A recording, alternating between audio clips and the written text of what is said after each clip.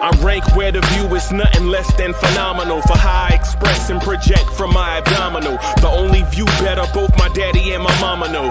No living parents, my sons give me balance. My wife is my serenity, this mic is my identity. The world is foul enough, that's why I write without obscenities. Provoking danger with broken language and spoken anguish.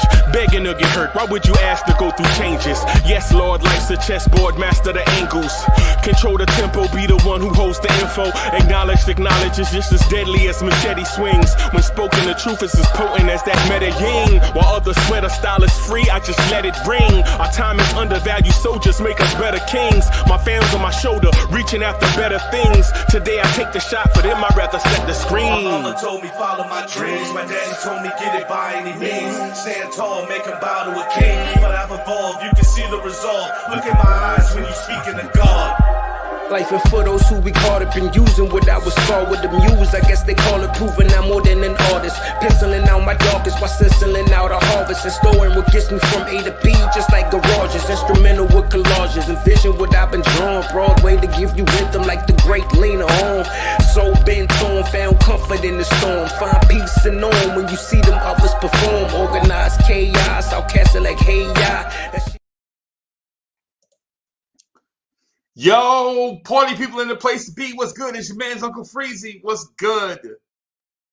Welcome to the Knicks Morning Drive. Man, we got a lot to talk about this morning, man. Julius Randle is in health and safety protocol. I can't believe it. I can't believe it. I'm shocked. I'm stunned. I'm stunned, man.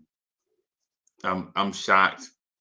So we got a lot to talk about, man, and we may have a special guest this morning. We may, if you guys behave yourselves, if you guys keep it in the road, we may have a guest this morning. Somebody that we all love. But before I do that, let me say this. So blue tears, orange tears, Blorange Tears. Bim. Let me also say this. Throw your hands in the air and wave them as if you just don't care. And if you have some loot and a stick of juicy fruit, somebody say, oh yeah. What's good, y'all? What's good? What's good? What's good? White Falcon, I see you. Sergeant Knicks, aka G-Man for life. What's good? That's my man right there. That's my ace right there. That's the backbone of the channel. He in the chat early. Sergeant Knicks, aka G-Man for life. Chuck Allen, what's good? Knicks for life. Chuck Allen is in the building doing the dope production. What's good, man? What's good? It's good to see you. Wayne Peterson is in the building. I see you. D is balling is in the building too. Also, what's good? What's good? What's good? It's good to see y'all, man. Yeah, we on here a little bit early. But we still gonna rock. We still gonna rock for a long time. Trust. We are still gonna rock for a long time, right? Because we have a lot of stuff to talk about, right?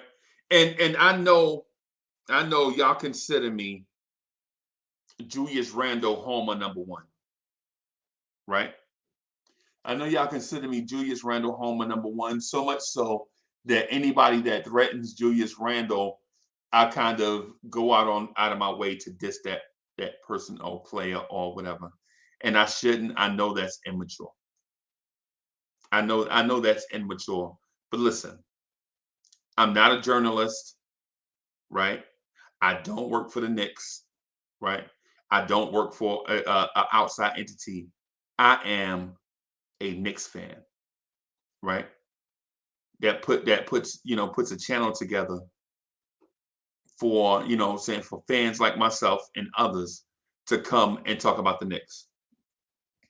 So if you expect me to be rational and professional 24/7, what I'll say to you is I'll try to be rational as a man, try to be rational or whatever. But as a fan, nah, I'm a fan. And you know what fan is short for, right? So instead of getting into so listen, I have I'm backed up on monologues, right? I have like 8 or 9 monologues that I wanna get into at some point, but I won't do it today. Today is I guess today would be more of not a freestyle Friday, but today, will be a free flow Friday, right? Just a free flowing Friday, man. You know what I'm saying? I'm gonna throw this link in the chat. I was hoping that my man G-Man would jump in, but I know he's busy saving the world. But we got the others that jump in and they spark the conversation, and the conversation is always fire. White Falcon, what are we gonna do? White Falcon, what are we gonna do at the trade deadline? White Falcon.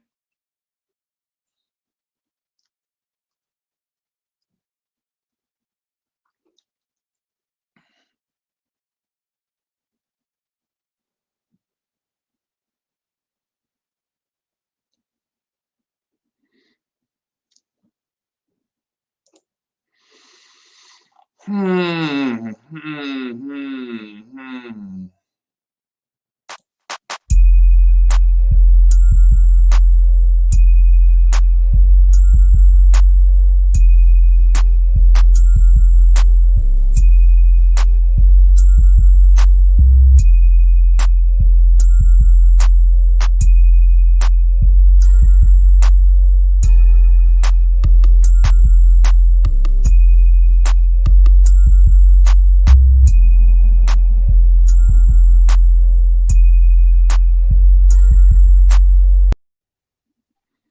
Yo, what's good? What's good, man? Hey, I got a special guest that's joining us right now. Oh, right? yeah? Yep. And you know him as the dean of the Knicks Film School, right? Oh, It Macri? is Jonathan Macri. Oh, hey. Hey, what's up, man? How you doing this morning, Mac? What's I'm up, doing boss? good. Can you hear me okay? Yeah, man. Yeah, man. Perfect. Okay. Good. Hey, man. Yeah. Wow. Yeah. So your Avi is dope. Now I am ashamed, and I think my wife is looking over my shoulder like, "What are you doing, slouch?" Oh, that's just because that's it tells you to log in through, I guess, Facebook or YouTube, and I don't know my password for like YouTube, and I at least know it for Facebook, and I don't go on my Facebook account, so I haven't changed that picture in several years. That's why that's like that. Yeah, Miss Mocha just looked at me like I am really, really messing up. So, so I know you kind of short on time, man. I just wanted to ask you. I just want to get straight to it. G-Man, what's good? Yeah. I just want to get straight to it, man. What are your feelings as a Knicks fan about Julius Randle entering health and safety protocol, and what you might think of how it might impact this team in the short term? I mean, if I'm being, my feelings as a Knicks fan are different than my feelings as like, a person. As a person, I hope he's fine. I hope his family's fine. Of course. I've talked to enough people who have this or have had it that I know it's no joke. I certainly wouldn't wish it upon anybody that I know.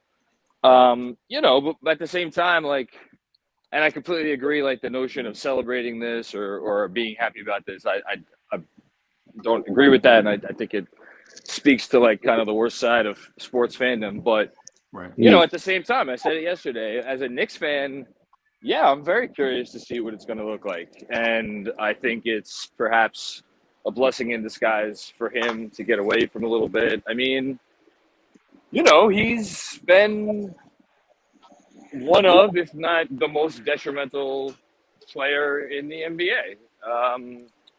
So, you know, it's, and I'm not, I think the misperception perhaps of a lot of people is that they're gonna, you know, he's gonna go out this game and maybe the next game and then maybe the next game after that, and like they're gonna go out there and they're gonna start killing it. I mean, I think it's gonna be tough because they don't really have anybody else other than Kemba here and there, and other than Burks here and there, maybe quickly a little bit, who could really create advantages on their own. And, you know, Julius, for as terrible as he's been, and he's been terrible, he still draws two to the ball, and it's still the easiest way to generate offense. It hasn't worked. Right. So my deal is, man, I love Julius Randle, right? As a person, as a player, I love the fact that he not only accepted the challenge of New York, of coming here and being something, but he embraced the fact that he may have failed in the way he embraced it, and apologized for it, and worked hard at trying to become what we expect the star of the Knicks to be. Right? Yeah, I agree with that. But there are other things that go along with being the star of the Knicks. For instance, the insatiable thirst of the Knicks fan for our star to be perfect every night. You know, and so I think part of that plays into his struggle. I just think he's in his head, and I do agree with you that maybe some time away will help him reset. But at the same time, I am interested in seeing what Obi Toppin does. And absent. Yeah, well, I mean, I talked about this a little bit yesterday on, I don't know, I was on a couple of different things, but like, I'm curious about it, but what, you know, Obi Toppin's role in their offense when he's in there it's nothing like Julius Randle's role. So the notion that obviously we're going to just plug in Obi Toppin and, you know, he's going to be a better version of Julius, or even like a different version of Julius. He's not going to be anything like Julius. Or assume some of his responsibilities. I don't think Obi will assume any of Julius's responsibilities. Yeah, no, I agree with that. I think on defense it'll be an obvious step up, just because Obi kind of moves better. He tries all the time, which is a nice. And I mean, look, I don't know how else to say it, but again, it's not just Julius in the starting lineup that is the reason that they've been so poor defensively. I mean, Fournier has not been, obviously he's been bad, and we'll see if he even plays tonight. And Kemba, obviously, you know, he'll take his charge every now and then, and he's usually in the right place at the right time, but he's not good either. You know, and then obviously the centers have their moments. You know, even Mitch. I didn't think Mitch was good defensively at all the other night against Detroit. But whatever. Getting back to Toppin, like, yeah, I am curious to see what Toppin looks like with a more of a guard-centric offense, and that's what the offense has been this year when it's been good. It's been, whether it's Kemba running, like actually, juicing the action, or Derrick Rose, or Alec Burks, or Emmanuel Quickly. Like, they have, I mean, I know they don't have Rose right now, but they have these guards who can do stuff and like put the defense on its heels a little bit. But it's going to be tougher, and it's going to require changing their style of play from how they play with Julius on the court. And I'm curious to see tonight, like, does the ball go up and like right away it's like, oh, it's like watching the bench for 48 minutes. I have a feeling it's probably not going to be that quick, and there's going to be more of an adjustment period. I'm curious to see it, because Julius, and I agree with everything you said before, Julius has been bad. Like, there's no, I mean, I don't think anyone would disagree with that at this point. He's been terrible. I think we could, quibble about the reasons he's been bad, or how much blame he deserves for being bad, and whether it's just like he's bad, or he's bad and he's not trying, or he's bad and he's not trying and he's also like making life difficult for his teammates. I think there's different gradients of that, and I think that's where the frustration comes from. If he was just bad, but he was clearly, trying and trying to adjust his game, and I think there's some of that, but I don't know. He's not in a good place right now. Okay. Okay. May I Yeah. ask a Good. question, Freezy? Please. Mr. Macri, thank you for coming on the show. Anybody that just came to the show, give out likes. Any new people, please subscribe. And the same thing for Knicks Film School as well. Please like and subscribe to his channel. I have a question, Mr. Macri. By the way, they call me D as Ball and Coach D Deepwood. I go by a lot of names. Nice to meet you. It's nice to meet you. Please don't call me Mr. Macri. That's my dad's name. I'm just Macri. Yeah, I started looking around like, what? Sorry about that. That's okay. Okay, so question. Now with Julius Randle being out for possibly the next week or so, who do you see Tom Thibodeau injecting into the starting lineup, and how do you see the front court minutes and rotations being allocated in the next week or so? I mean, I think, look, there's been a lot of conversation over, I mean, really since the day he was drafted almost. Does Tom Thibodeau just not like Obi Toppin, is being hard on Obi Toppin because he's a rookie? Or is this more about, well, last year, just leaning on his best player and not trusting Randle at center minutes, and this year trying to get his best player going? As are those the reasons that Obi Toppin only plays, whatever he's playing this year, 15 minutes a game? Or does Tom Thibodeau really just not trust Obi as a second-year player who, is sometimes can make mistakes, like most second-year players do? I think we're going to find out the answer to that real quick. I think we'll find out tonight. I'd be shocked if Obi doesn't start at the 4, if only because they're still missing Nerlens Noel and Jericho Sims. Right. But if Nerlens was healthy, and if or even honestly, even if Sims was not in protocols, would I put it past Tibbs to start Taj at the 4? No, I wouldn't. And this is going to sound insane, but I'm going to say it anyway. I don't even know that I would necessarily blame him for that, because if you go back to last year, Tom has never really cared. Not that he hasn't cared about the starting lineup. He cares about the starting lineup, but the starting lineup has been more just about a way for him to establish a tone to start the game, and then he's going to win the game with his bench. And he's going to close the third quarter or second quarter. And he's going to close the fourth quarter. And we've seen him do that all year. We saw him do it last year with closing games and closing halves with guys who didn't start.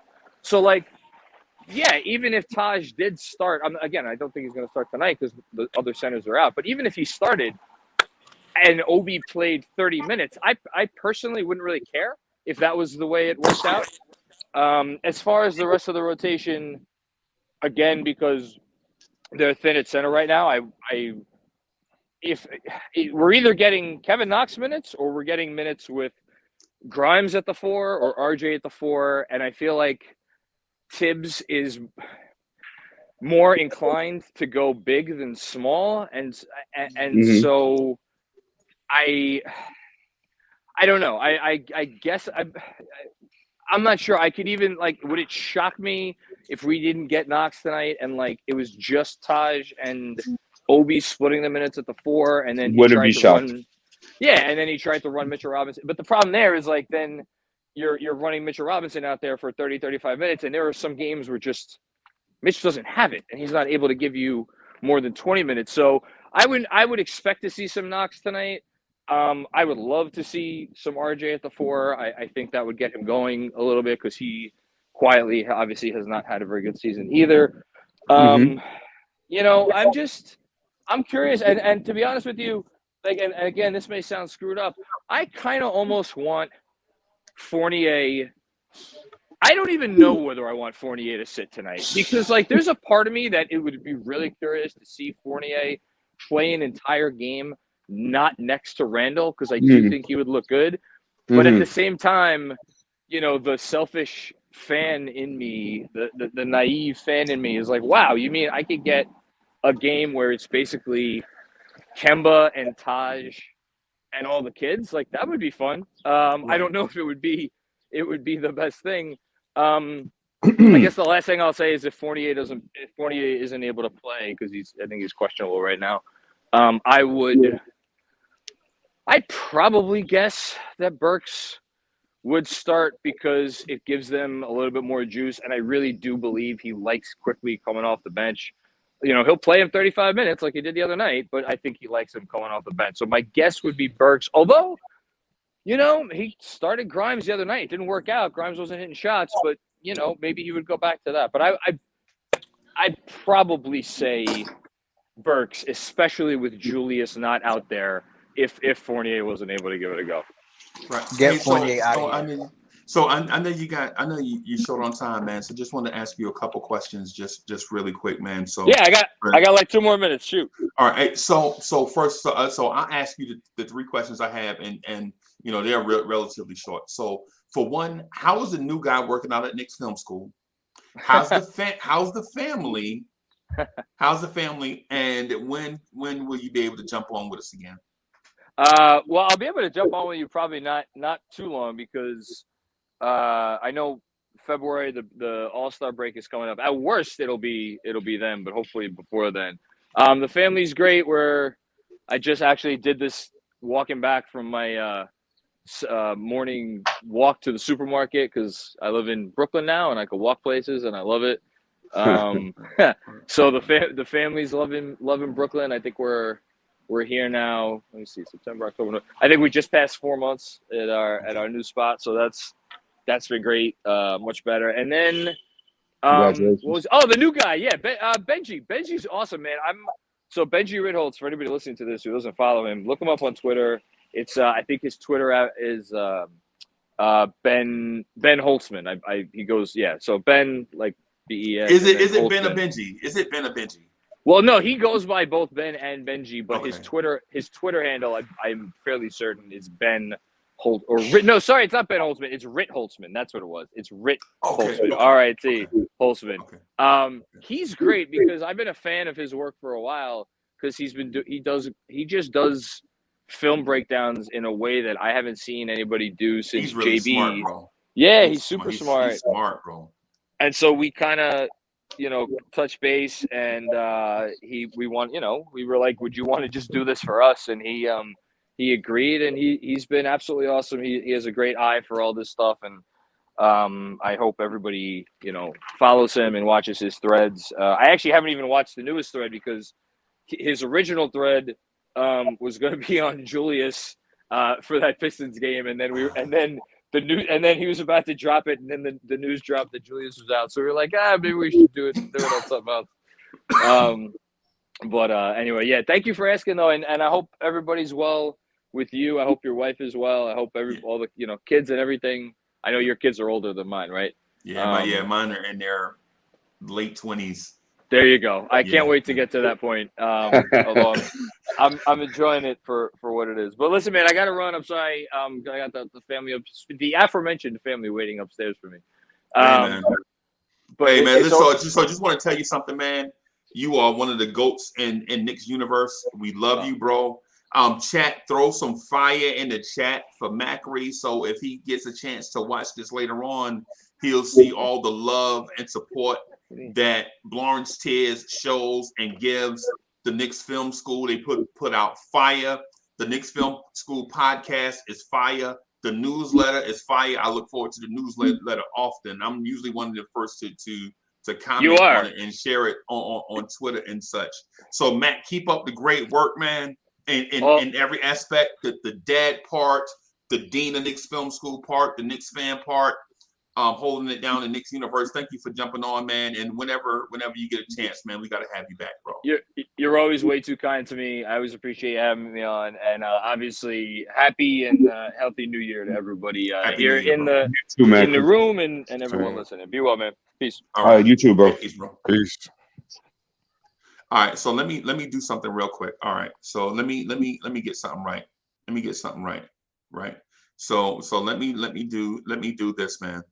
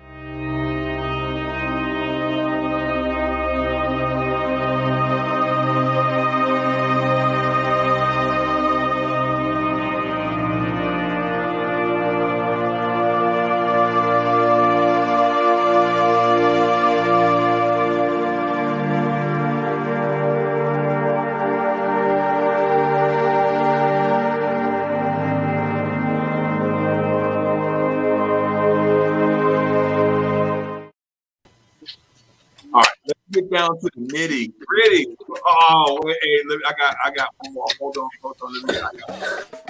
What time is it? I would like to introduce. We need a beat.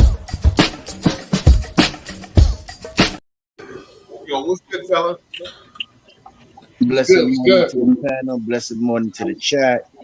Enough respect, everybody. Bless up, Freezy. Bro, hey, respect to y'all for having a joint that people in Knicks universe want to come on and jump on with and share their thoughts. I think my man was walking his dog or walking back from the grocery store or whatever it was that he was doing, man. And you know what I'm saying? He wanted to you know, he was gracious enough to come on, jump on with us, man. We usually do one Friday a month, but lately, you know, my schedule was crazy. So we, you know what I'm saying, we couldn't do the one Friday a month. But that was Jonathan Macri from Knicks Film School, man. The dude is awesome. Knicks Film School is awesome. And the fact that they come and the fact that he come jump on here from a joint that y'all make fire, you know what I'm saying, it is fire in my opinion, man. Good job to y'all, man. Oh, while he was on here, I guess I just missed it. You just missed it, bro. It's like the ice cream truck, bro. Oh man.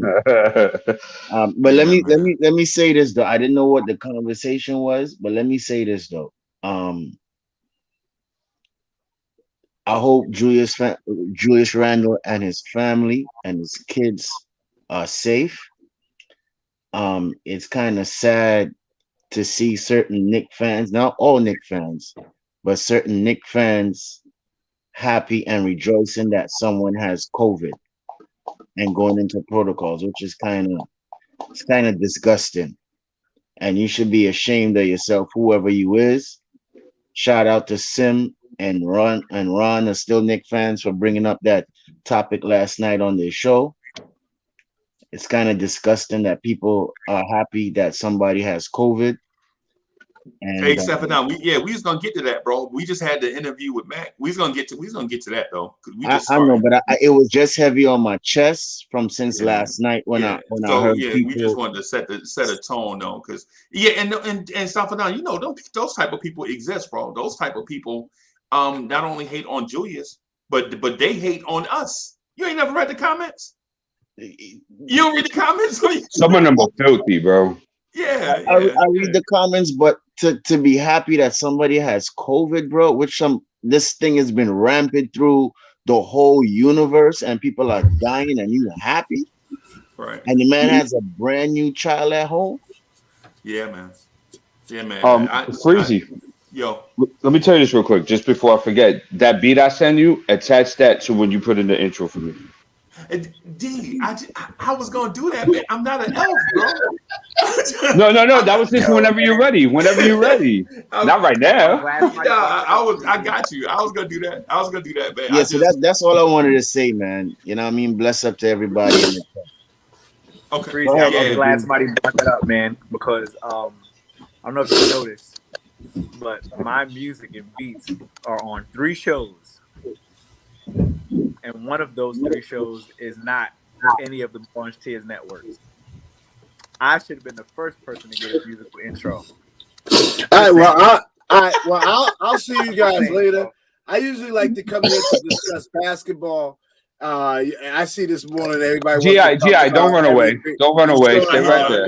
Because I came to discuss basketball. I don't know what the hell is going on this morning. The protocol is shot. You know, I'm used to more organization. You know, but I guess, guys, you guys are getting so big that everybody's got to deal with their own personal issues on cam. I get it. My dressing room ain't big enough. We got to get things established. All right. The very musical sound. Yeah, the very musical sound of the Blorange Tears Network, of Chaos. the Podfather himself. Nothing but Knicks. Well, it's just that Freezy, he's got managers, he's got secretaries, right? And you got to go through a long list of people before I could even get to the guy, right? Yeah. So I got to get him when I get him. Well, I'm a year and a half into this, so I made it through the back channels already. So I hear you. I know what you're going through, though. I absolutely know what you're going through. I hear you. Some people say I don't even exist. That's what it is. They That's like, crazy, I'm right? crazy. I think he a meth. But yeah, man. So the Julius Randle thing, I wanted to get to what Staffadan was saying, but I wanted to kind of do it in a order that everybody can kind of contribute to the conversation, because I know we all gonna want to jump in at certain points and give our opinions and such. But let me do this real quick because my man is here. Let me.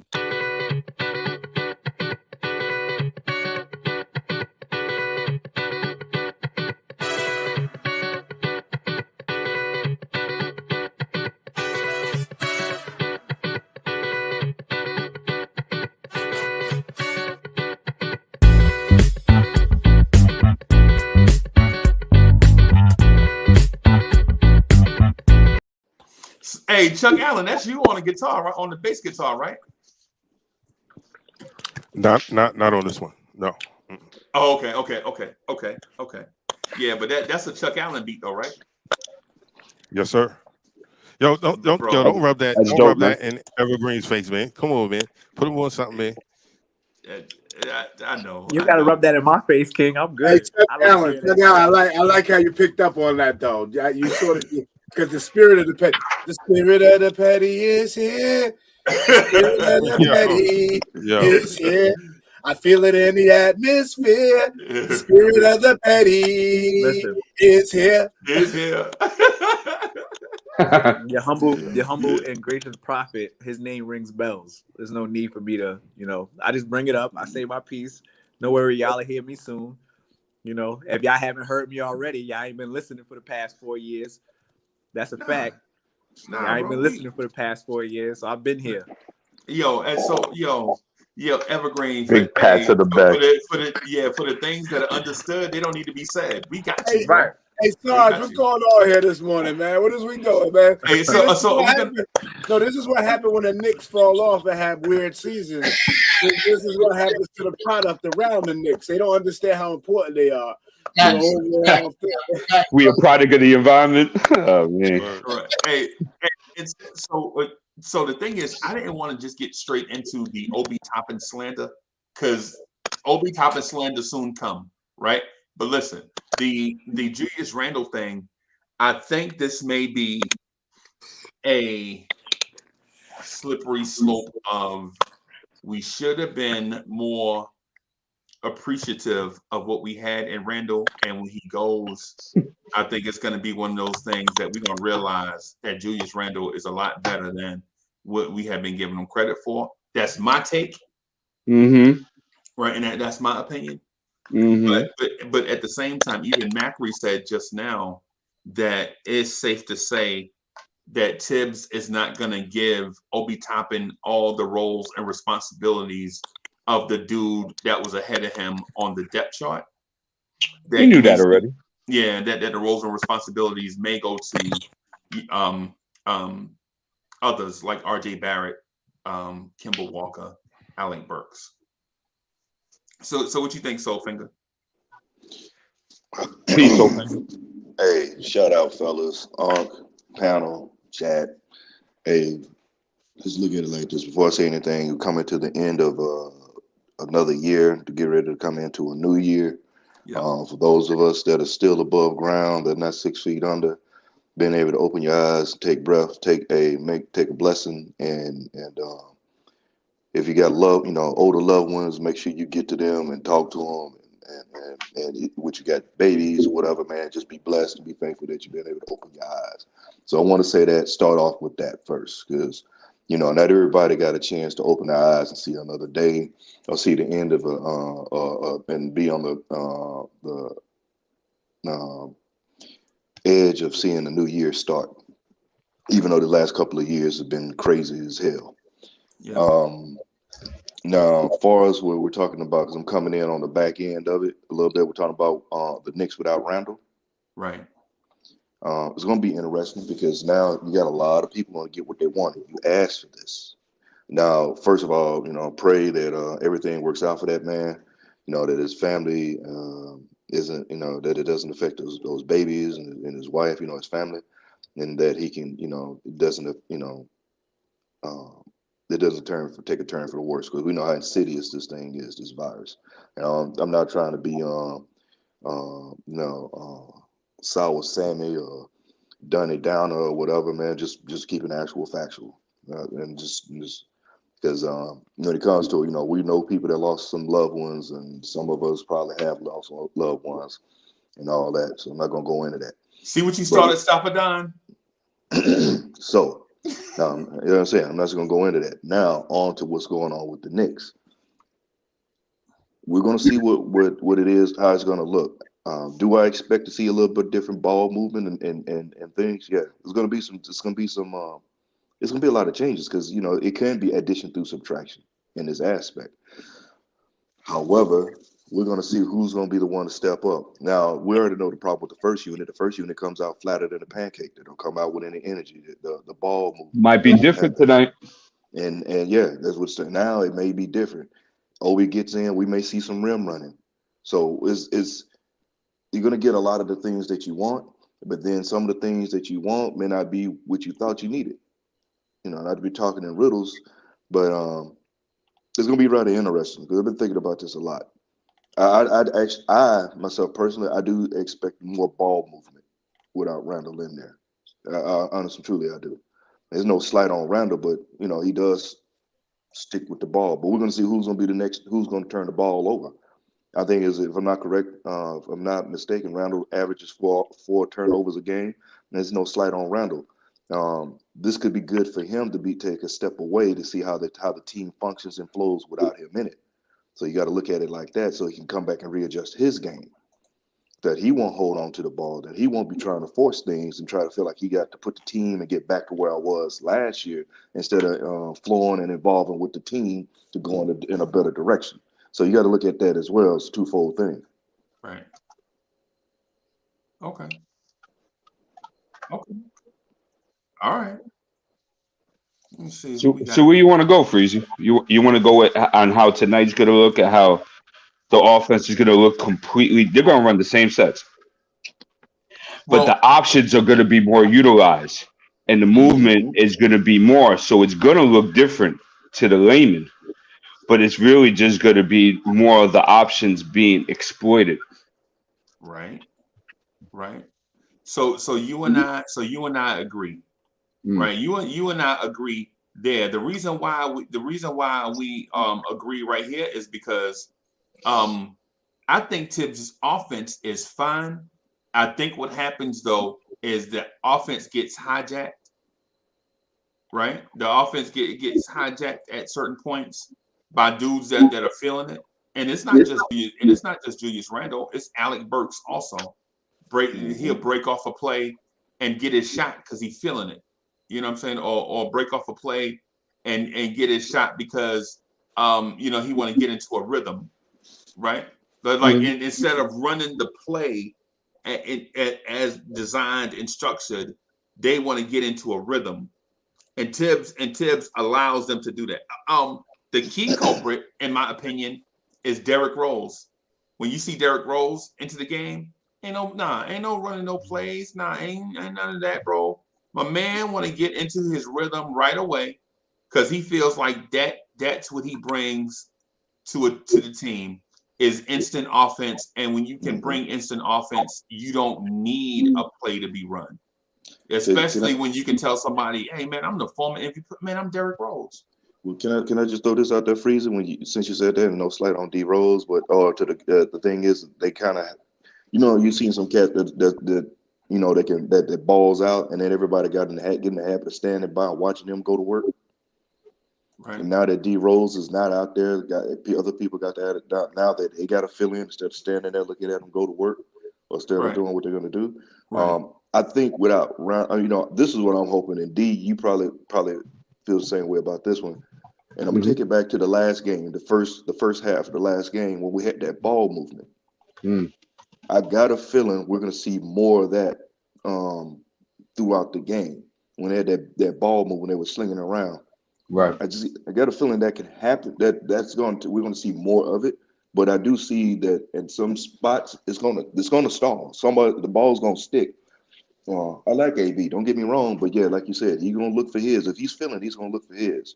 Right. But I me myself personally, I think I expect more ball movement from the team. Okay. I don't want to see another 40. You know, no, don't get me wrong. Kimba dropped 44, but I would like for him to get the points. I would like to see Kimba be more of the triple double Kimba. Not saying I'm looking for a triple double, but that ball play more so than I'm gunning and I'm getting mine. But the team's got to step. Somebody he needs to catch the rope with him and not stand there. Right. Go ahead, Freeze. Well, the thing I was going to mention, man, is this. When it comes to the standing around part, the standing around thing, in my opinion, has always been a byproduct of us running a play. Like, say, I run G-Man for life play, right? I run it 2 times in a row. I'm running caddy, right? But while we run caddy, the defense, the first time G-Man gets a shot off, he makes a 3, right? Mm-hmm. The second time we run it, the defense recognizes that we run caddy, so they overreact to G-Man, and I can hit. And we don't adjust.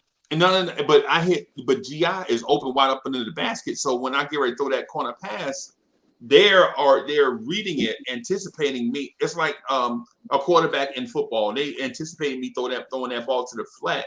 So all I gotta do is pump fake out there and throw the ball deep where I can throw the lob to GI. GI makes a bucket, right? Now I got GI and G-Man together running caddy. Try to run caddy a third time. The other 2 players stand around and do this, ready for us to break off something off of caddy, right? Because we have to read we have to take what the defense give us. You know what I'm saying? So a lot of times they break off joints. We break off a play, and then players not knowing what to do because caddy was called. And you know what I'm saying, somebody break it off. They'll be like, well, we was running caddy. Now what do I do? I'm just wait right here until my man do his thing. Well, that's because you got to go through all the options that are available if you're running a play named caddy. Yeah. That's the problem. So if everybody's not on the same page, the offense is going to stagnate. But I mean, you have practices in film to go over that type of stuff. Right. Right. Yeah. No doubt. I was going to say something concerning with the lineups that Macri was talking about. I wanted to add to it was that if Evan Fournier starts tonight, I think Tibbs, just for some saving grace, I think he would have to start Taj, because when the backcourt gets broken down, you need some good front court players that know how to rotate weak side and know how to close out correctly. And Taj, as old as he is, and as slow as he is, he does these things properly. So he might, but I think if Evan doesn't start, I would hope to see an Obi, because at least you have a better on-ball defender on the perimeter, and it won't be so much pressure on Obi to rotate when the defense gets broken down. So what do you do? What do you do at backup center? Say that again. What do you do at backup center? Because you got all you have is Mitch and Taj healthy.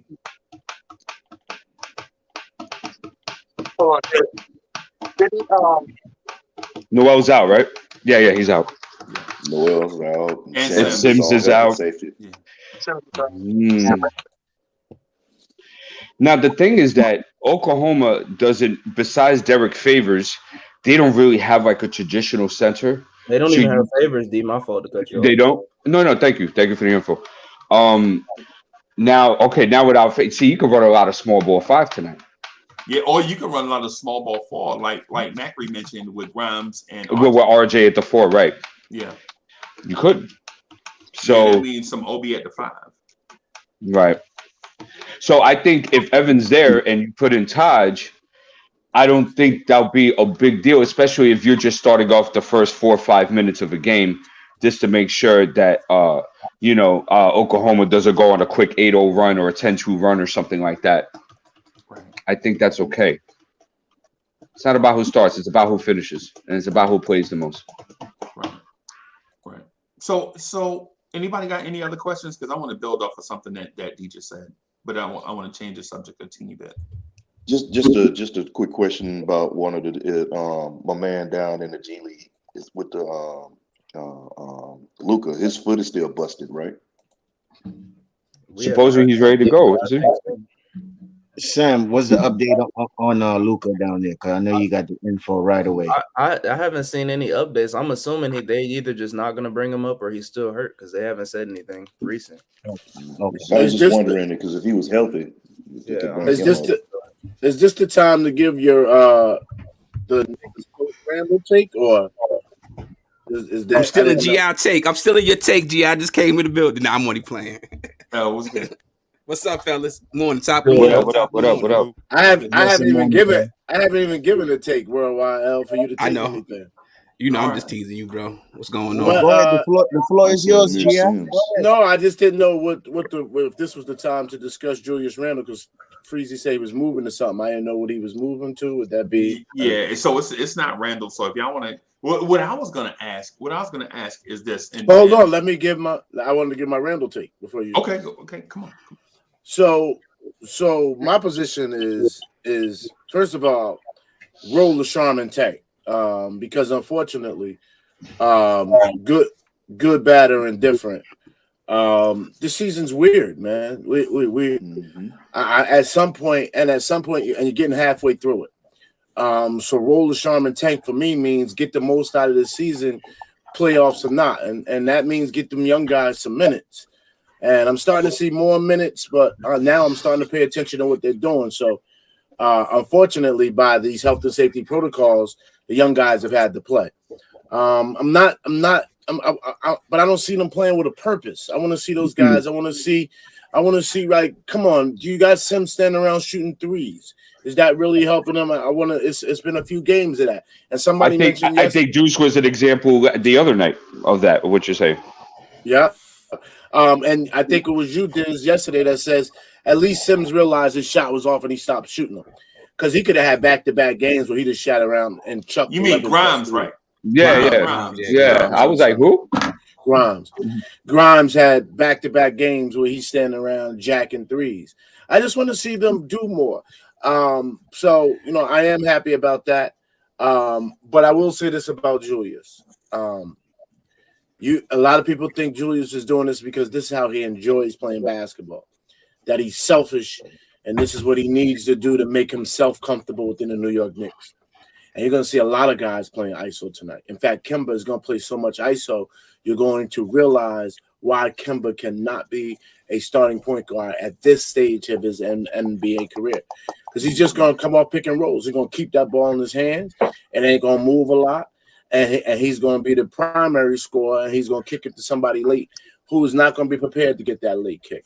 I think y'all going to look for RJ to do more with the ball in his hands.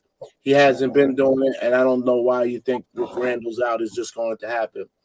And my biggest concern, what you're going to see with Obi's got to get 10 boards tonight. That's Obi's. He has to be just keep doing what he does on offense. Why is that, G.I.? Tell us people why is that? Tell them without Randle what they're missing without Randle being in the lineup for those who want to see Randle gone. I mean, this is a pause moment, but you just take for granted the size of Randle's body. Pause. Randle just stands around and gets rebounds. It don't look like he does much, but that's because guys see him in there. They're not going. Let me tell you something, man. I expect OKC to crash the boards. And when they're not crashing the boards, if they have a halfway decent coach, that's where we are actually more exposed tonight is on the rebounding end of the ball. But we'll see. It should be exciting. Young players against young players. But it might be don't be surprised if like last game you see some very ugly basketball tonight. I expect to see real quick. Hey, GI. So what gas we putting in the caddy? We rolling that low grade octane on this roll with Charmin tank, man. We ain't trying to go with no speed. We just trying to get it. In fact, if you can mix a little water in it and not kill the engine, go ahead and do that. We don't mind. I got you. Hey, can I just give y'all an update on what we got tonight as far as who's available? And tell us for OKC too if you can. Yeah, I got you. So for tonight, so far they've said that Evan Fournier's day-to-day, House is out, Derrick Rose out, IQ out, Randle out. IQ out? Yep, says IQ out. Due to conditioning. I don't know if they're going to update that. Julius Randle out, Sims is out, Noel is out, Selden is out. And for OKC, they don't have Pokusevsky, Baisley, Favors, Giddey, or Robinson Earl. So they have no forwards again. I don't know why IQ's out. I'm confused at that. If you say conditioning, could it be if it could that might get updated. I don't know. I hope it does. I hope it does. Yeah. So y'all know what that means. Give y'all what it means. What it means. It's a Barrett party tonight. Y'all know what that means. I got my money on Barrett tonight. I got my money on RJ tonight. I just think without Randle, that's the only thing that's the only time he really benefits. He will have a good game tonight. I don't see Kimba doing what GI said. I don't see him doing that, GI. I just see him just running. I just see him running the team, doing what he's been doing. I just look to see. I also look to see some proper screens. I look to see Evan coming off of some proper screen sets, making some good. If he plays, getting some good shots. I don't look. Obi is not going to get Randle's minutes. Those minutes is going to Taj Gibson. Tibbs is not going to play Obi. I already know that. So don't even get your hopes so high. He's not going to do that. Not because he don't deserve it. I don't know what Tibbs got personal with this young dude. But look to see Taj in that position. Obi might start, but look to see. I don't know about Knox. That's all. He's going. That's all Tibbs. I don't know. That's all Tibbs, man. Against Obi, bro. Obi Toppin is soft. Before y'all go off, like Ray Gibson said, he SOF capital T. Freezy, why you throwing the grenade so early, man? Yo, all I'm saying is if Ray Gibson said it, it got to be true. Oh, y'all should have heard the end of yesterday's show, man. I thought Sergeant was gonna come through that screen, man. Yo, Freezy, I didn't hit the link intentionally. I said that link all too I know, hot. Freezy. I don't agree with Knox being. I mean, not Knox. I mean, Obi being soft. I don't know what the problem with him and Tibbs is. When you ever seen? Okay, when have you seen Obi Toppin in 100 games block 3 shots in a game? I mean, well, block shots. Because you're talking about block shots. I don't know. Yeah, block shots is like what about everybody. You see some centers who can't even block shots. You see some centers. We got a center on our team who can't even grab rebounds. So that is true. We got a center on our team who can't. I don't even understand why Obi's the topic for 10 rebounds when Mitch should be the topic for at least 12 to 15.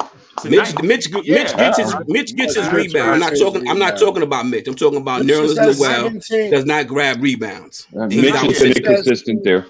Right, yeah, but he had 17 the other day that got you the win. So Mitch grabbed rebound. Mitch does what Nolan's don't do. He grabs offensive rebounds. That's how we get extra possessions. That's Mitch's strength. For those who don't know, Mitch's rebounding isn't the only thing that's inconsistent. Mitch's whole game is inconsistent. That's I mean, of course. Right, but to the point I'm making, I can't say that of lately though, fellas. The numbers won't agree with y'all lately. Right, but we set the ball. No, but that's just the fact that he hasn't lately. Mitch get 15. Mitch got to get 15, knowing that team don't have no big man. Mitch got to get 15 boards. But to say that we can't have no expectations of a top 8 pick, man, come on, bro. Let's do this. Come on, man. I'm with you. We supposed to have expectation of a top 8 pick all over again, bro. Hey, Freeze, don't do that. Free, don't do that. Don't do that. Did you see Mitch actually go to the basket the other day, bro? Yeah, I've seen it all. You can't see he ain't going to the basket now. He went to the basket like about 2 times in the last game. Better than none. I have concerns. Yeah, it's better than none. I have concerns about Obi's. I have concerns about the open looks that Obi's gonna get tonight, and he's shooting 18% from 3. I have to be careful, man, putting Obi out there too many minutes. And if he don't, I trust Tibbs, man. Obi's open jump shot, man. I've seen him shoot more air balls than hit open jumpers. So that look is gonna be his tonight, man. He gonna come off picking pots. So I'm just curious what he's gonna do with these looks, man. If he starts shooting bad early and misses early, will he stay confident and engaged? That's what you got to look for. Is he confident and engaged in the game? He has to do is that he has to stay confident and just play his game and work through the ups and downs of it because it's part of his development. That's all that matters. Yo, salute to everyone. I just want to say something. How you doing? I think this is Tibbs. Salute, man. I think this is Tibbs' worst nightmare. Without Randle now, with no ISO ball, and this new, it's gonna look much different, and it may be something. I mean, I've been one saying on my end that I wanted to see this. Unfortunately, with Randle, I wish him get well wishes, but I wanted to see this offense without him, running up and down the court, no ISO ball, and I really do think this could be Tibbs' worst nightmare because to insert when Randle comes back, and let's just say we're rolling without him, that could be a detriment to how Tibbs runs things with Randle. Doing, like him, taking the ball up the court, playing point forward and things like that. That's just my opinion. Whatever. And can I just correct myself from earlier? Bodega Wi-Fi made a good comment. He said IQ's been listed as out, but he's been playing all week, so he might still play. They just haven't updated on Bleacher. Okay. I just Obi's shooting 22% from three, by the way. Yeah, he's shooting Not 29%. He's shooting 29%. My bad, Diz.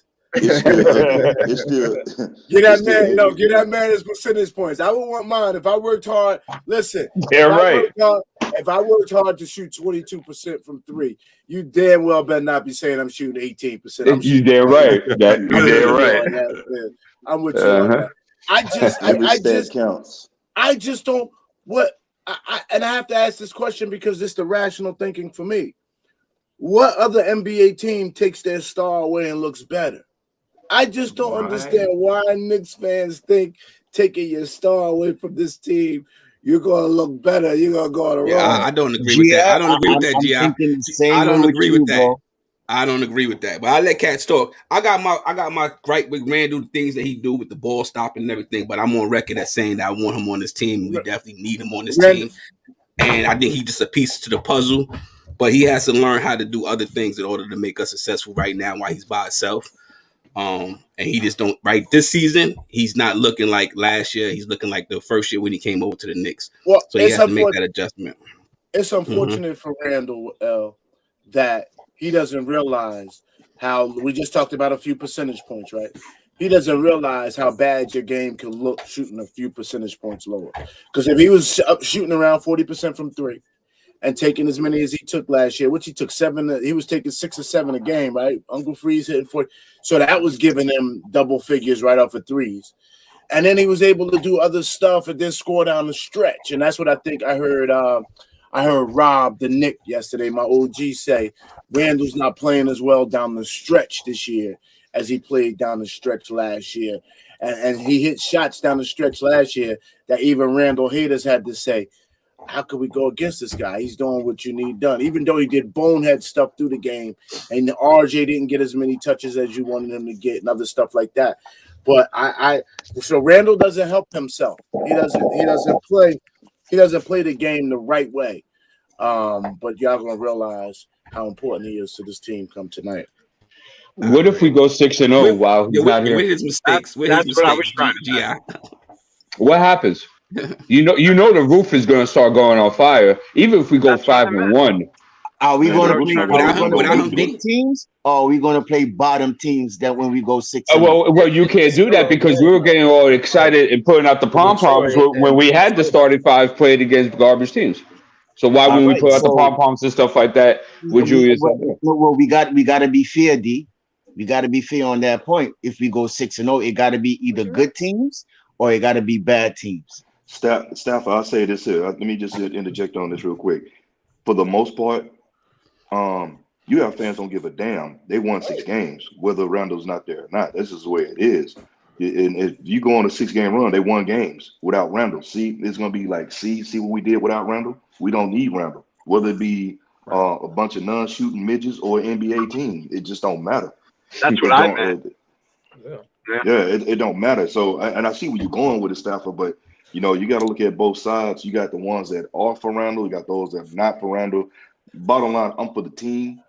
Whatever's going to work. But I was just curious. I was just curious of him asking for fairness when he was just being unfair. Yeah. No, I'm just saying. I thought it was weird. And I'll pick it up with both of you putting down because I already see what's going to happen. See, Randle, we didn't need Randle. Let it be, like I said, a bunch of non-shooting midgets, a team full of them. It don't matter. Randle's not on the court because some people just don't like the cat. D, you just said what I was just thinking. If that happens and we go on another 6-game winning streak like that, this could change a lot, and there's going to be a lot of tough decisions when Randle. I mean, Randle's got to take a look in the mirror on how he plays. And yeah, go ahead. I'm sorry. So that's what I feel. So 6 games is enough for us to make a major decision on Randle? No, 6 games? Absolutely not. Absolutely not. No, not at all. Okay, that's all I it may want. shut me up and shut a lot of people up about how they feel about Randle when he stifles the offense and he's doing iso ball, and he's got to get his points. What I'm saying, Chuck, is that the perception might be skewed a bit because you go through a whole week of winning. I don't know D'Angelo. I haven't been able to interact with D'Angelo that well, but I think he deserved to answer the question because I'm just confused. Who on the New York Knicks? And I've been asking Sergeant in my line. I've been asking this question all year. I haven't got an answer. If Randle does not play iso ball, who on the Knicks does he pass it to that makes plays that keeps the offense flowing? Who is that? Who is that player that y'all suggest that Randle goes and runs around and moves somewhere away from the basketball, 15 feet away from the basketball, and that he can trust will get the ball back to him in some form or fashion? Who is that player that you guys are suggesting that Randle should defer to? I've been waiting to hear this. The whole team. Just pass the ball. Your shot ain't there. Just pass it. You never know. I was going to say, Gian. Go ahead. You never know. Because you never know. Because if somebody touches the ball, Gian, I play ball. I'm not on no level like that, but I know what it is to play ball. Right now, if we playing a full court 5-on-5, and I'm just the one that's down there shooting, you're gonna be like, damn, Al, pass the ball. At least let me touch the ball. At least let me break a sweat. At least let me get involved in the game, right? Yeah. This is involved. This is team. This is called team basketball, though, Gia. This is called team basketball. But L, there's only one team in the NBA that plays team offense. And it's not. There's only one. There's more than one, Gi. There's more than one team. I'm gonna name 2, and then y'all give me more because I do got to give it to Chicago. They new style. I'm looking at their stats. They get a lot of touches. Who else? Trying to play winning basketball. And of course, the Golden State Warriors. That ball. How about the Charlotte Hornets? Yeah, I haven't watched Charlotte. In fairness, I haven't watched Charlotte. They do. Cleveland does. I need to see him. Okay, how about the Denver Nuggets? Cleveland ran the ball through Ricky Rubio. Well, and he's the out. fact that right. And so guess what they're doing right now? Right. They're going to get Rondo. Yeah. They want somebody. They need a guard to pound the basketball. That's what we need. A guard to pound. They got rid of a guard pounding the basketball. I was like, oh Lord, we better go find a guard to pound the basketball. Cleveland's a example. Let me ask you this, Gia. You've seen lately, y'all all seen Mitch play better, right? What's the difference in his game now and how he was playing before outside of the conditioning? The difference is, I'll tell you the difference. The difference is he's actually being involved. They throwing alleys. He's able to catch. He's able to be involved in the game. It don't take much to get you going in the game when you touching the ball. You know what I'm saying? If you just know that the guys is looking for you. You know what I'm saying? If I mess up the play, I mess up the play. But as long as the guys is looking for you, you can live with that. So if Randle gets the ball, hold on, y'all. If Randle get the ball and he keeps the ball and he don't pass it, you'll never know what the outcome going to be, Gia. No one knows. And Gia, here's another thing too. Yeah, you're insinuating that we have to play basketball that way. And I'm saying that if I'm on the sideline, for example, right, I would find at least 6 to 8 easy points for Julius Randle per night. I totally agree with you. But that's not done. Right, and then Yeah, that's a separate conversation because I have a serious problems with Tibbs' offense, and I've had last year when we were the 4th seed. Tibbs' offense is forcing Randle to look like this, but that's a separate conversation. Hold on, let me Let me interject something real quick, just real quick, right here. So to both of y'all point, right? It's not Tibbs is not finding easy points for Randle nor RJ Barrett, but or Mitchell Robinson, right? But you don't have to run your most intricate offense during the course of the game to get easy looks. You can get easy looks on dead ball out of bounds. Of course, right? Of course, So that's a good one. That's a good one, Freeze. So for instance, last year, the reason why John Collins was averaging 20 points a game for the Hawks was not, or 2 years ago, I'm sorry, was not because this dude ran intricate plays in the offense. Lloyd Pierce ran pronto. He ran pronto and picket fence for the Hawks on dead ball out of bounds, and what that led to was lob opportunities for John Collins on dead ball out of bounds plays. Like he ran pronto, and all pronto is everybody start lined up at the rim and run forward and set a screen for John Collins so John Collins can run behind it and catch the lob from the inbounder. That's it. It's not super complicated. Right? Here's another thing. I just want to throw that in. Here's another thing too that and I'll show you an example. It's the offensive scheme. It's also how it's implemented, and it's also players' decisions as well. And I'll show you a perfect example. The beginning of the Detroit Pistons game, there was a 2-on-1 between Randle and RJ Barrett, and RJ Barrett had him open for about 3 dribbles for an easy layup, and RJ Barrett decided to take a Euro contested layup, and I saw Randle go like this. So there's many sides to the story as to why the offense looks so impotent. The only reason, go ahead, Okay. D'Angelo. No, I just want to say something to you, G. When he directed that to me, I was just saying with Randle, he's best attacking the basket, and his back to the basket when he's backing up and he's making up his decision. Everybody's standing around, and then he gets stripped of the ball. Then it's a turnover. Okay, back to the basket. That's where I'm talking where Randle's faults are. He's best at attacking the basket, not chucking up a three or So and he'll hit the three, but all I'm saying is just gets stifled. It goes into this abyss where he's back to the basket. He's getting double teamed, triple teamed, and the ball's stripped, and it's a turnover. And that's what I'm saying. The fluidity with him doing it the way he's been doing it is not working, and he's coughing up the ball. That's what my only problem with. Go ahead, Chuck. I just want to say this.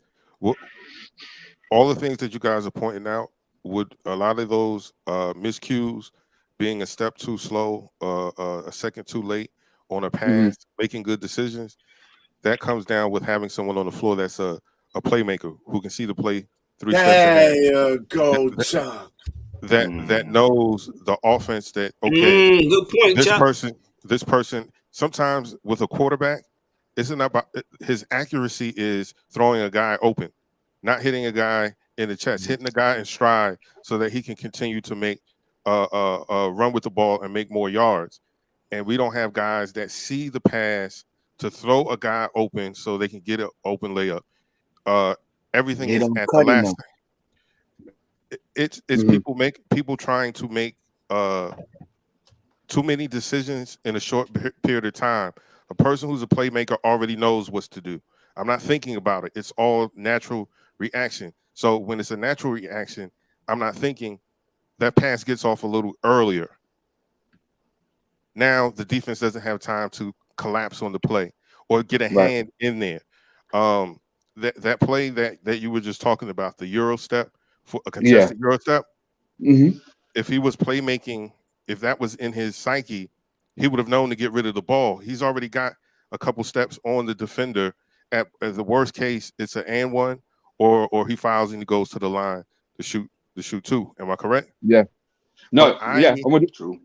But I need to establish myself, so I'm going to take a shot that everybody knows I'm going to Euro, go back to the left, and most times missed the layup. We need playmakers. We need Mr. Layup to guys. get it thrown. And that's Right. what, and that's my point. That's what I was, Chuck, when I gave you the floor to this. I see you getting in there, but that, me and Chuck, I gave my point to. I saw Chuck raise his hand. That's my point. I think it's just crazy of us to continue to say Randle and Tibbs should do this, and it's consistent. There's two people in this franchise that have almost 100% of the clout that dictate how we play basketball, and that's Tibbs and Randle. They are on the same page because they go out and do it the same way, night in and night out. And I understand the fans' frustration, because it doesn't look like good basketball. It's not leading to winning results. Just for me, until we get another player, and worldwide, I agree. Once Mitch is in shape, he rolls to the basket more, but Randle was never that guy lobbing him the ball.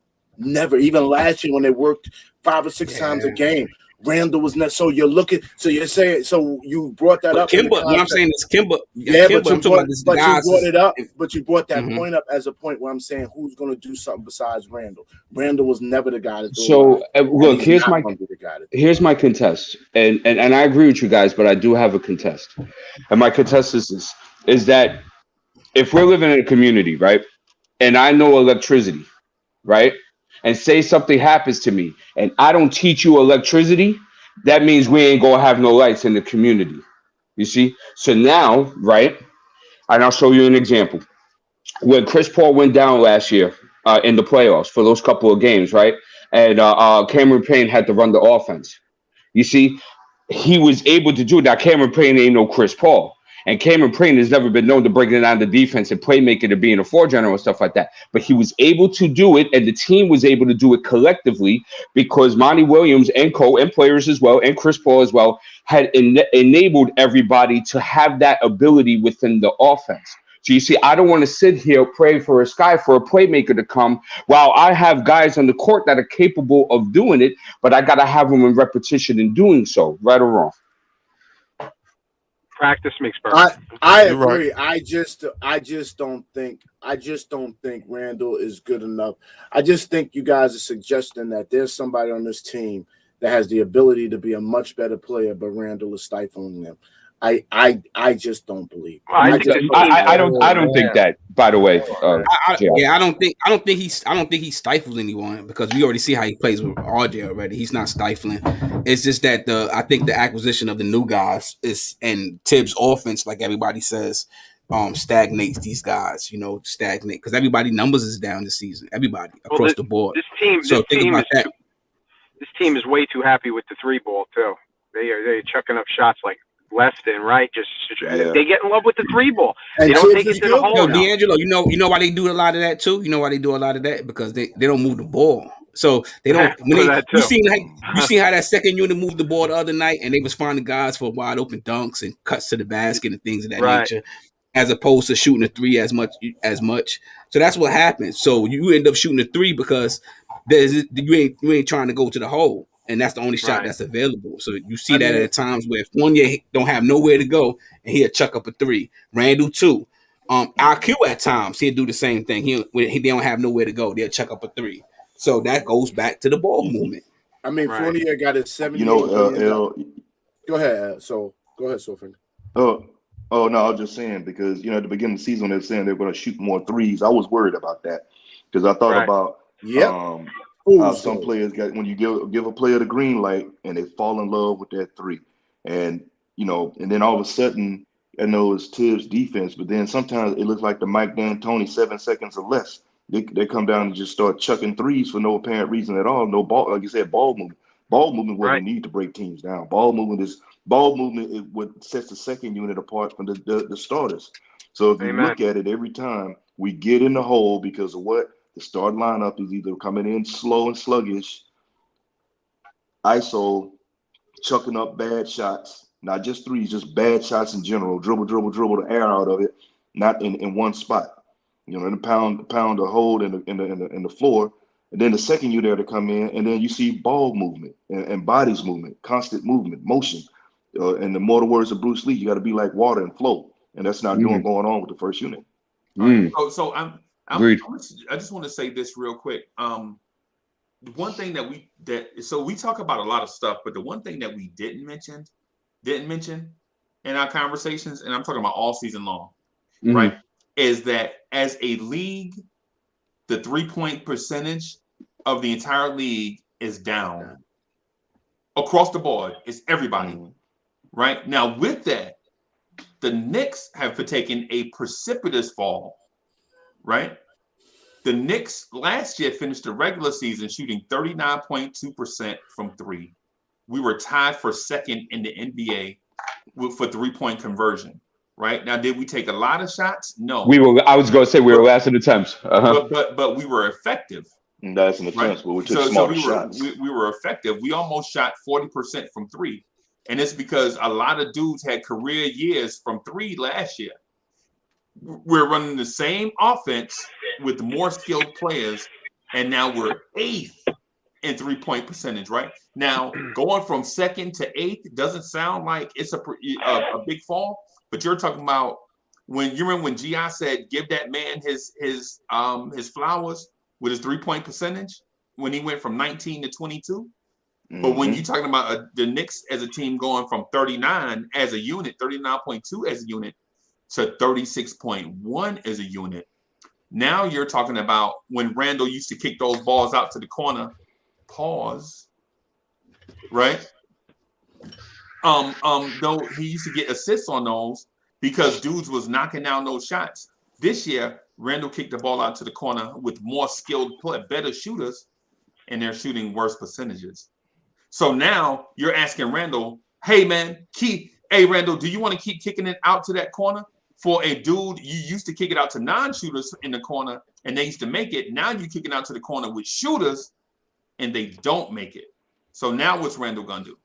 Well, Freeze, can I just talk about the fact, I'll just say this real quick. When some of the passes, when you're getting limited, if I'm dribbling, if I get caught up in the double team, well, one, that I don't recognize the double team is coming in time, and then they're fighting around, dribbling around all over the place, and I see GI at the last second, but I throw it to GI with 2 seconds left. That you got to take that into account as well when it comes to that. I mean, the stifling of that, and I get what you're saying, but overall, not just Randle, but as a whole, and it's rampant amongst the first that starting lineup when they hold the ball like that.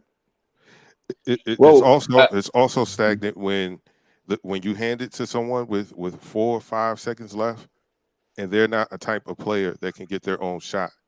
So it looks bad when they're chucking because they don't have the skill to get separation and make a move and make something happen. So you got to take that into account as well. Freezy, I'm not going to let you off the hook so quickly. Your point was that, just to make sure I'm right, and I heard you correctly, your point was that we were second in the league in 3-point percentage last year, right? And this year we're 8th. Right. And that one of the reasons of the stagnation of the offense is that Randle is kicking out and these threes are not falling at the clip as they were last year. Am I correct? No. Okay, can you repeat that? No. What I'm saying is it's what I'm saying. The point I was getting at is I think Randle is questioning the fact that last year he kicked out to non-shooters in the corner and they made shots. Okay. So the question in Randle's mind, in my opinion, and what's slowing down his processing of the play is that you told me that you brought in shooters and I kick it out to them and they're not connecting at the rate that we did last year. Well, that's where I disagreed. Okay, thank you for clarifying. Our 3-point percentage is, of course, it did dip, and I do agree with you with that, but you have to understand that last year we were last in 3-point attempts, and this year we are 10th. Mm-hmm. So I don't see that as a problem being for Julius Randle because we're actually taking more threes, and we're pretty much around the same percentage. No. Okay. Oh, you said around the same percentage. Yeah, correct. And we're taking more. So, okay. Right. So when Randle kicks the ball out, people are shooting 39.2%. As a team, we're shooting 36. And we're 6th of the league in 3-point makes, and we're 10th of the league in 3-point attempts. Right. I'm not disputing that point because there are some 3-pointers that are taken that Randle is not touching the ball. Like in the pick and roll, when Kemba comes around the screen, Kemba is taking Burks, Kemba, quickly. These guys are taking 3-pointers when Randle's not touching it. Right? You got to, you know what I'm saying? That's a fact. Right? Okay. Right? Yeah, So the point I'm getting at is this team is not connecting at the same rate that they connected at last year. So when Randle gets the ball and is looking to kick the ball out to guys, you're like, man, wait a minute. When Bullock was there, I could depend on Bullock knocking down this shot. Because of less attempts. Okay, I see. You're right. But this year, right? He's kicking out to Fournier, right? And we're doing it there. And so for instance, they were like, Randle, if you thought last year was good and you averaged 6 assists, you might be able to average a triple double because we replaced Reggie Bullock and Elfrid Payton with Evan Fournier. Right. And you're saying that we're hitting at the same clip, but we're taking twice as many threes. Right. Oh, we're hitting at a lesser clip, at a lower percentage, but we're taking more. Got it. Right. That's what I'm saying. And so for those that say, well, Randle got to get the ball out of his hands quicker, it's not necessarily that, because now I think the reason is these guys just need some time to develop chemistry. Like for Randle to find these guys in their spots. And the reason why, and just bear me out before y'all cut me off, just hear me out, right? The reason why Randle had chemistry with Reggie Bullock and Elfrid Payton is because last year was those guys' second year playing together, right? Because remember, they came during the Fizdale year. Remember? Yes, they did. Right. Yeah, you know what I'm saying? Right. So they played together 1 year, and then last year was their first year under Tibbs, but their second year playing together. Right. This year is their first year. Like the year's not even over. They've only played 30-something games together. Yeah, just barely a quarter. Yeah. So it's like they have to find a chemistry, a happy point, so to speak. And you know what I'm saying, in order to find the spots that they want to play together. Yeah, but classic Knicks fan, we overreact to the sample size of yesterday. I was just about to say that, Fuzi. There are times when Randle has the ball in the post and he's got his back to the basket and he's getting double teamed and triple teamed. He's still taking the shot. He's still forcing up a shot. He doesn't kick it out. There are plenty of times that happens, and I'm throwing my shoes at the TV, and I'm like, "What the hell is he doing? Get the ball! You're getting triple teamed. You're still forcing up the shot, a horrible shot, with your back to the ball, and he's getting stripped, or he doesn't kick it out quick enough." Well, I guess the only question to Freezy's assessment is that how much of a percentage are those passes that are Randle off those missed 3-point shots within the half court? Which, if you could provide that, that's a stone cold argument.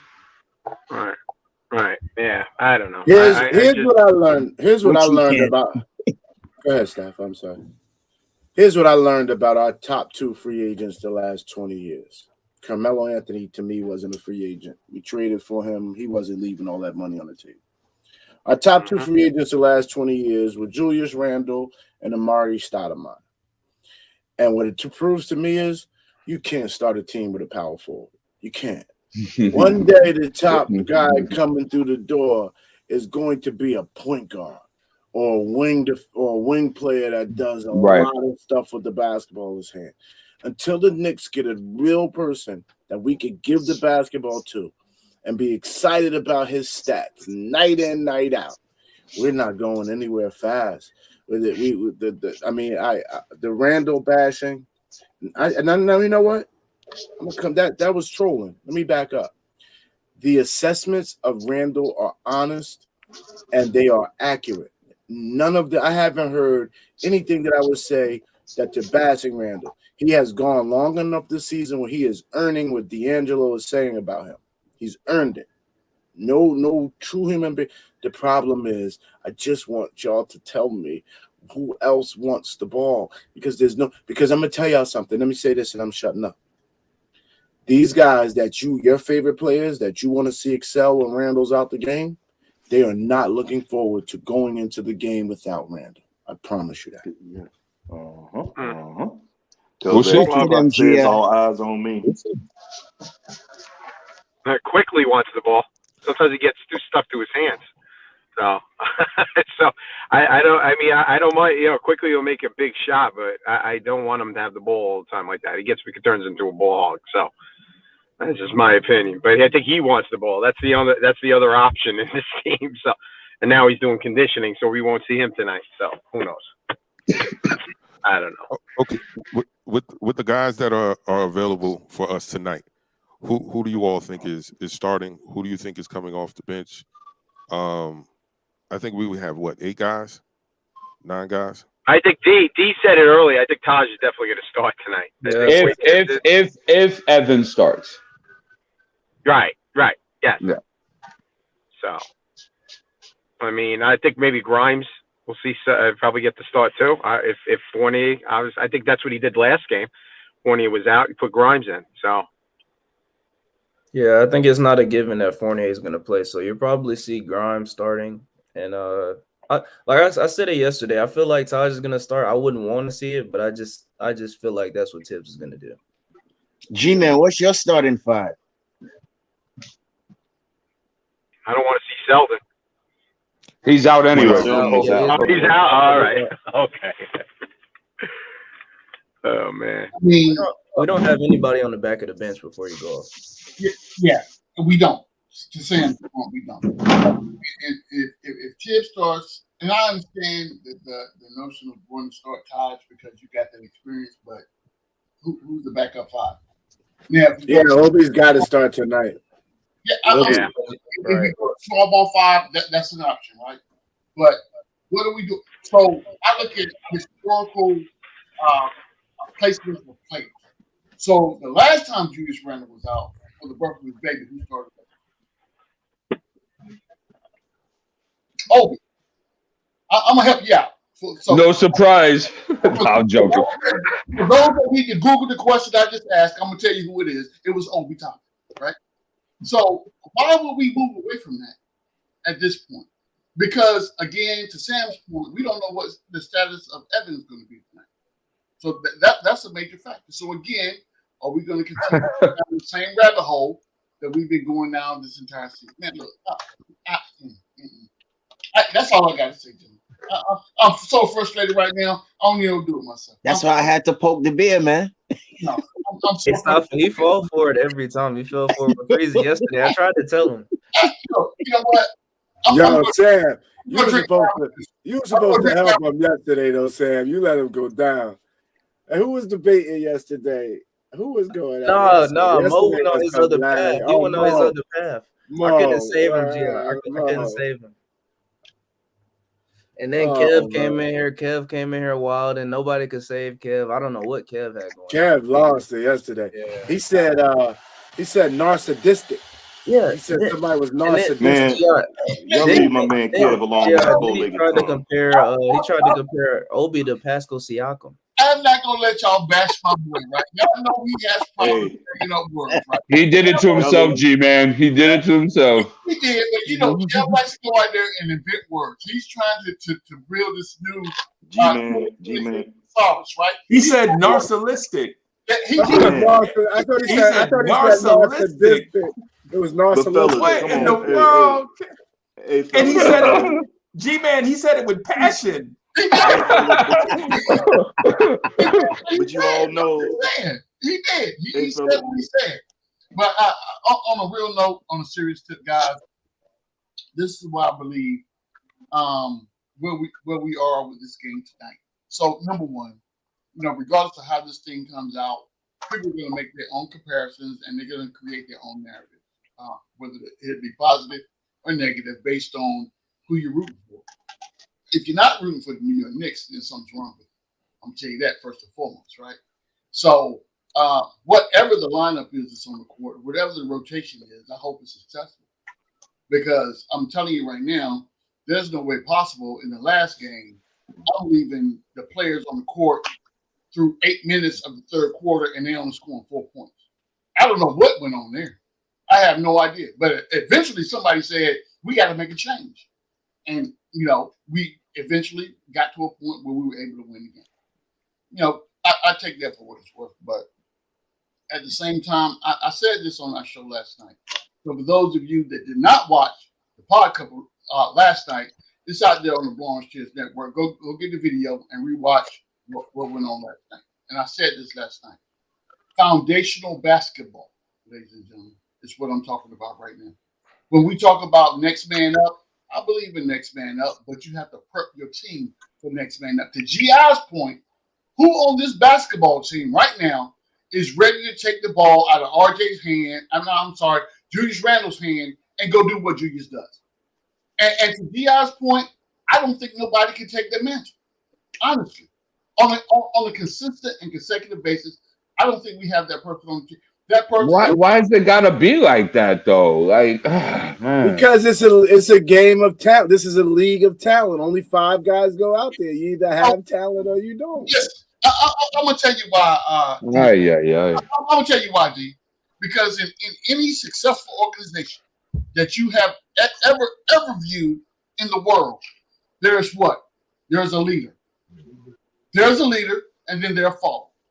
Who, other than Julius Randle, right now, has presented themselves as a leader for this organization? Wait, hold on. Yeah. The subordinates also carry the characteristics of their leader. I agree, but that does not negate my question. Who is the leader? Yeah, he tried to change the narrative. He's right. We know who the leader is. Come on, stop. Every analysis y'all want to give of Julius is right, but it still does not answer Sarge's question. Who's number 2? It has to be RJ, but RJ hasn't taken up that mantle as yet. Okay, he hasn't progressed to that number 2. Go ahead, Georgie, man. Gaffer, I'm gonna stop you right there. Is it RJ just because of the position that he was drafted, or is it RJ because of the production that he's given for the team? That's a good question right there. What was the question again, Sarge? Say again. Is it because he's a number 3 pick, or is it because of his production? Right. Exactly. Because I'm gonna say. I'm sorry, G. Go ahead. Let me answer real quick. 30 seconds, not even. I'm gonna say it's RJ because of last year. And we said when we signed Kemba and Fournier, we said, man, how's that gonna make RJ a better player from last year? That's right. It didn't. And it didn't. Hey, good point. Hey, so I'm putting that 91 unleaded in there, GI. I'm putting the 91 unleaded in the caddy. We stopping at Chevron. We getting the expensive gas. Soul finger. This is how I know you ain't bought gas in a long time because 91 don't exist no more. It's 93.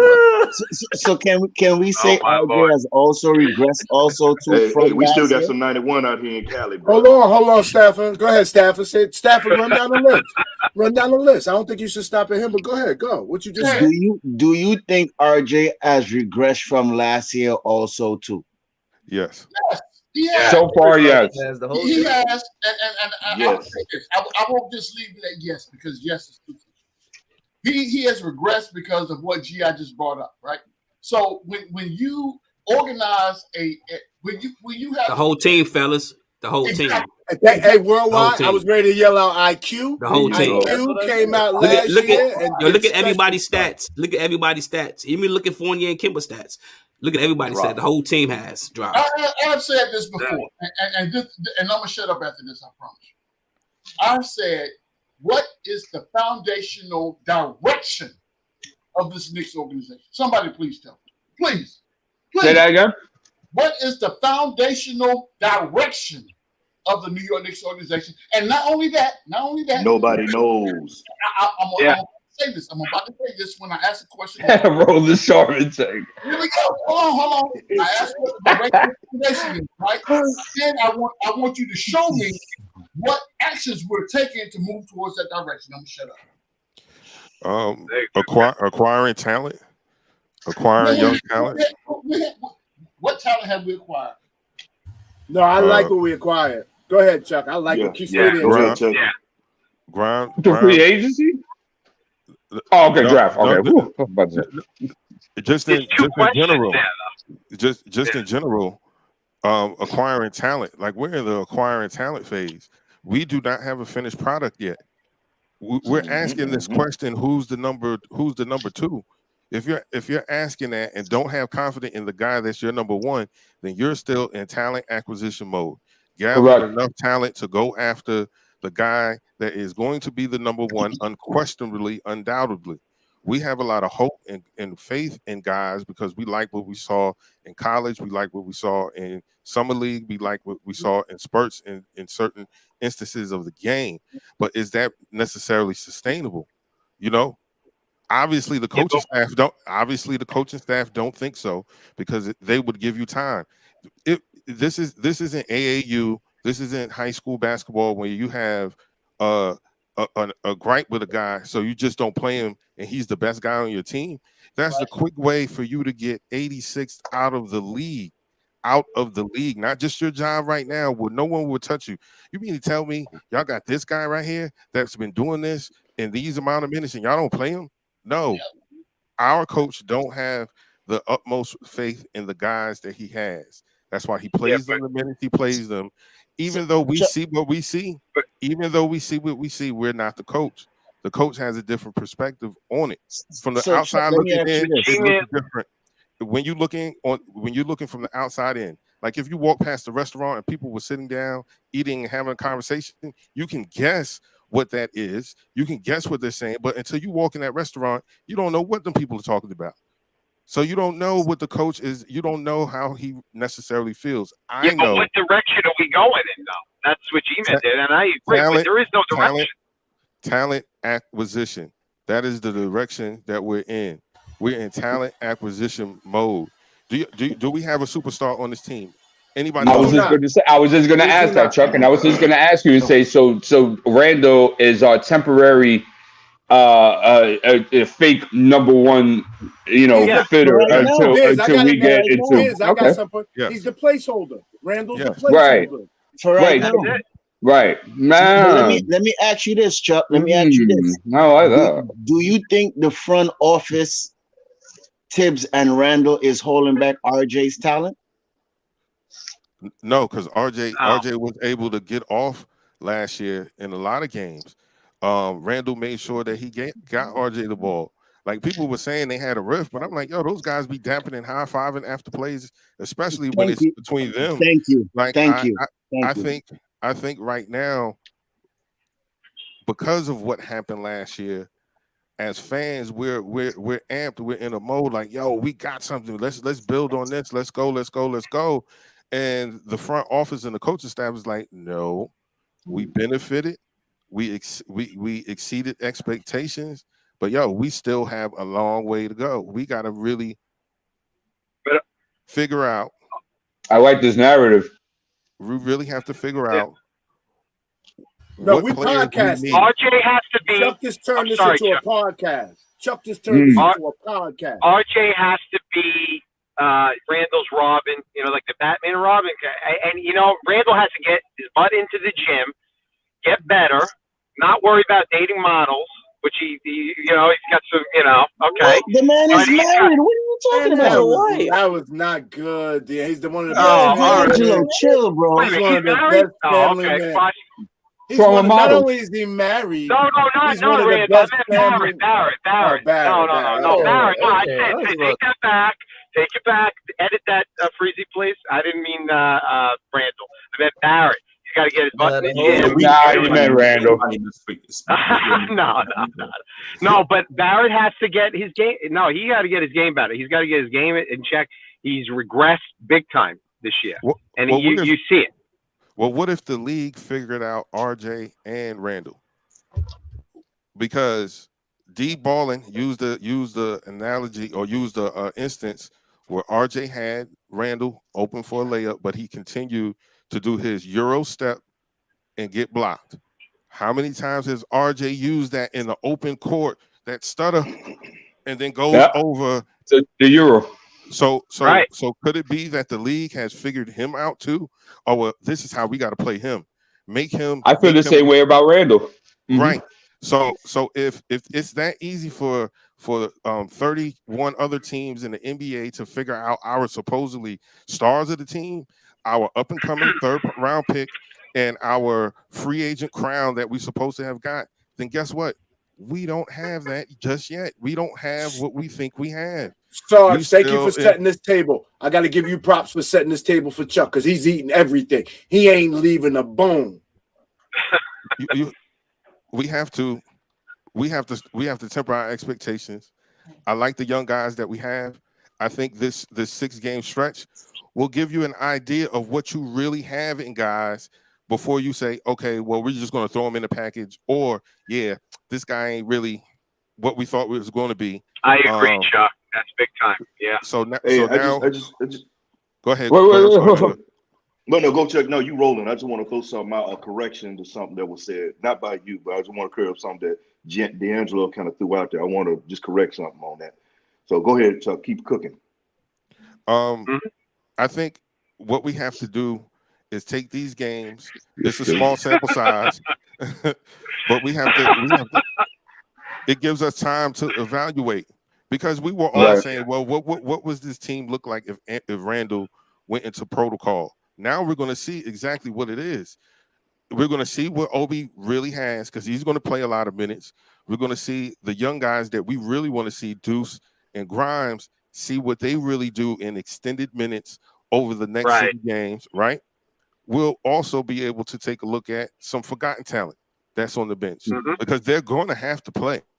Right. Regardless of, I'm hoping that, right. I'm hoping Knox don't. I'm hoping Evan Fournier play tonight, because for the same production that you're getting for an $18 million guy, you have a guy making $5 million on the bench that is at least almost 10 years younger than him, or at least 8 years younger than him. Give him a shot. We're in no position to be throwing things away. Y'all think because of the stature of the Knicks organization, we're the kings, but we're not. We're the people cleaning up, trying to become something. We haven't been anything in a long time. So we just have to take a look at this talent in the next 6 games, see what we got, and understand we are in talent acquisition mode to build to the future. We won't be competing for any championships in the next 4 years. We don't have the talent or the personnel to do so. So let's just build, see where we go from these games, and then we can. Then once we have the right talent, we don't have a guy that jumps off the screen like, yo, he's like Anthony Edwards. Yeah, when you see him play, you're like, yo, whoa. Y'all forget Dolan is the head of this organization. Chuck, you're not getting those 6 years. He not giving Leon Rose 6 years. You can forget that. One of my conspiracy theories was the guys that were hired were guys that knew they can get money out of the Knicks. They can get their guys in. They can get guys jobs, because look at the coaching staff. Everybody's getting interviewed for other jobs. No one's here for the long haul. No one's here for the long haul. Look at the contracts. Ain't nobody here for the long haul. We keep saying, yo, it's the, we can make the big trade here and there when it comes time. But who is that? What organization has a guy that fits, let's just say, the timeline of RJ Barrett, that they're willing to trade at the trade deadline? And we have a package that is going to knock them off their feet to give up their franchise guy. None. Okay. So we're in talent acquisition. Honestly, in hindsight, we should have tanked last year. Got a higher pick last year. Then we would have had one of those guys that we're talking about right now that's on the team getting work. Yeah, the trajectory would have been going a lot faster, quicker. Exactly. You added a third round. You added the number 3 pick. But who was the next pick that you added after that? Was that a top 5 pick? Was it even a top 10 pick that fit with the guy that you pick at third? We got, at I think 3. We got like 23 and 25. We traded back. We were at 19, then we traded back. We 19 and 21, and we took that. We took the 25th, and then we were supposed to get Charlotte's if Charlotte is, I think, above 19 or something of that nature, and then we get that pick this year, and then if not, then we get that pick the next year. Yeah. So basically, we're getting players that kind of fit you can fit role players back in those picks. Somewhat, to a degree. If you look at it, you don't have anybody like you said, Chuck, that jumps off the page like Anthony Edwards. That you look at it like, damn, this is the second coming. Now, Chuck, are you done? Or you still got more? Just one more. No, I don't even care if you go forever because you're on fire right now. I just wanted to know. we drafted guys in the 20s, right? How many guys that were drafted in the 20s are the face of their franchise? The only person I can think of, he wasn't even drafted in the 20s. He was in the 50s, and that was Jokic. No, that was second round, 47th, I believe, 45th, something like that. Yeah, second round. Yep. Let's go through that. How many superstars were drafted in the second round or the late first round that is on a team right now that led them to anything of significance? Eastern Conference, Western Conference, or a championship? Right. Or just simply it's just a 1 and 2 on a competitive team right now. Right. I see where you're getting. You could argue Jimmy Butler. Sorry. Jimmy Butler. Yeah, Jimmy. And Kawhi Leonard was 15. No, but he said 20 and up. Oh, 20 and up. Yeah. So we have to temper. Like those guys are usually very Jokic? good role players. We named them already, Freeze. Okay. Those guys that we're drafting are usually good role players, and I definitely can see them being role players. I understand some of our feelings about that because, truth be told, the last couple of seasons, that's all we've ever played. Started with role players.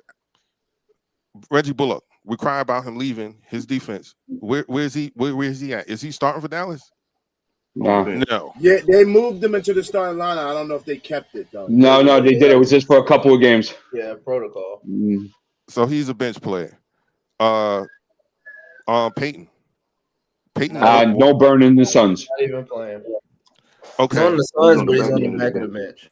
When we had Mook Morris, and Mook Morris was dropping 20 and 30, and everyone was debating if we should trade him or not before he's the a trade 4th or 5th option with the Clippers right now.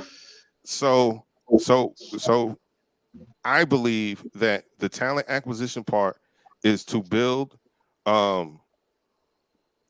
bench and hopefully some average to above average guys to add into a trade to get a superstar. Because if we continue making the playoffs and getting picks that are outside of the 10, that are in the 20s, you will not be able to build a franchise with guys like that.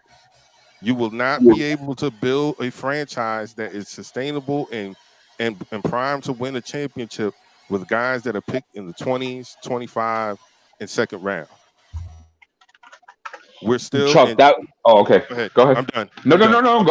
Go. Okay, dude, that was killer. That was like international assassin, murderous killer take, bro. No, real man. I ain't blowing smoke up your butt. That was real. Thank you for that. Let the church say amen, because amen. Amen. Amen. But this is a funny thing though. We agree with him, but they have enough people in the chat that disagree with him too. That's fine. I have one contention. I have one single contention, and it's this.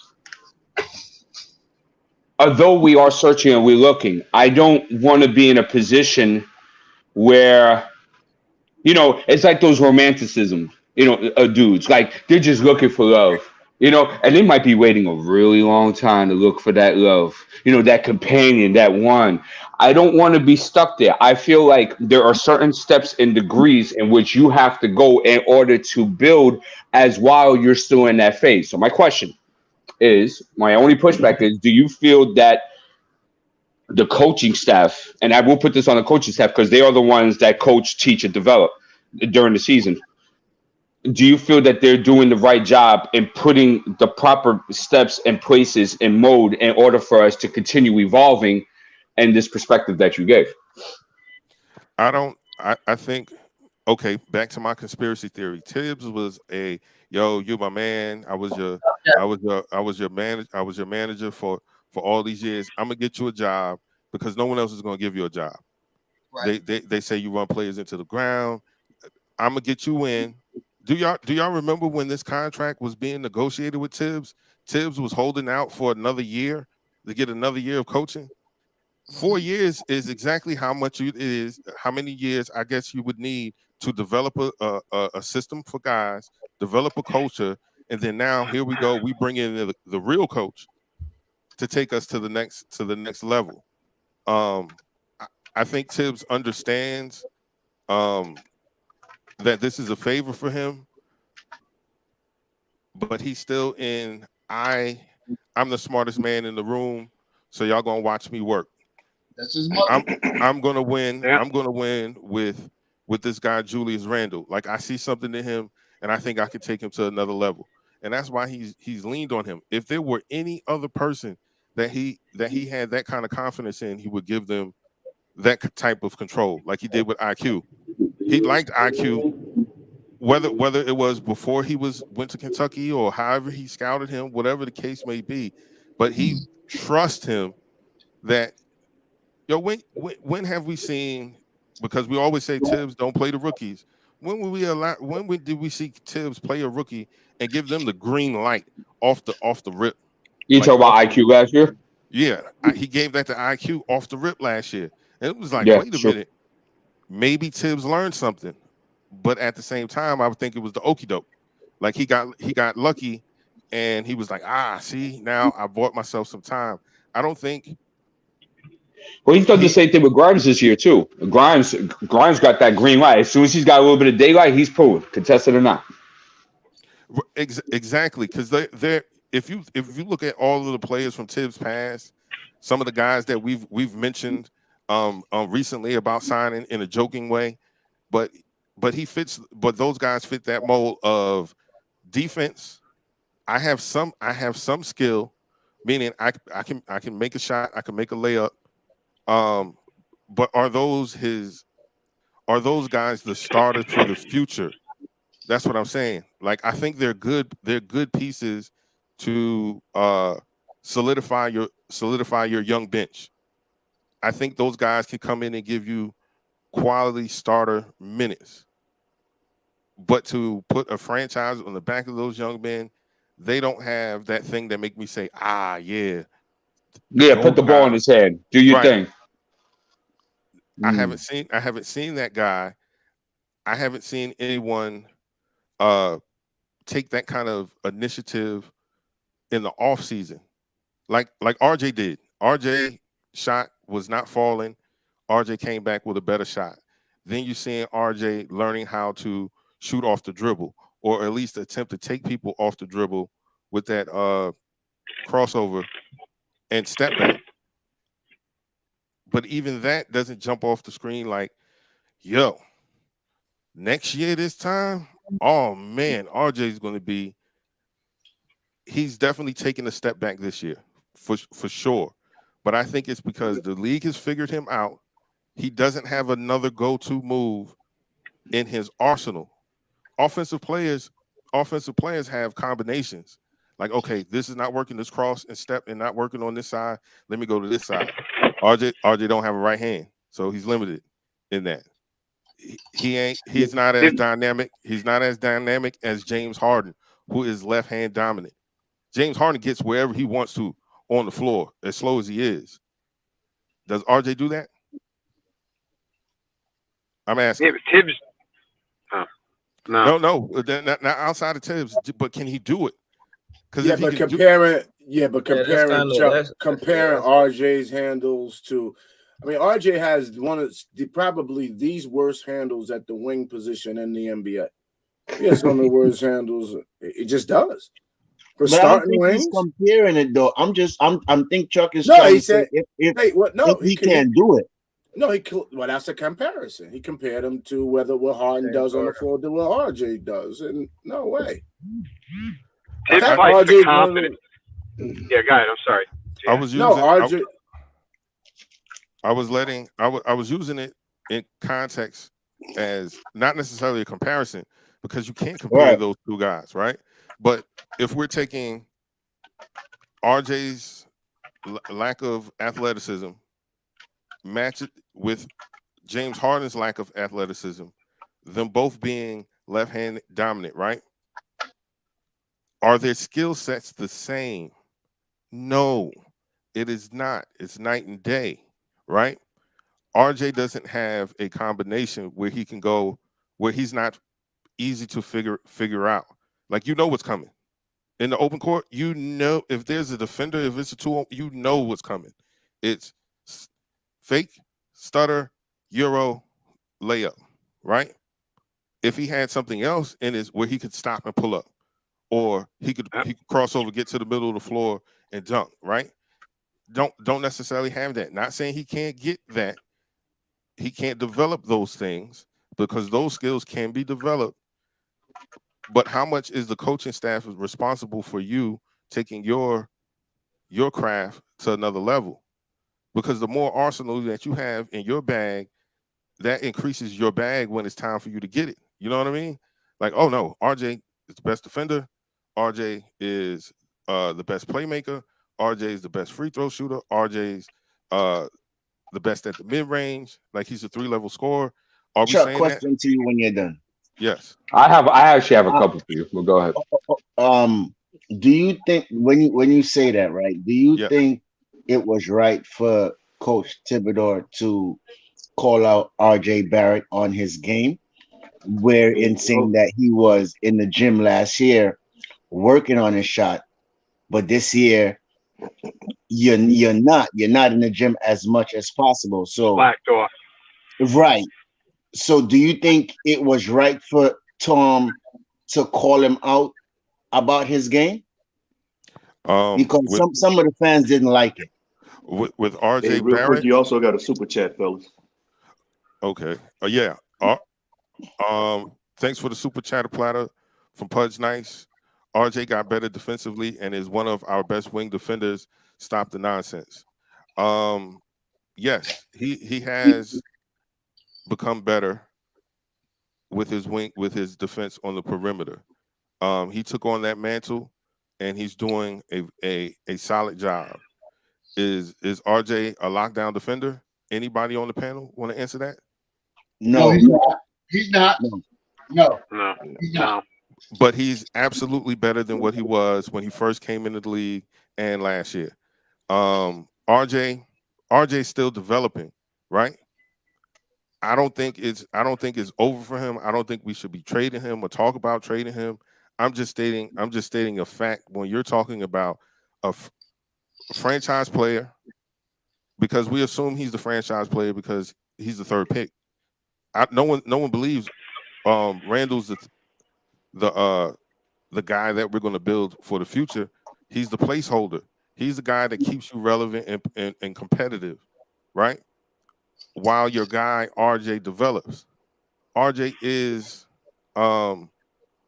strong enough to be able to be called out in public and bounce back and have one of his best games this year. I think RJ has the mental fortitude to withstand something like that. Like, that kid ain't just some random kid that a couple people got behind in the neighborhood to get him to college. Yo, his father played professional basketball. His godfather is Steve Nash.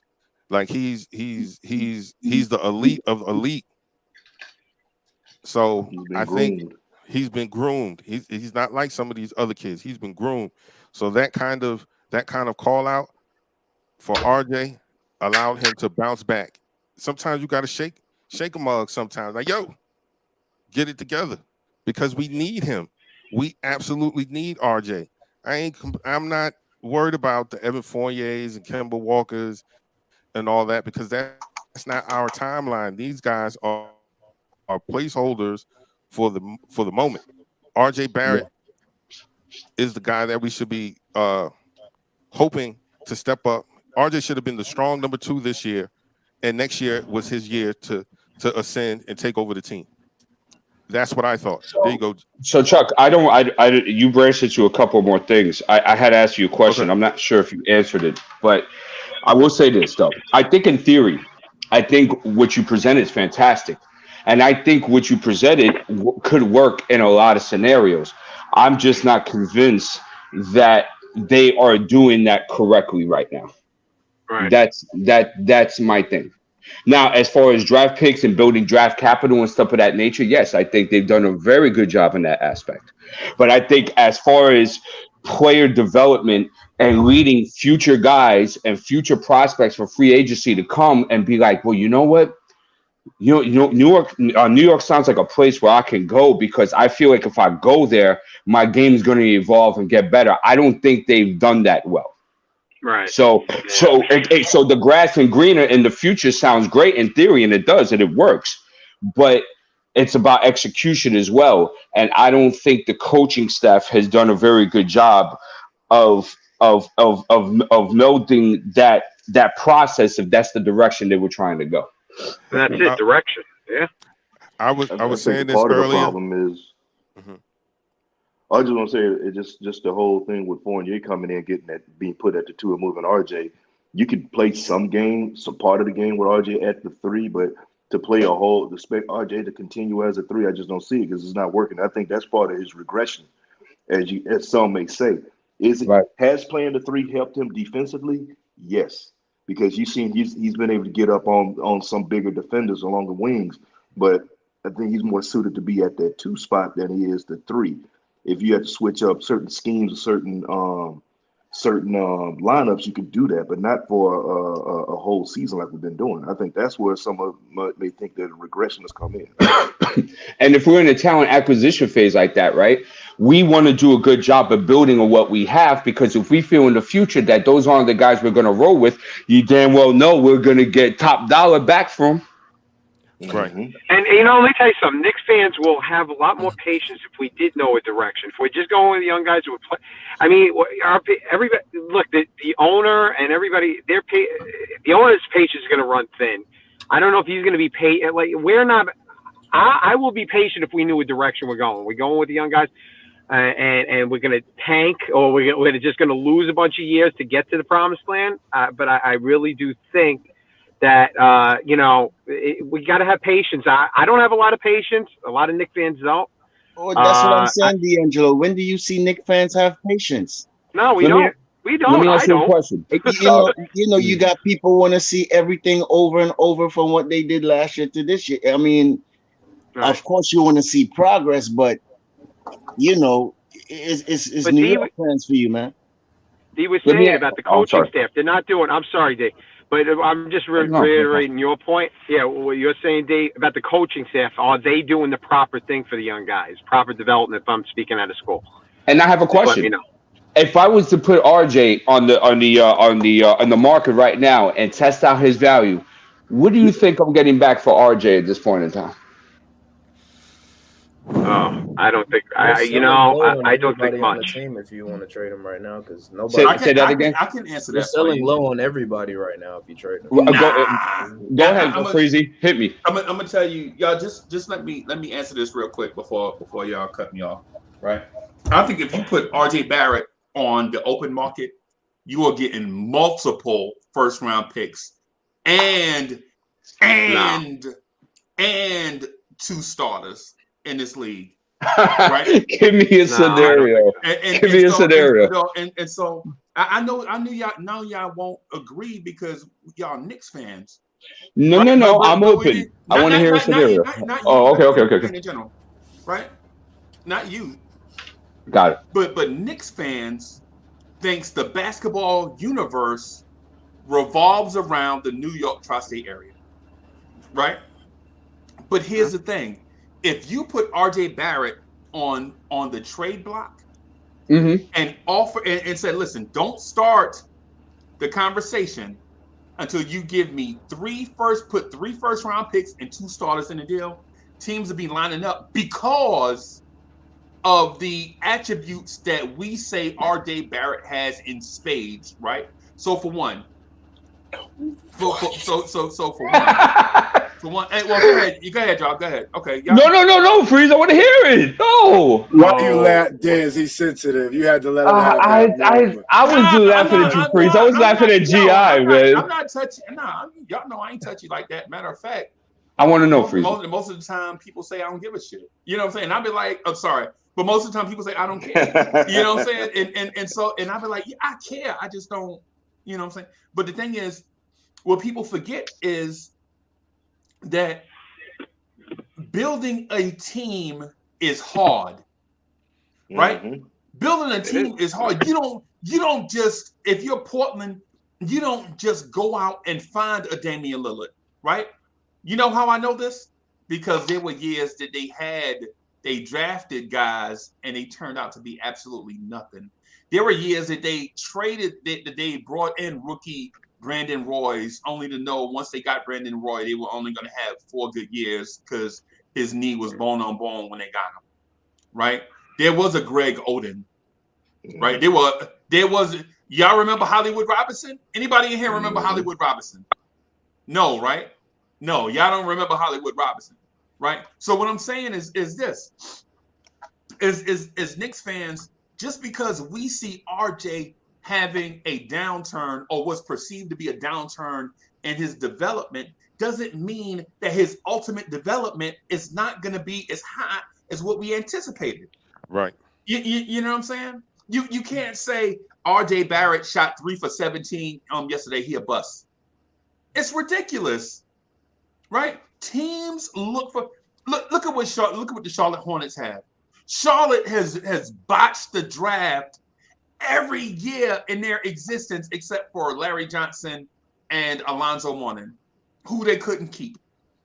Yeah. Right? And they finally start hitting on guys recently. But Charlotte has been in the league almost 40 years. Right?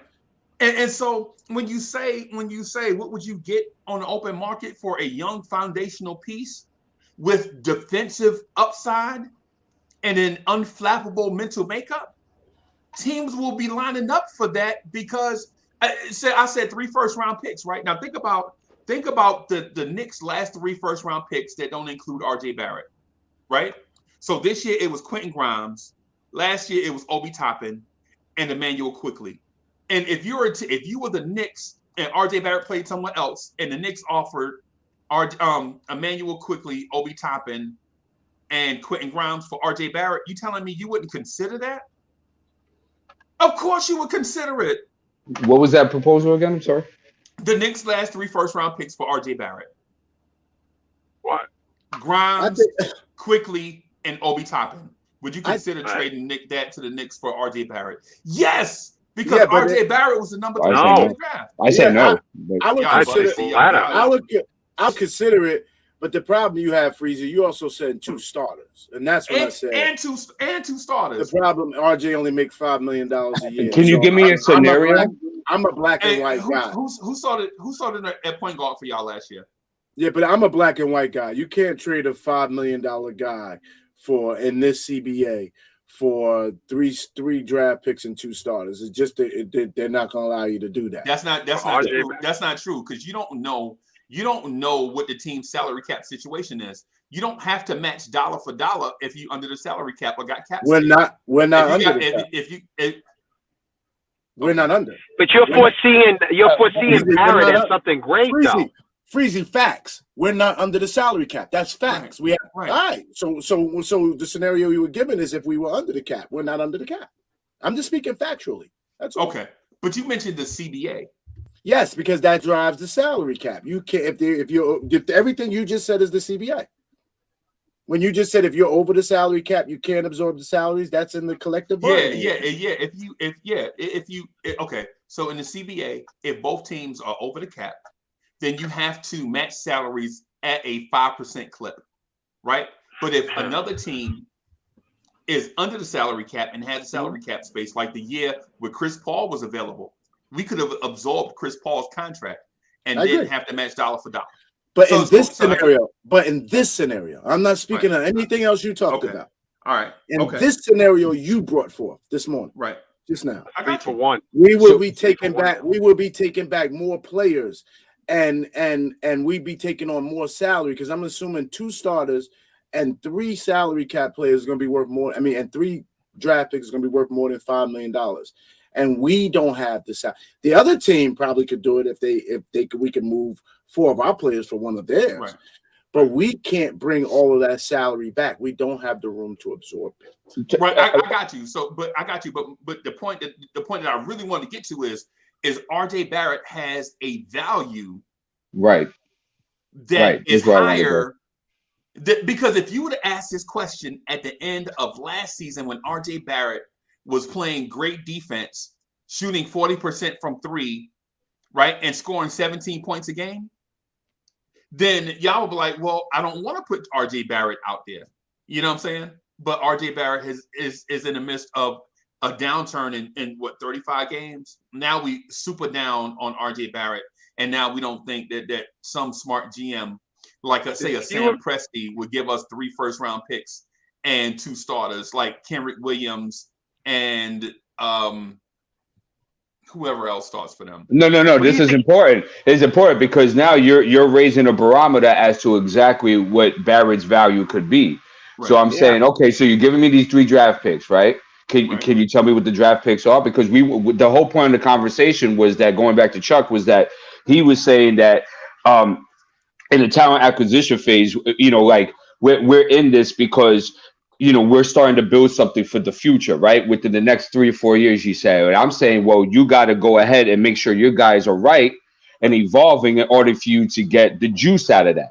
So I said, I don't believe that we're doing that. So I said, what was RJ's value right now if I put him out in the market? Right. So I just want to know, who are these 3 first-round picks and who are these 2 players? Freezy, who would you if you were trading RJ Barrett right now? Who would you think you'd get for him if you were going to trade him in the league right now? And the other team would say it would be a fair trade. Who would you say you could get for RJ Barrett? Yeah, Freezy got it. I don't know. See, that's tough because I have to get into a whole bunch of scenarios. Like, is it a lottery team that we're discussing, or is this a playoff team?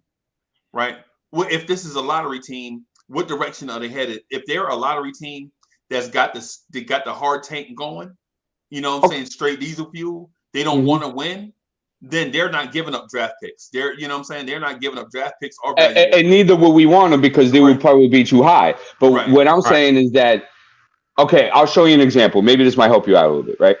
What is Miles Turner's asking price right now? If I wanted to acquire Miles right now, what would be his asking price? Okay, so I'm gonna say this from a basketball perspective and not a Knicks fan, right? No, I want the basketball perspective. Right. So to me, Miles Turner ain't worth nothing. I can get Miles Turner from anywhere, right? Miles Turner is vanilla ice. Miles Turner is a hamburger, right? You can get hamburgers anywhere. Miles Turner is Neapolitan pizza. That's pretty low. That's pretty low. You can get pizza like that anywhere, right? You're talking about a big man that can shoot, but is only shooting 34% from 3, right? And then you're talking about a dude that's his elite skill is shot blocking, but he's 7 foot and won't rebound, right? His defensive prowess. How old is Miles? Man, I don't know. He's 27. 25. Here's the problem. Freezy just said he's not a Homer Knick fan, but he can get all these stuff for RJ Barrett, but he can't get nothing for Miles. And I meant that. I'm done. Listen to me, Freezy, because you didn't answer my question again. What I asked was that what was his asking price? Because there is a general consensus of an asking price for him. Yeah, that's what I was asking. Okay, if you don't know, that's fine. That's no problem. No, I didn't say I don't know. I'm saying what's his value? Wait, I'm sorry, Freezy. What? What I'm saying is I don't get to answer. Is what I'm saying. Is that because when I get ready to say something, you know what I'm saying? So the thing with Miles Turner is I don't see Miles Turner as being something that I'm willing to go into the cupboard, in my cupboard, and give, you know what I'm saying, give these, like, for instance, I'm not giving away Obi Toppin for Miles Turner. That's out, right? Because Obi Toppin, even though I bash him a lot, has something that elite players have and superstars have, right? So Obi Toppin has elite athleticism and he's smart. So if Obi Toppin can pop with us, Obi Toppin can be 24 points, 11 rebounds a game, and potentially shoot 37, 38, 39% from three. If he pops with us, right? Miles Turner, you already know what you're getting, bro. You already saw 5, 6, however many seasons of Miles Turner. You know he's going to get you 12 points a game and 6 rebounds for a dude that's 7 foot tall, playing starters minutes. He may get hot and shoot the three, stroke the three, but that don't guarantee that if he comes here, he's going to give you 17, 18, 19 points a game. Miles Turner, he's not even doing that now. Miles, yeah, that's what I'm saying. And right, and he's a starter for a team that's invested in him, right? That's what I'm saying. That's the difference between a RJ Barrett and a Miles Turner. You already know what you're getting in Miles Turner, bro. You're getting a solid starter that has one elite skill that might be because it's scheme specific. It's kind of like the De'Aaron Fox scenario, right? Indiana funnels their whole defense towards Miles Turner, so he gets a lot of shot block opportunities, right? Our defense funnels the offensive players away from the rim and away from the top sideline. It's called the ice pick and roll. We ice the pick and roll. That's what we do. We force defenders away from the basket. We don't want people in the paint, right? We force them out here so dudes don't challenge Mitchell Robinson at the rim that much. So for Mitch to get blocks, Mitch has got to work for those blocks, right? Miles Turner, if he get three blocks out of 40 attempts, we're like, oh, he got 3 blocks. Really? He got challenged 40 times. Mitch get challenged 40 times over the course of what, 6 games? You know what I'm saying? I mean, come on, you did say you were going to do it from a basketball perspective and not a Knick perspective, and then you ended up doing with it from a Knick perspective. That was it was bobbing and weaving and dipping and diving on everything. It's because y'all don't want. It's because y'all don't want to hear it. No, Freezy, because you didn't answer my question. You said I was going to answer. I swear to you on my mama, bro. You said you were going to. No, I got to because you said because I'm not dancing. I'm dead ass. You said you were going to answer from a basketball perspective, and then we cut you off a little bit. But once you got back on track, the first thing you said is, I'm not trading Myles Garrett for Obi Toppin. That's not a basketball assessment. That brought it to the Knicks. Here's the problem that I have with the take, though. You said RJ Barrett, you could get 2 first-round draft picks. 3. I believe 3. I believe you can. I believe the Clippers or somebody would do that, right? And they would be high draft, and RJ being a number 3. We'd be guaranteed the team we would get the 3 picks from. You'd be guaranteed they'd be Chuck Allen's picks in the 20s. Garbage. And so you're gonna give up a 3 for 3 20s. I believe Toronto would do it. I believe you could pull that up, and there would be 20s too. Those would be 20 picks too. So I believe you could. I believe you could pull that off. The problem is though, Miles Turner is 5 times more athletic than RJ Barrett. Everything you're getting as a big man. He's more athletic than RJ. He's shooting better from the field. He's shooting better from 3. He's averaging 3 blocks a game. So if you're getting that for RJ, you're damn sure getting it for Miles. You're getting an impact player. You're getting an impact player. No, okay. So I just want to know what is Nerlens Noel if Miles Turner's a hamburger? What is Nerlens Noel? That's what I want. That's he would be a hot dog. He would be a hot dog, but he don't have no bun, so it's I don't know what it is. So, but the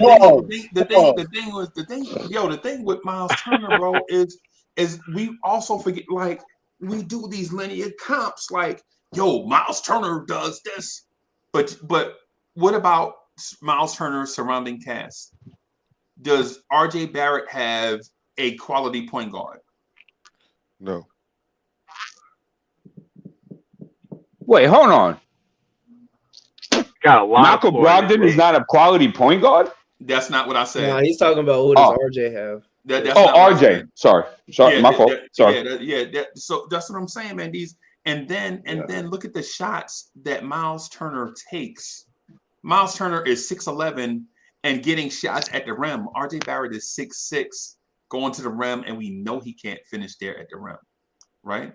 I mean, it's very streaky. But not finishing at the rim is a problem. Like, I know it, but I'm not happy with it.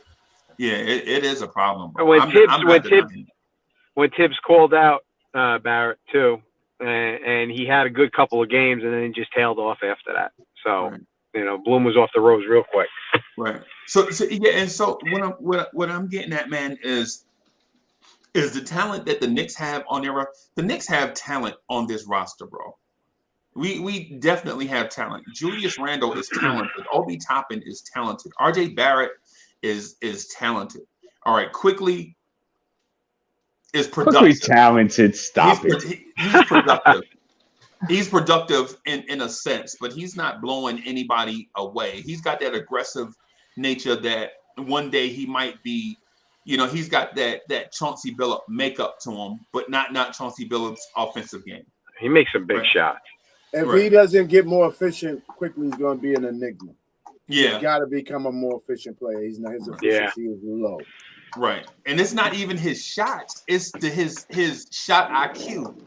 Like, why are you shooting a contested three in a transition break over two people when you got somebody wide open somewhere else? No, his decision making. But he's good defensively too. He's very good defensively. And so the thing I was getting at is, because I heard the thing with Tibbs and Randall and everybody else, man, is I think RJ Barrett is going to be a very, very good player. Now, will he get to the point where the Knicks retire his number? I don't know. You know what I'm saying?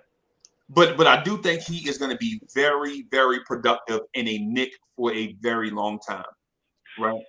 The thing is these last couple years have been uncertain, and it's not really fair to any rookie or young player to judge them through these uncertain times. Now, is life fair? All of us are old enough to know that life is not fair, right? And you got to deal with life. Freezy, I got a question for you when you're done. Yeah, man. As you say, let me ask this one thing before I get to the question. That means what you're asking is a question. Yes. Sorry. Is this year or next year do we sign RJ Barrett again?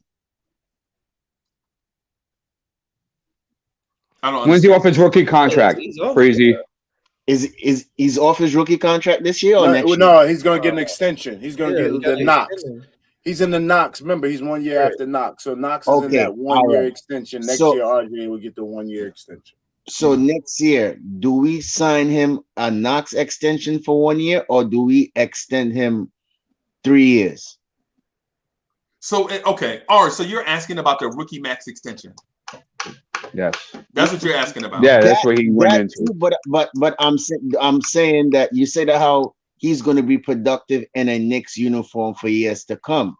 Right. So what I'm asking you is, do we go ahead and re-sign him for the 1 year Knox, or we go ahead and we sign him 3 years more? So the first round picks get what's called. Look at it as a 4+1, right?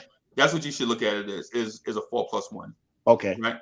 And so the one part is a team option, right, that you can pick up or decline. Exactly. Right.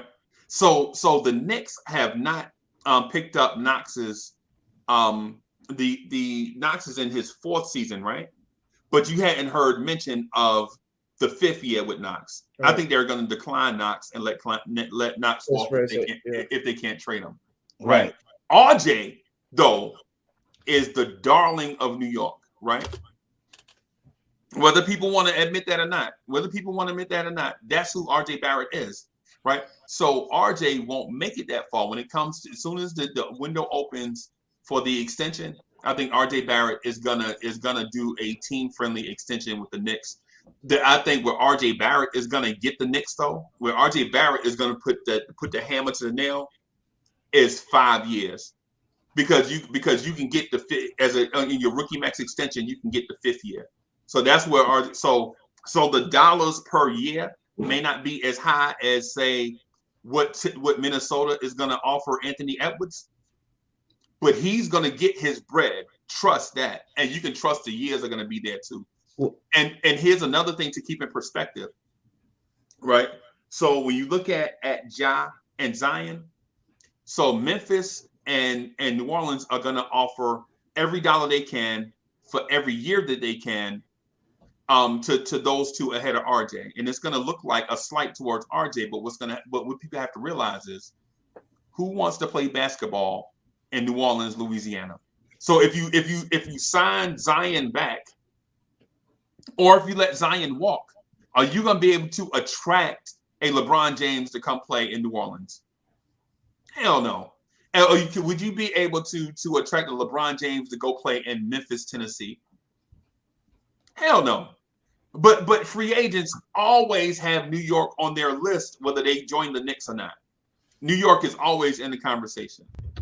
So the thing is, what I'm saying, and I know it sounds like a whole bunch of mumbo jumbo, but the thing is the Knicks and RJ Barrett can negotiate from a position of strength, both sides. That's why I think both sides will come to a Julius Randle type extension with RJ Barrett, like a team friendly joint, but where RJ Barrett gets all the years. You know what I'm saying? Yes, so back to the origin of the conversation, because this went totally in a different direction. I didn't ask this, bro. I didn't. What happened? I didn't ask. No, he said he didn't take it there. That's I was just answering, like, you know. What, dude? You got? Oh yeah, that's right. Because you got asked that. Yeah, he got that's my asked. fault. Right. Okay, no problem. I was just saying that I don't agree with you with the value at this moment in time for RJ Barrett like that. The problem, RJ's biggest issue, he's not athletic in an athletic league, which is okay. Yes, but he has bad footwork. He has bad footwork, and his IQ is not all the way up there. He shows flashes of it though. No, I think I like his IQ, but I could see where you're getting that from. But it's because he gets into the move. He doesn't have a secondary move. Y'all said that on the show this morning. I think Freezy said he doesn't have the secondary move. So once he gets into it, he's strong enough to get all the way there. But he can't finish. He can't raise above. He doesn't run faster than guys. He doesn't jump higher than guys. He doesn't dribble better than guys. He doesn't shoot better than guys. And I just don't. I those things. I mean, there's gonna be young guys that come into the league with special talent that exceed over RJ. So RJ is going to be look. Listen, he's going to struggle to be top 100 player in this league for a long time. When he goes straight line, and most of the time he does, when he stops the ball, he doesn't have like a reverse pivot. He doesn't know how to use his pivot foot with him to get into where he wants to. And then off the dribble, he doesn't have secondary moves or counter moves in order to get him better space on some shots. So I just think that those type of things are alarming, especially in year 3. But you see why I asked the question if we're gonna resign him, because of all the deficiencies that you're pointing out. Yeah, that's why. And I like RJ. If we ever gonna resign him again, you're gonna do the extension at least. I mean, you're gonna do the extra year. But I think like as far as if he's getting like what Trae Young and them are getting, no, because he would be. Like if he's on that type of level, then he would be eligible based off of, the cap and whatnot. I think you could offer RJ like 5 years, 180, which is like a Trae Young type deal, which he won't get after the extension if he doesn't, upgrade his play level. So I think that's just the numbers perspective. I don't know. I think what would y'all think if RJ actually, goes off during these next 6 games? What would y'all perspective be then? Sam, let me ask that question. I just want to say this just real quick. Hey man, so athleticism is a great thing to have, and I use Obi Toppin as an example, right? Athleticism is a great thing to have, but does it make you an all-star? Nope. Obi Toppin, no, not at all. No, Obi Toppin is probably, I'm not gonna say the most athletic player at the power forward position, but you can definitely put him in a conversation. That his size, athleticism ratio, 6'9", 220, super athlete. You would think that Obi could be something special in the future, right? But nah, this dude averaging 8 points a game. And in my opinion, right now, in this moment, I'm not saying in the future, in this moment, Obi Toppin is nothing more than a dunk contest participant. That's it. Come on, I man. just can't. You give him That's We're gonna continue this, bro. that's all he is, right? But Grenade. I've seen a dude with less athleticism than RJ Barrett become one of the greatest players in NBA history. Right? Klay Thompson. Is Klay Thompson more athletic than RJ Barrett? Not right now, of course. No, and not before either. I know, never has been. Yeah, I'm just saying, not right now, of course not. Right. So what I'm saying is can RJ Barrett be an elite Knick historically? I think so. And listen, I don't think that's far-fetched to assume that either. Here's the only problem I can't, which I do with Klay, only thing is shoot. And that boy Klay has been known as a shooter since forever. What we knew we would get in RJ, a guy who had to work on his scoring. In fact, he doesn't have a pure shot. So I don't know. But what you fail in the brain to that, because I agree with you on that part. But Klay Thompson coming out of Washington State, did you think he would be one of the greatest perimeter defenders of all time? No. Don't say that. Don't say that again. I was going to turn it on and say no, but you said okay. You said a strong no, so I just shut up. Respect. Right? Go ahead, Sarge, because I knew you itching. Because when I see Freezy talk about dunk contest, he laid back. I almost flipped out my chair. Stephanon on. Okay, you know what I'm gonna do. You know. Nothing. I'm just chilling. I was trying to. He don't get the Yeah, I was just trying to get the point I was making about RJ Barrett. Is the things that we assume early should not be the things that carry the conversation about RJ Barrett going forward, right? Because RJ Barrett has flaws, but so did Klay Thompson, bro. All we thought Klay Thompson was going to.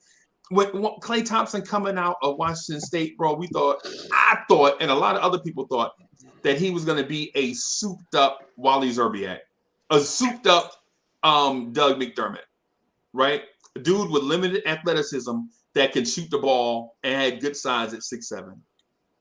But the fact that Klay Thompson has become one of the greatest defenders to play the game means that if Klay can do it, then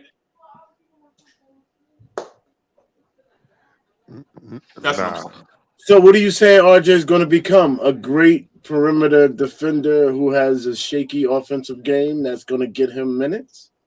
No, because Klay on the floor with Steph. Oh my goodness, he makes the game even easier for Steph because he goes and stands in the corner where he can shoot 45%. Yeah. 45%. He stands in a position and they go, you can't leave him either. Right. And RJ does not do that for Julius. Right. With his decent defense. So in order to trade RJ for all these first round picks that you were suggesting, people would have to see an upside in RJ. I just don't hear about RJ's upside enough. Maybe I'm missing it. Let me. No. How about hearing? You don't see it. How about that? Can y'all answer? That's why I'm saying answer my last question that I posed, which is if RJ shows promise over these next 6 games, how would y'all feel about your stance? Because last season, going into the playoffs, he was the second best player. That's why I'm just asking the question. Well, you know what's going to happen, Sam. It's going to be, you see, Randle ain't letting him blossom. You know, he has more room to operate. See, now Tim's got a longer leash on him now because of blase. That's what's going to happen, Sam. Yeah. What I had in the Roller Sharman era, because it's sad. I'm reading the comment. In the Roller Sharman era, you know, I just want to start by saying, because I just think we probably don't pay attention to our takes enough. Like that Chuck Allen take today, man, I'm never forgetting that Chuck Allen take. I'm just not. I would just be an idiot. He made me a smarter person today. But I've been saying since we signed Evan Fournier, this is not how you treat RJ Barrett. You don't bring him off his best season and then say, I'm going to make you our top wing defender. Go ahead, Diz. I see he's eating you. Go. Yeah, it's a demotion. I felt it was a demotion. That's my point. I feel it was a demotion, I never said it the way you just said it. But there's from now on, if you'll allow me, I'm gonna steal a book from Soulfinger. Let me drive the car with you. We demoted RJ Barrett this year, and now we're trying to assess what he's going to be in the future. There's no other number 3 draft pick in the history of the NBA that's had to deal with what RJ has had to deal with. Which is why sometimes it gets miserable to be a Knicks fan, because we're sitting here, we're fighting over RJ, but you can't be mad at me and Diz for saying this is the least athletic number 3 pick in the biggest athletic game. There's never been we're looking for a diamond in the rough at number 3. You generally don't have to do that. Either the number 3 player has it or he doesn't. There's been busts at number 3. But you know he was a bust. And we're sitting here saying, we got to give RJ more time. He's only 21. Somebody used the term down there that we're on his genitals. Somebody in the chat. GI. What's the average lifespan of an NBA player in the league? 6-7 years, and we no 4. Well, I want to say I get worried about RJ right now. Well, I want to say a number 3 pick. Hopefully, he gets 6 years. So I'm probably giving RJ a little bit. I would think a number 3 probably makes it 5 or 6 because he's going to make it through that rookie deal. These other guys don't even make it through their rookie deals. I just don't. We can't be saying we're in talent acquisition.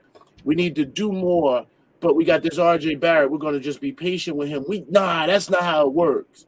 We got to be making hard and fast decisions on every player on this team. Yeah, I agree with you. Because of patience, the way it is with us on this team, and it probably RJ would flourish somewhere else even better than on the Knicks. All right, so let's get to these. So let's get to these tests real quick. Mm-hmm. Let's get to, so Pudge Nice, thank you for your generous contribution, bro. You know what I'm saying? We appreciate you, Pudge Nice. So Pudge Nice says Obi debut tonight. He won't go more than 11 points. And on the flip side of that, Donald Cannon is in the building. Donald Cannon, what's good, DC? So DC says Obi debut tonight, 20 and 10. And thank you for that generous contribution, Donald Cannon and Pudge Nice and everybody else that contributes to the show and a multitude of ways, whether it's in the virtual chat, the video chat, joining the channel and becoming a member, smashing the like button, subscribing to the channel, or through super chats and such. Man, we appreciate everybody, man. You want to know? Let me say this one more thing about RJ Barrett, because I have a sense y'all might get off. If I'm RJ Barrett, right, I have no incentive to sign a contract extension with the New York Knicks. Zero. I just leave it at that. He did say that the last time I asked that question. So he's standing on 10 toes with that. No, okay. Yeah. Go ahead, Sam. Sorry. I was just gonna say, what like some of us fans saying that players won't do this before they why are we saying that Obi won't get more than 11 points? I don't understand. Like, do we just not want him to be good? Like, what's the deal? It's hate. I mean, look, you got to understand. There's some Obi fans and there's some not Obi fans. There's some Randle fans. There's no Randle fans. I mean, everybody got their particular favorite fan. Yeah, but who should be me? Guess what? I'm a fan of the Knicks. I'm not a fan of either one of them specifically. Which is why I'm not understanding. Yeah, I'm just a Knicks fan. Yes, we all Knicks fans, G-Man, but you got your favorite, right? And you went out and you brought his jersey, right, G-Man? You brought an Obi Toppin jersey. Let me be very clear with this, right? If Obi Toppin comes to the game and scores no points, I'm rooting for the Knicks. If we need to remove Obi from the lineup, so be it. Because I'm rooting for the Knicks. It's not about one single player. It's about the Knicks, baby. You know that's gonna hurt his heart. Yeah. But you still went and you brought his jersey though. But that's still one of your favorite players. So one does not detract from the other. No, G-Man, I get what you're saying. You're talking about team first. I Breezy, got where's you. the graphic? Where's the graphic? I got you. I got you. You're a Knicks fan first. But what I'm saying to you is, G-Man, you're Obi Toppin fan also too. And you went and you bought his jersey. There it is. That's There all it I'm is. saying. Hey, Sam, to answer your question, Sam, because it was a good question. I think it's one is protection of Obi. It is because Tibbs does some crazy stuff. I'd be lying if I want to sit here and say I'm not a knowledgeable fan. I don't think Tibbs does some. He does some crazy stuff, and but he's the NBA Coach of the Year. So I don't. So what am I? What does that mean? But Obi, part of it is protection of Obi, because some guys saying finally Obi gets to cut loose. And then the guys who have some experience, who've seen potential, the potential does not always immediately equal results. Potentially, so to just run Obi out there, he's been in the NBA for almost 16 months now. To run him out there and say, okay, you haven't been allowed to do this. Now you're going to be allowed to do this, and you're absolutely going to flourish. That's not realistic.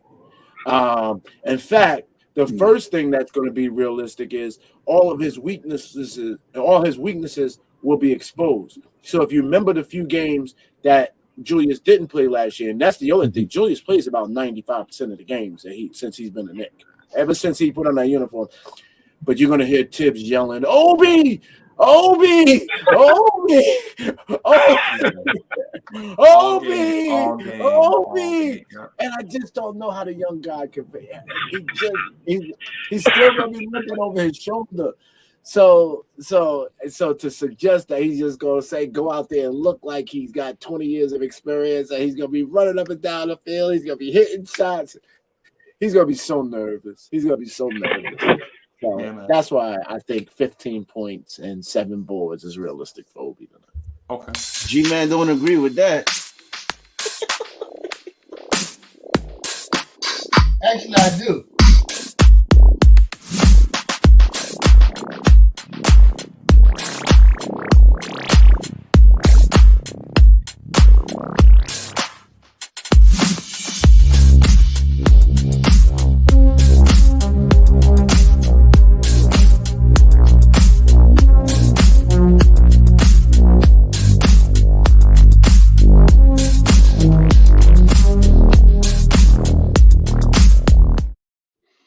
G-Man.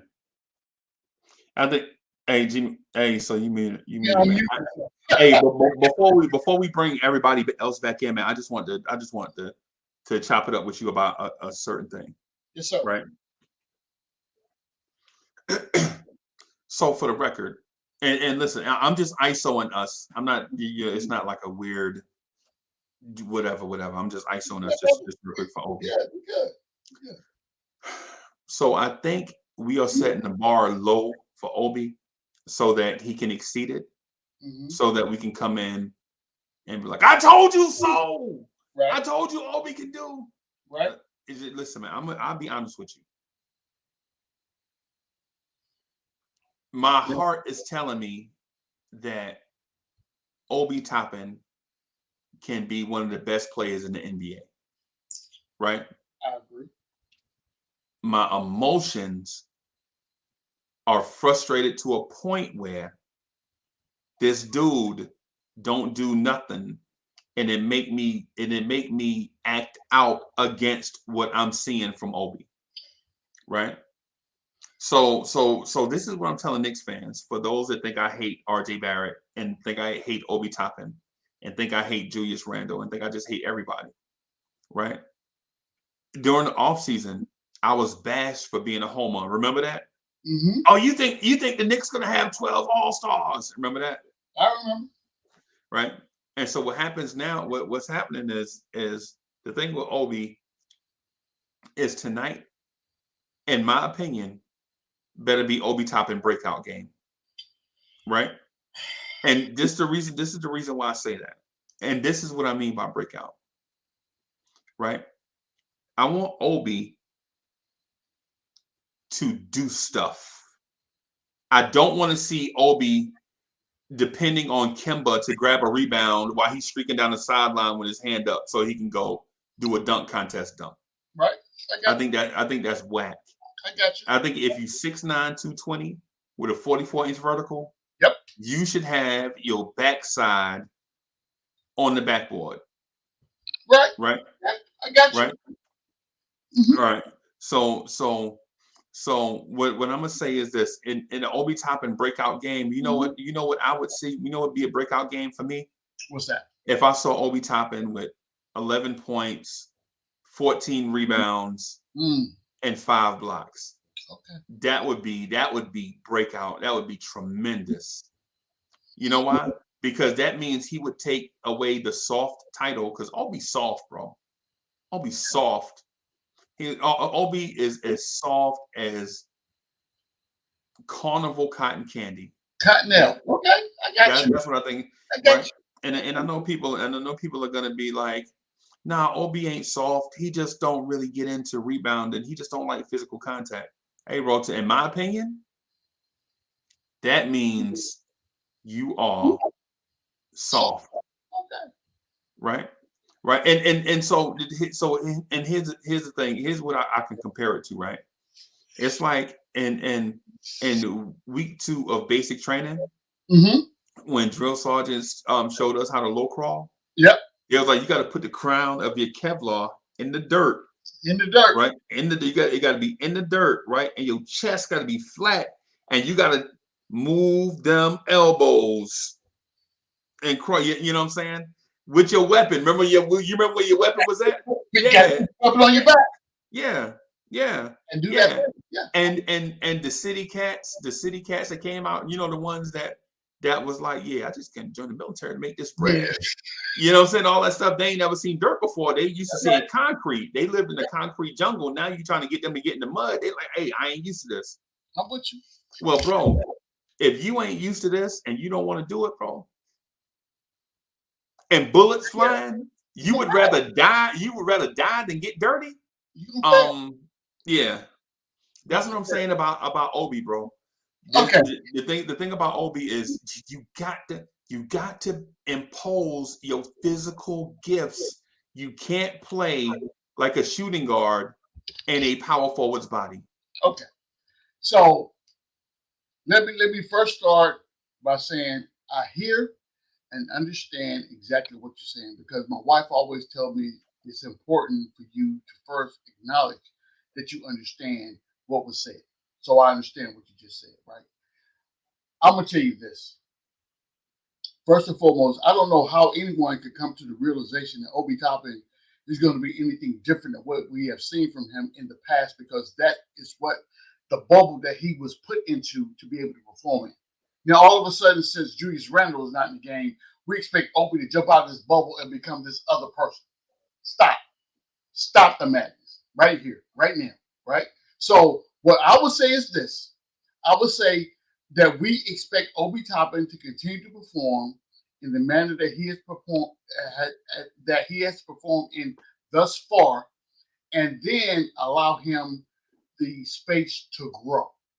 Do not sit here and tell me right now that we expect Obi Toppin to come in tonight and be a 20-10 player.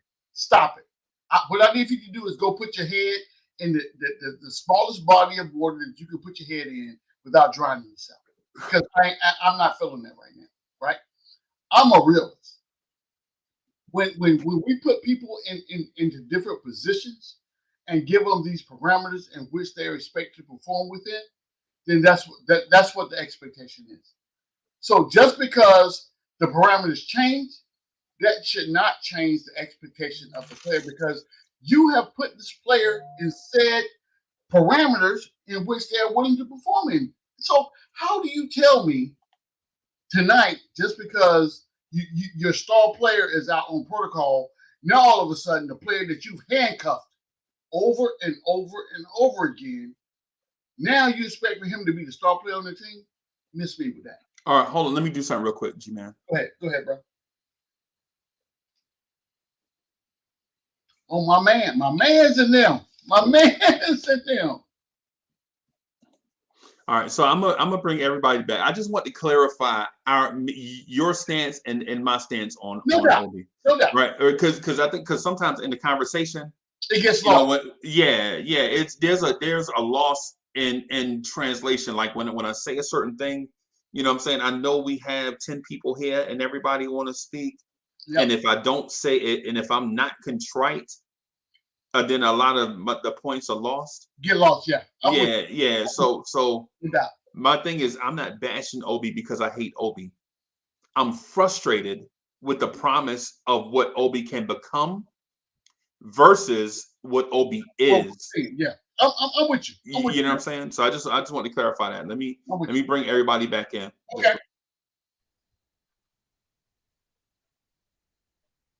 Freezy, where are you, bro? I'm right here. There you go. You bullied that man. Why'd you do that? Man, how could you did it so conservatively too. Like you didn't come and be like, yo, give me your PB&J, son. You came in like, yo, give me your PB&J, son. Sarge, I'm ashamed. Bro.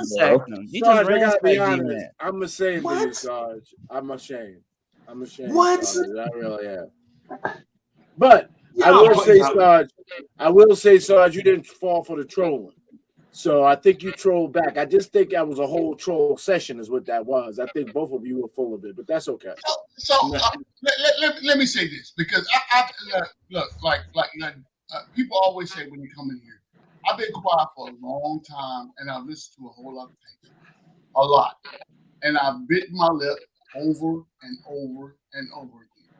I'm going to tell you guys this, and this is as real as I can be with you right now as a New York Knicks fan. I don't know why we expect, just because a certain thing happens, that a player is going to play outside of the contents of what that the framework of what he's been exercising every game, right? Why do we expect that? So the thing that amazes me is this. I'm gonna look at the camera. I'm talking to you, America, right now. I'm talking to America right now.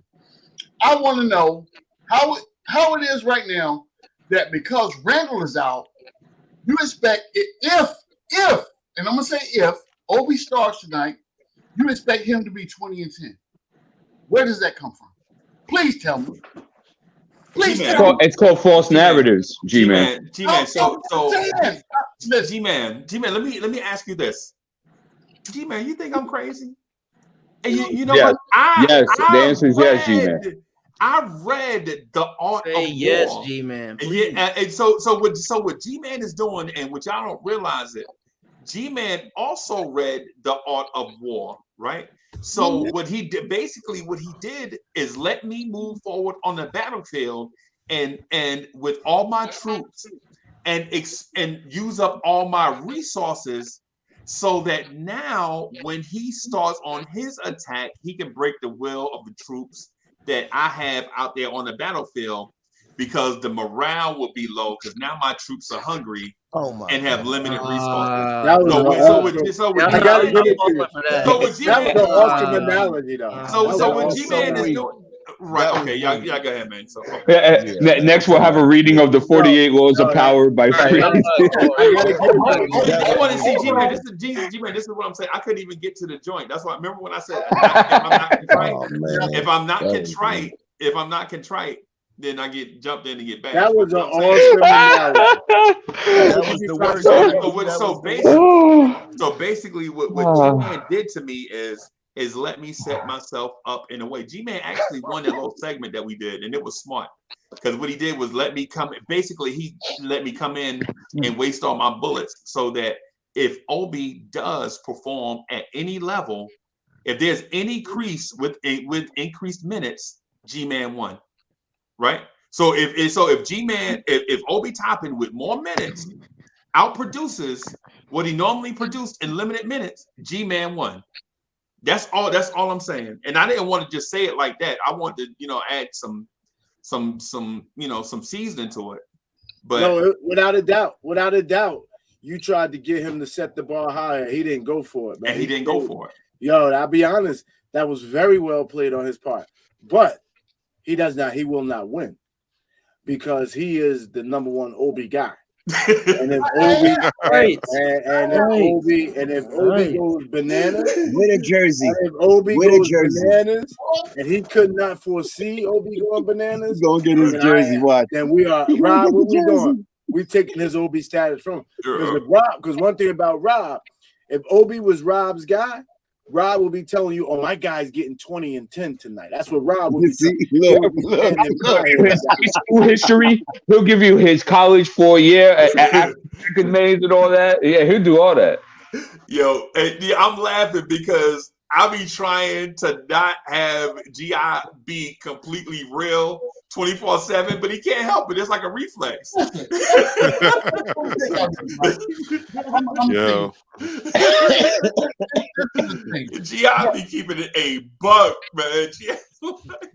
This is what I don't want to see, right? I don't want to see what I don't want to have happen tonight is Obi to be great and the team sucks. Obi to be great and what? And the team sucks. I don't want to see that. What I want to see is Obi's greatness. It comes at With a winning environment. Yeah, yes. That everyone else around him is entitled to eat as well. So there's no joy in Mudville when Obi has a great game and the team sucks and When the mighty Casey struck out. Exactly. There's no joy in that. None whatsoever. All I'm telling you guys is this. Do not expect the Pegasus horse to come in. What to expect?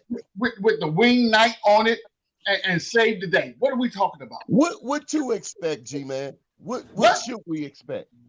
What you should expect is more of the same. In 30 minutes, do we expect more of the same? You would guess. Why would you not? So wait, hold on. I don't know. I'm confused. Yeah, I'm confused. And listen, G-Man, listen to his question. If Obi plays 30 minutes tonight, right? And articulate your answer. If he plays 30 minutes tonight, what will be his productivity? What will be his stat line tonight? What I'm going to tell you right now is this. The last time we saw Obi Toppin in a starting role was when Julius Randle was having a baby.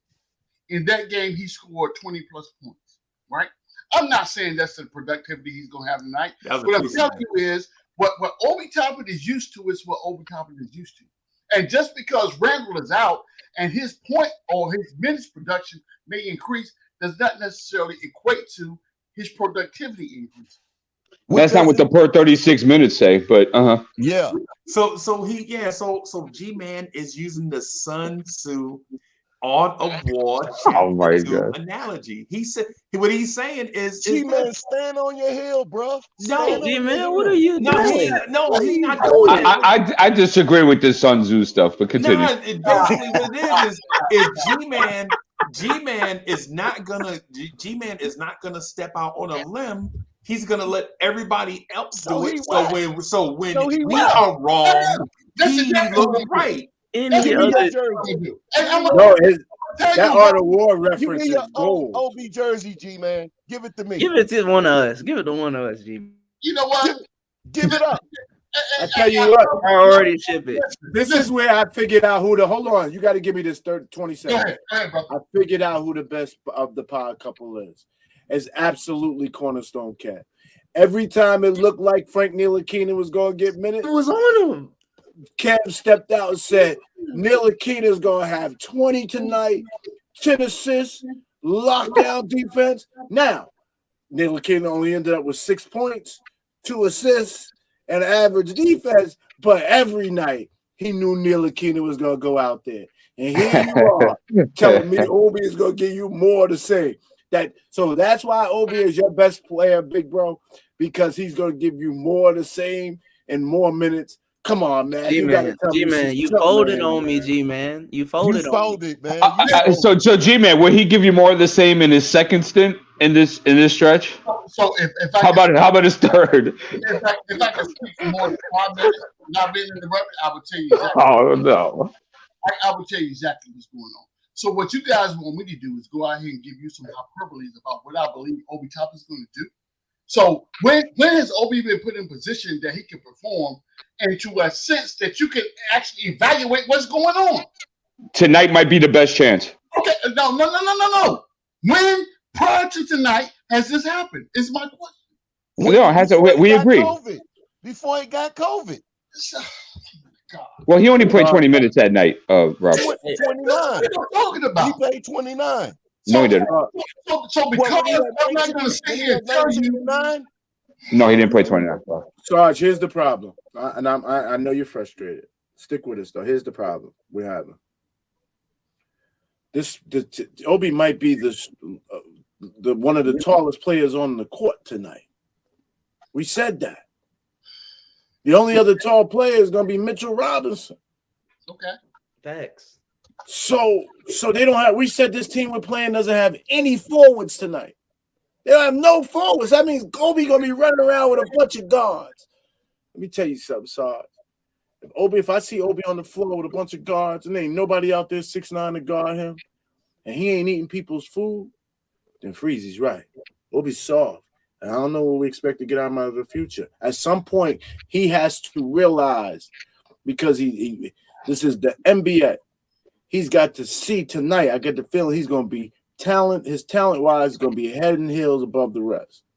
He's got to do something with it. Let me tell you who will dominate tonight as long as he stays healthy, and Mitchell Robinson is probably going to be the one. We get this win, it's probably going to be on the back of Mitchell Robinson because he's going to grab every rebound. He's going to finish everything around the rim. He's going to eat his food. If that's the case, I see Obi 20 and 10 easy. Easy. Rob, I stand corrected. It was 24 minutes that night. Sorry. All right. Well, and he gave you 19 and 10. Mm-hmm. I mean, 19 and 9, right? No, 20 and 9, I believe, or 20 and 10, or 20 and 10. That was in 24 minutes. And Sarge, you don't even want to go out on more of what you said. 19-10. That was in 24 minutes. Now. And G, I'm not going to go down this dark armitage path with you either and say that if he kind of struggles tonight, then like I'm just off the bandwagon. You know what? Freeze you right. He a bum. He a bum. I'm not doing that either, bro. So we're clear. What path? The dark what path? Ominous. So just so I know these words. Okay. Good word. That was a good word. Just so we're clear, just so we're clear what I'm saying.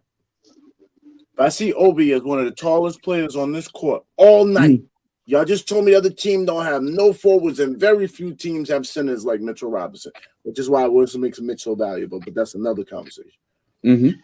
If Obi's running around there with a bunch of guards and wings and he's standing out at 6'9", and this is his strength, running up and down, moving without the ball, cutting, this is his strength. He jumps out the gym. He's one of the best dunkers and jump leapers in the NBA. If he can't find his way what will effectively look like a pickup game, if he's not one of the best pickup, I have serious concern because that's what I feel his strength is. So you gotta also look at it like this here. The one who's gonna be salivating at the mouth is RJ. If Randle was always the problem, you should see more of RJ taking the lead than anything. And I think my thing with Obi is this here. He can play off of anybody. It doesn't matter. But I think who should have the impact game of their life is Barrett. I agree. So we said that earlier. But hold on, guys, real quick. Kev Wapo, we appreciate you for the super chatter platter. Let's not get ahead of ourselves. Taj may start tonight. Kev, the only reason we're thinking Taj can't start tonight because we have no backup center. And we know Mitch is gonna need those minutes. So if you go with Taj and Woody, then where do you go after that? I think Obi definitely starts tonight. I'm sorry. And so let me ask you a question. Is Obi gonna have a bad night? Would you consider a bad night if Obi plays 30 minutes, scores 12 points, of 5 or 7 shooting, 9 rebounds, 5 or 6 assists, a block and a steal? Is that a bad night for Obi? Okay, good. Okay, good. That's all I want. Because he's capable of it. You know what, too, D? Before somebody else responds, I just want to say this. I'm not bashing anybody, but we have to hold everybody accountable for their performance. So regardless of the fact, you know how the other game I pointed out when that team had no guys, the Pistons, I think, when they had no bigs or whatever, and we had nobody really dominate. I just want to say the same standard will be held for Obi, like G.I. is saying. if he does not take advantage of these matchups. We play teams like this on a G League point guard, center, power forward. We have to dominate in those positions. I don't think Sam, Obi gonna they have a gonna say problem that they gonna say about, dominating. oh, this is his first start and he's still learning and this and that and the third. So what do you say? What do you say to that when people say We're that? not doing that. This is not his first start because he started for Julius Randle when Julius Randle had a No, this is what I'm reading in the chat too, G-Man. This is what they saying also in the chat. So I'm just repeating what they saying. Obi ain't. When did Obi start? Hey, stop. Randall had a baby. Stop for That what? was in preseason. When Randall had a baby, That was in preseason. That was not preseason. No, it was regular season. It was regular season. It was regular season. What are Bro. we talking about right now? Man, look. Oh, that's when he came Calm back. down. There's smoke coming out of his ears. What you want? As far as Basketball Reference is concerned, Obi Toppin has never started a game in his career. Told you. No. Told you. I have it right here. He played 62 games last year. Games started 0, 30 games this season, 0 games started. Told you. Okay. Okay, that's what I'm saying. I'm just reading what I'm seeing in the chat. What you want to see from Obi tonight is just efficiency. I wouldn't kill him if he had under 20 points. Like D's saying, as long as those stats are efficient and he's showing you that he can contribute, I think that's a good promise for a player like that in his second season. He's got to finish the game. He's got to finish the game. He's got to play some winning basketball tonight, and he's got to be on the glass. He's got to play defense and be on the glass. I think the rest will come. But I think that if he gets an early hook, it's going to be because he's not on the glass and he's not playing defense. And Tibbs will take his tail out. Tibbs will take him out. Because one thing you can say about Randle, he is at times willing defender. He does get lazy, does get that superstar-itis. So then that's not willing. That's not willing. I get it. But when he wants to, he's effective at his position. And somebody said it earlier. I said it, and somebody else said it.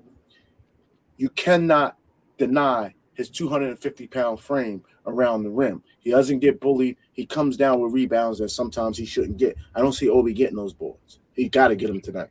All right, well, the comparisons we can leave alone for today because we just concentrating on what the man can do. And what I want to see from Obi is the floor spacing for other people. I think he's going to have that moving without the ball, rebounding, and shooting that open three. Now, if his efficiency goes down with that, let's see. But I want to see him. If he's open, I want him to shoot it. So Rob, we're sorry you were late this morning because you're rehashing all it takes. He shoots 22%. I made a mistake. I made a mistake and said it. I made a mistake and said he shoots 18%. I disrespected the man. He shoots 22%. No, but look, okay, but that's the problem. He shoots 22%. You know what I said about that myth, right? When you only took 46 3-pointers, yes, it is. I did. Look, we wouldn't look at the time. It was 46 3-pointers he took. And we was at the 33rd game. Rob, he passes them up. Rob, every night he passes up a good 3-pointer. Let me finish. Well, then you can't say. But all right, look. Let me say what I'm gonna say, and then you can straighten me. What I'm saying is this: in reality, he took 46. Now this is his first time he gonna get minutes. I expect more to go up. And I don't think that he's going to turn him down because the hook is not going to be so fast. I'm going to step out on the limb. I'm going to step out on the limb that Sarge won't step out on. If Obi was able to shoot 32% from three, he'd get more minutes. The fact that Randle, he can't change the offense that much when he gets in the game. So he still has to play in some of the positions that Randle plays in. Randle plays a lot on the. Not true. Listen, I'm telling you it's true because we don't have dynamic enough players to change this. Let me tell you something. You got to let me finish, Rob. I let you finish just now. Go ahead. You got to let me finish. I won't be long, I promise. You can't expect that the Knicks have good enough players that we can just change our style of play. So a lot of it is repeat. The second unit passes the ball more. The ball sticks less, but they're running the same offense. It's just the ball sticks less. So Obi finds himself on the perimeter a lot. He has to. He has to be on the perimeter a lot. Why is that, Gia? Because he doesn't play with his back to the basket, And if he's going to cut to the basket, he's got to start from the perimeter. He's got to create space and then cut. So a lot of times he's just standing on the perimeter. And sometimes the ball rotates and they're looking for him to cut, so they play off him. And his spacing is because I'm not going to let this guy cut back door on me. I'm not going to stand up in his chest. I'm going to let him shoot. Right. And they're letting him shoot. Thank you, Diz. So with the same thing, the offense runs differently. He can do all of everything that you just said that he can do. The difference in that is he's not doing what Randle do in the same offense that they're running. So the offense runs differently. No, I'm not suggesting that the offense runs differently. You got to hear what I'm saying. No, what I said is Obi gets in the same positions that Randle is in, and a lot of time it's on the perimeter. Then Diz helped me talk myself into a stronger take where where they get up on Randle's chest. You're not giving Randle 3-pointers. You're not giving Randle. Let's admit to that. No power forward is letting Randle stand out and cheating to stop. Worst case scenario, it's a weak closeout, but they're still there. They're going to cheat off of Obi intentionally. Okay, so now, like I said, that's 46 shots is not a good sample size for me to say that the 18% is going to stick. Now, right now, when you get into the floor, if he gets 6 games, if Obi gets 6 games and Randle is out 6 games and he's playing this game, that 3-point percentage will go up tremendously. So I'm just gonna keep it. I'm gonna keep it here because our argument will never be able to settle it on this. I'm telling you, he's not gonna take them. You're saying if he gets more attempts, he's shooting more, and I'm telling you, we're saying 2 totally different things that will get proved over a long time. I'm telling you, he's intentionally not going to take them. I said we're gonna see after today. And I honestly think that tonight we're gonna see the Thunder throw out what other teams are seeing that's recently been working on the Knicks, which is a zone. If somebody just put in the chat, so I want to see who's gonna actually affect and take advantage of this zone and look for the guys. And we need somebody to just beat the zone. First off, RJ or Obi have to be in the middle of that zone at all times. I just want to see who's going to beat the zone tonight because we know that's what's coming. I think Obi is a hell of a passer, and he should be in the middle of it. What do you think about Mitch being in the middle? Because I seen Mitch in the middle a couple times, and he made good decisions. What you think about his decision making? What you think about Mitch being in there? I don't know. Mitch, what you think about his decision making? I'd rather Mitch be that down low lob threat in the zone than in the middle of it. Yeah, I want him coming off the baseline. I want Obi. I want Obi catching that ball and hoping he gets some attention in that middle. And then if they gets that attention, Mitch could slip under the bottom. Because remember, Mitch is going to be very Jimmy, and I'm just glad you're smiling because I was concerned for you for it. This is crazy to me, what I'm listening to. What's crazy? The responses that I hear are, this. When we talk about the zone, and what is the solution to penetrating the zone? The man in the middle, the middle defender. The one that's behind, the guy that slips behind the 2 top guys. That is the most important position in the zone. Or he said it could be Obi or RJ. Or RJ, Mitch, or whoever, right? So I'm just, I guess my question is, have we seen this be a something that's tangible in the past? We haven't played without. We haven't played without. Raymond. Right. All I'm saying is this: Randle plays a part into drawing defenders to him. I would not discredit that fact, but at the same time, these players that we're talking about, RJ, Obi, Mitch, have they shown you something that says that we're able to do that's my question. Yeah, but we are playing OKC tonight, Sarge. I'd be with you if we was playing Brooklyn or somebody. I'm expecting our guys could get it done. Our young guys could get it done against OKC, which is why they'll be able to do more. But you know, GR, what I don't want to see too, I don't want to see people slander. Like, let's say we know who the OKC does have available tonight, which is Lou Dort. Let's say hypothetically he's guarding RJ or Obi. I don't want to see people slander RJ to death when we know Lou Dort has locked up some of the best in the league. Yes, you have to adjust to play against him. Right. But I mean, let's say top 10 on-ball defender. Right, like let's say RJ walks out of here with 15 points, and then guys are like, "Oh man, RJ's not worth it." Like, we have to also take into account who might be on him tonight. So Sam, this is New York, bro. This is New York. Where you always gonna get criticism from New York fans. It don't matter, man. It ain't gonna change. No, they can do that. I'm just saying it would be in their best It's interest. New York, bro. I even had to come to the grips here because you know what I mean. It would never change, man. Yeah, it would just be in their best interest to not think like that. But like you're saying, Staffa, you just can't win sometimes. Either way, it's going to be an adjustment with Randle not being there tonight, and if they, something goes south, I mean, it's going to be an adjustment tonight. Let me tell you guys what you're not saying, what you're not willing to say. To Gi's point, and he bashed me for not sticking up for my boy, but I thought I'll stick up for him in my best way. Nah, you took the jersey off. Yeah, I still got the jersey, and it's always gonna be with me. But I'm always gonna stick with my guns, right? And this What we not seeing, G man? This is what I'm gonna tell you. What you're afraid to say. What you're afraid to say is this: people. Who's afraid? People. I'm people. gonna say people because there is no one I can put a finger on and says you said this or you said that. What I'm gonna do is I'm gonna give you a hyperbole. The hyperbole is this: Julius Randle is not playing games for the next, as we can see, at least the next 3 to 4 games. Can we agree to that? Yeah, a week or so, right? Yeah, I think they said 5 days. What is it? Something like that. 6 days. It's 6 days. 6 days, and then you got to count conditioning, so a week or so. And this changes as we saw in NFL. At one point, the protocol was 10 days. Now it's 5. So things change as we talk, and there could be talks going on right now, but that's irrelevant to what I'm trying to say right now.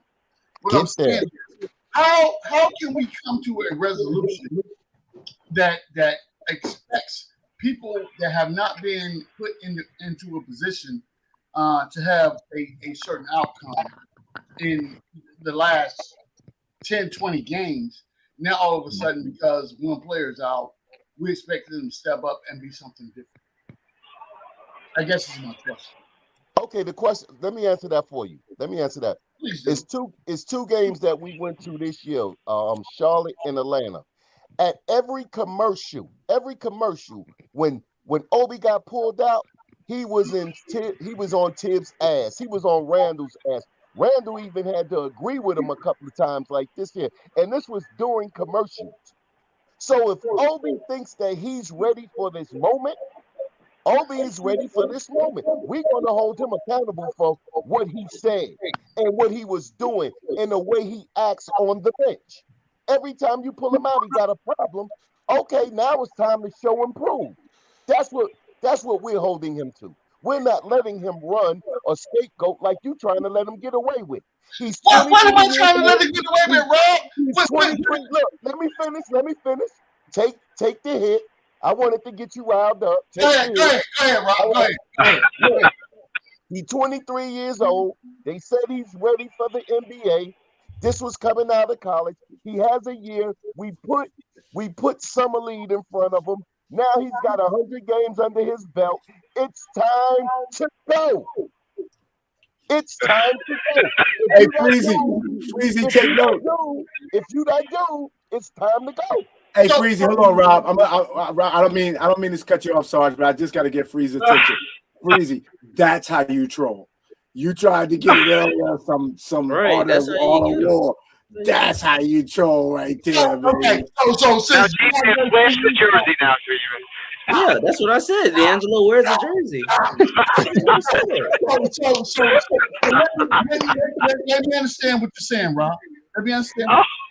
What you're saying right now is based upon the past performance of Obi and where he's been in this situation is his time. So let me ask you this, Rob. I didn't say this. This is what Obi said. Can I finish my statement, please? Yeah, go ahead. Don't let nobody ever stop you, G-Man. You keep going to that statement. If Julius Randle was not out on protocols right now, would we be having this conversation? That's mood. That's mood. That's mood. No, we wouldn't be. But what that got to do with it? This is his opportunity. Look, when they gave Grimes the opportunity against Milwaukee, he dropped 27. When they gave McBride his opportunity, he went to work on Houston. Now Obi is getting his starting minutes. Go to work. And Rob, and also on top, wait, let me add too. Also on top, he was a 4-year player, won College Player of the Year, is our 8th pick. He's been shackled and chained, as we have said it, and that's why people are perpetuating the narrative that we want to see something that we should be seeing tonight. And let's go. And hold on, D'Angelo. Hold on. Hold on. And we've taken the training wheels off of RJ. We put him in a different position and told him he better get in the gym and get better. How can we push RJ to a certain level and say, Obi, take your time? Hell no. Obi better come. Man, I'm excited about Obi tonight. I agree. Yeah, you got him. You got him sitting up in the chair now. You got him. 100%. But this is what I'm going to say. And I'm going to be quiet. I promise you. I'm going to say this and I'm going to be quiet. No, don't be quiet. You keep going. Yeah, this is what we wanted from you in the ISO. Where was this in the ISO zone? When Obi does what he does tonight, I'll be sitting back waiting for all the apologetics. Exactly. And that's what we were waiting for. You know what you got to do, G-Man? You got to put the jersey back on then. That's what we were. No, listen, Sam, I'm going to tell you right now, all these people that think they understand what's going on, and this is where we fail to realize what's going on with this organization, right? I gotta let Robin. We gotta let Rob, because Robin. Hey Sam, I'm doing the same thing. Let G-Man finish. Let G-Man finish. G-Man finish, man. You can't let him do that, man. All right, G-Man, listen to me. Look, can I ask you a question? Do you think Obi Toppin has the mentality of what you're stating for tonight? I believe Obi is shall we say, fractured. He's a killer. He's gonna drop 40. Well, let him finish, Rob. Hold on, let him finish. Hey, G-Man, they saying you folded like a lawn chair, bro. Oh my God! Man, say it with your chest. Say it with your Let me chest. tell you what Now, I gotta help you, Sarge. I gotta help you. Obi said he going between his leg, around his neck. 360, Vince Carter. Right. That's what he's doing. Some NBA street stuff. Yeah, good, yeah. Right. Obi said when they get through, y'all not gonna want Randle back in the lineup. This is what Right. But seriously, G-Man, all jokes aside, shouldn't that be Obi's mentality? Shouldn't Obi say, yo, this is me tonight. This is my coming out party. You don't think that should be his mentality? I'm gonna ask you something. Have you ever? No, he don't never want to ask a question. He always got another question. But we gotta let him speak though, because even whether we like it or not, we still gotta hear his piece though, right? All right, go ahead. Let him do it. Go ahead, Jake. Really? Can I really finish my thought? Please. Really? I mean, let me know right now if I can finish my thought. Because if I can't, I'm gonna let everybody get. Hey, I can't control everybody, but I'm willing to hear your thought. I'm just saying. I'll mute myself. Every time I try to speak, I get everybody else with their, nitpicking in here. So I just want to know if G-Man can finish his thought. Let me know that, and then once you confirm that, I'll speak. You have the floor, sir. Shut up, everybody. All right. I'm on the cigarette break. So the only thing that I will say is this. I don't understand how we figure out that a person that has been put in a box for so long and expect to participate or perform in this box.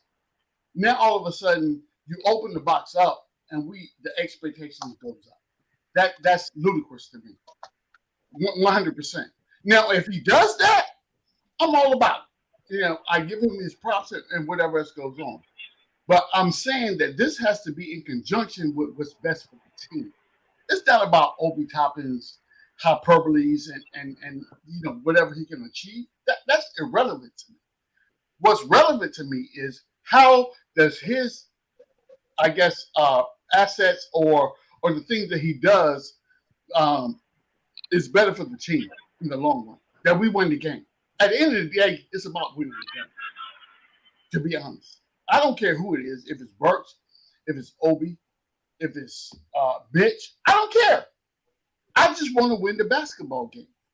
But what we get enthralled at is when we start trying to pick apart people's games and where their the failures are.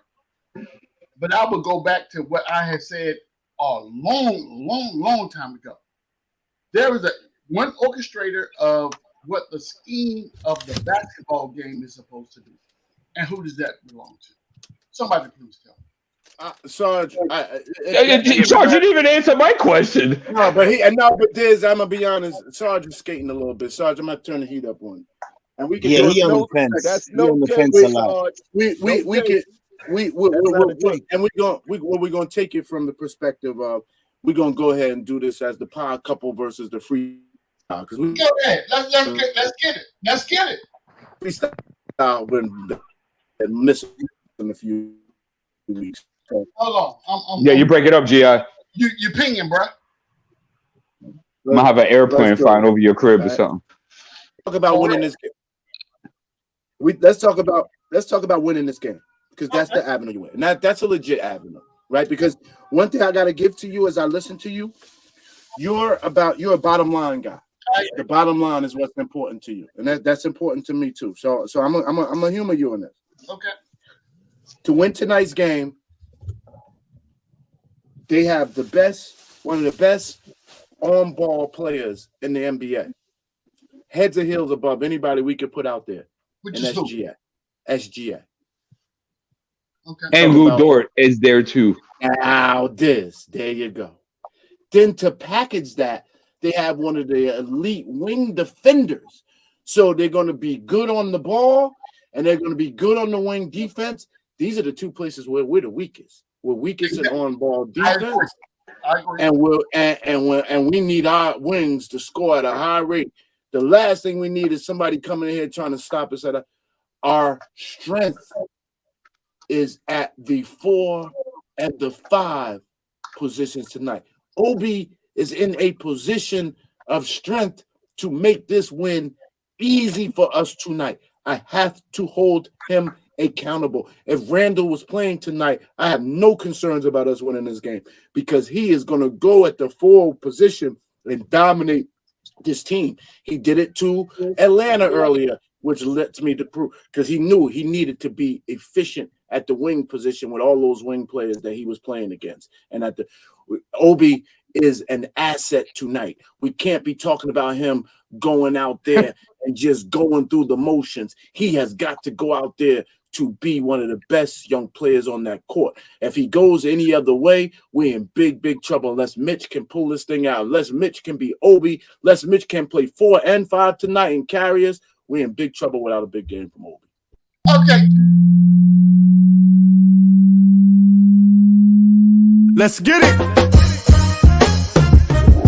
Y'all be spitting with your flows, I'm just podcasting. That's right. On the air every day, I'm just podcasting. You don't know what that mean when I say I'm podcasting. I'm broadcasting these flows with the podcasting. Every day of my life, I'm just podcasting. Right. Share my dreams with you, mean I'm podcasting. You can see my vision through the podcasting. But don't forget J Boogie when I'm broadcasting. I'm podcasting, he's broadcasting. I've been spitting this venom since Karate Flicks. When Mr. Sales was sharing nothing but the Knicks. I guess you know by now, I seen some tough years. Now I know the reason why Freezy got them Blorange Tears. Closest thing to the... Yeah. Let's go. Good afternoon, brother. What's happening? What's good, Boogie? Hey, yo, hey, let me get that G-Man real quick. G-Man. How many occasions at different times have you had a chance to wear that number 1 jersey? How many times or chances have you had to wear that number 1 jersey? I can wear that number 1 jersey any day, every day. Okay, We don't want to wait till after the game. You're supposed to be rocking that down, letting everybody know this is what time it is. That jersey's supposed to be on right now. Oh man. And you gotta understand, G-Man, you know why this happens too? Because he was our 8th draft pick. We're gonna do this to every lot, and don't matter what team, what fan base, this is the microscope that comes with the territory. I'm gonna tell you guys, and I love the fact that we're focusing on Obi right now. I love this. I love it. I do. G-Man, you don't think it's fair? G-Man, you don't think it's fair that the guy replacing the best player on the team is gonna get a spotlight when the best player goes down? You don't find that to be fair? Fair enough. It's not what we're talking about. Right? G-Man, we want to see the jersey on. Right? G-Man, so this is what I'm telling you guys, right? So right now, the jersey. We're hearing that. We'll take it, Rob. What we don't realize is this, right? At some point, when Julius Randle was having the baby, Obi Toppin played his position. Go back and look at the footage. It was preseason. He didn't. So that didn't count. That didn't count. Okay, all right, fair enough. Fair enough. G-Man, the chat is telling you. G-Man, it's preseason. Come on. G-Man, the chat is trying to tell you, man. They saying to put the jersey on. G-Man, what's your expectation? So if he scored 6 points tonight, a couple of turnovers, you satisfied with that? With Obi? What's your expectation? In 30 minutes? So yeah. Are you guaranteeing me Obi's gonna start tonight? I don't think he's going to start tonight. If Evan Fournier starts today, I don't think he's starting tonight. That's okay. Yeah, I agree with that. But what do you? Yeah. So the question that you asked me is relevant to when he comes into the game, is it not? Yeah, I don't. Yeah, it's about how many minutes you played, whether he starts or gets benched, or comes off the bench. I mean. So the question that you just asked me, let me know the minutes that and the perspective that you expect for Obi to play. 30 minutes. 30 minutes, yeah. I'll even accept 25. Yeah, 25 is a minimum. Actually, I'm going 34 because he's going to finish the game. I need him to finish the game strong. With that, I expect for Obi to have his average, which would be for me, for Obi tonight, would be probably around 15 and 7. Oh, okay. Within the time span. Okay. Got it. I was about to say, yeah, because he's not expecting to have his average, but he means average if it was the per 30. Okay. Yeah, got it. Exactly. I'm not sitting to fit here and tell you that Obi's going to come in and save the franchise. Stop playing with me right now. But he could. But he could. He could. But no. I'm not going to be the person that sits here and gives you that false claim, because I'm telling you right now, there is no way possible for I'm not going to say that. My wife always tells me not to speak in absolute. I say just like this here. If RJ got 30 plus, Obi should have 20 plus. Oh my God. If RJ got 25, then that 15 goes into play with me. So Rob, let me ask you a question. I asked this before, you weren't there. So if Obi has a stat line of 12 points, 5 or 7 shooting, 9 rebounds, 5 or 6 assists, a steal, and a block, you don't think he had a good night? That's a great game. Oh, okay, cool. Yeah, so hell yeah. That's a great game. So that means if I was a big fan like Obi, if I was a big Obi fan like Sarge, here's what I would have said. I would have said Obi's going to go out there tonight and show you how you don't need $100 million player like Julius Randle. Obi's going to go out here tonight and show you how he is. He can do enough things to where if you had $100 million player at the wing or the point guard position, and he was really worth the $100 million in NBAs, that the Knicks would immediately be playing better. I wanted to hear Sarge say that Obi might not be one of the top power forwards, but he'll allow us. He'd be acceptable replacement for Randle and allow us to put that money somewhere where because a player like Randle doesn't make a lot of players around him better. So it's hard to give a player $100 million and he doesn't make the $20 million players better. In fact, it's disaster. And that's where we are now. We have $100 million player who doesn't make our $78 million player better. Randle doesn't make Fournier better. And that's what we needed to happen, or vice versa. So I wanted Sarge to say tonight, I'm going to show y'all the future of the Knicks, and it's with Obi at 4 and Randle off this team. I'm going to show you how to free up $100 million, and the next day we come back without Randle and somebody else with a $100 million replacement, y'all going to see how we need to get rid of Randle sooner than later. I wanted Sarge to say that, because that's what I'm kind of looking for tonight myself. And So G.I., I love your energy, my brother. I swear to God, I love your energy, and you get me up every day. You know what I'm saying? But this is what I'm saying. If all these things that you speak of was in Obi Toppin's control, I would agree with you 100%. But Obi is at the whim of everyone around him. He is. Whether you want to realize it or not, he's in a bad position. But a night like tonight, Rob, because G-Man, this is what we're saying. A night like tonight, his handcuffs are off. His handcuffs are off. Yeah, we believe that, but we can't solidify that, brother. We believe it, and we comes down to that. Hey, look, if tomorrow we have to come back here and say that, look, that it was on Tibbs, we can say that. But that's not what we're talking about, Rob. That is not what we're talking about right now. That's not what we're talking about right now. G-Man, you ain't getting the loose. You gonna get this point. You gonna get rah this here. The point's still coming. This is what I'm saying. Dang it. Come on. There you go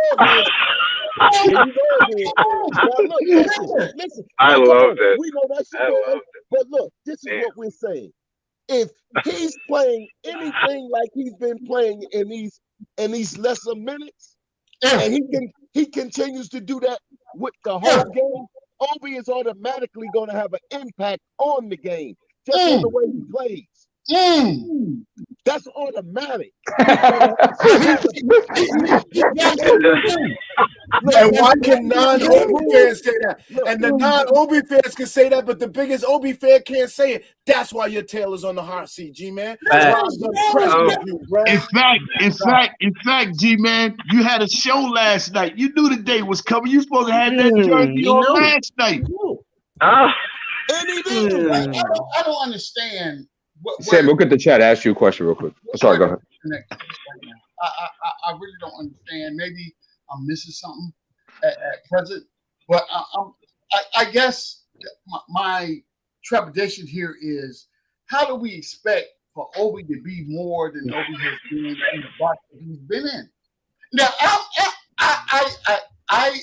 because there's no box tonight. So there's no forward. He doesn't have nobody 6'9" to defend him on the other team. It says he's day to day. You can ask me a question. Say that again, sir. It says that SGA is day to day, so he might not play. Yeah. Okay. Hey G-Man, let me share this with you real quick, G-Man. When you getting this right here, G-Man, you know what this means? That means you are loved, you appreciated. People around the world, they notice you. That's what you're getting right now. So do not miss that right there. Let me tell you that. You got fans and attack. Love you throughout the world. My day gonna come when they gonna jump on me. It's okay. But the thing is, you got bars. Hey, Jay Boogie, you got too many bars to be messing with. No, but I can be wrong, and you know what I'm saying. But the thing is, we want you to get up off that giant chair and go get that jersey and let people know in the world, this is my guy. Put it back that's on. what I'm talking about. This is my guy. And this is who I rock with. See, the problem is about Obi, this is the biggest thing. 87% of the New York fan base wants Julius Randle up out of here because of the bad play he's been doing. So this is why Obi, you're on deck only because of Julius. But Obi is only one person, y'all. He's only one person. It's a bigger situation. Where are the RJ Barrett fans at right now?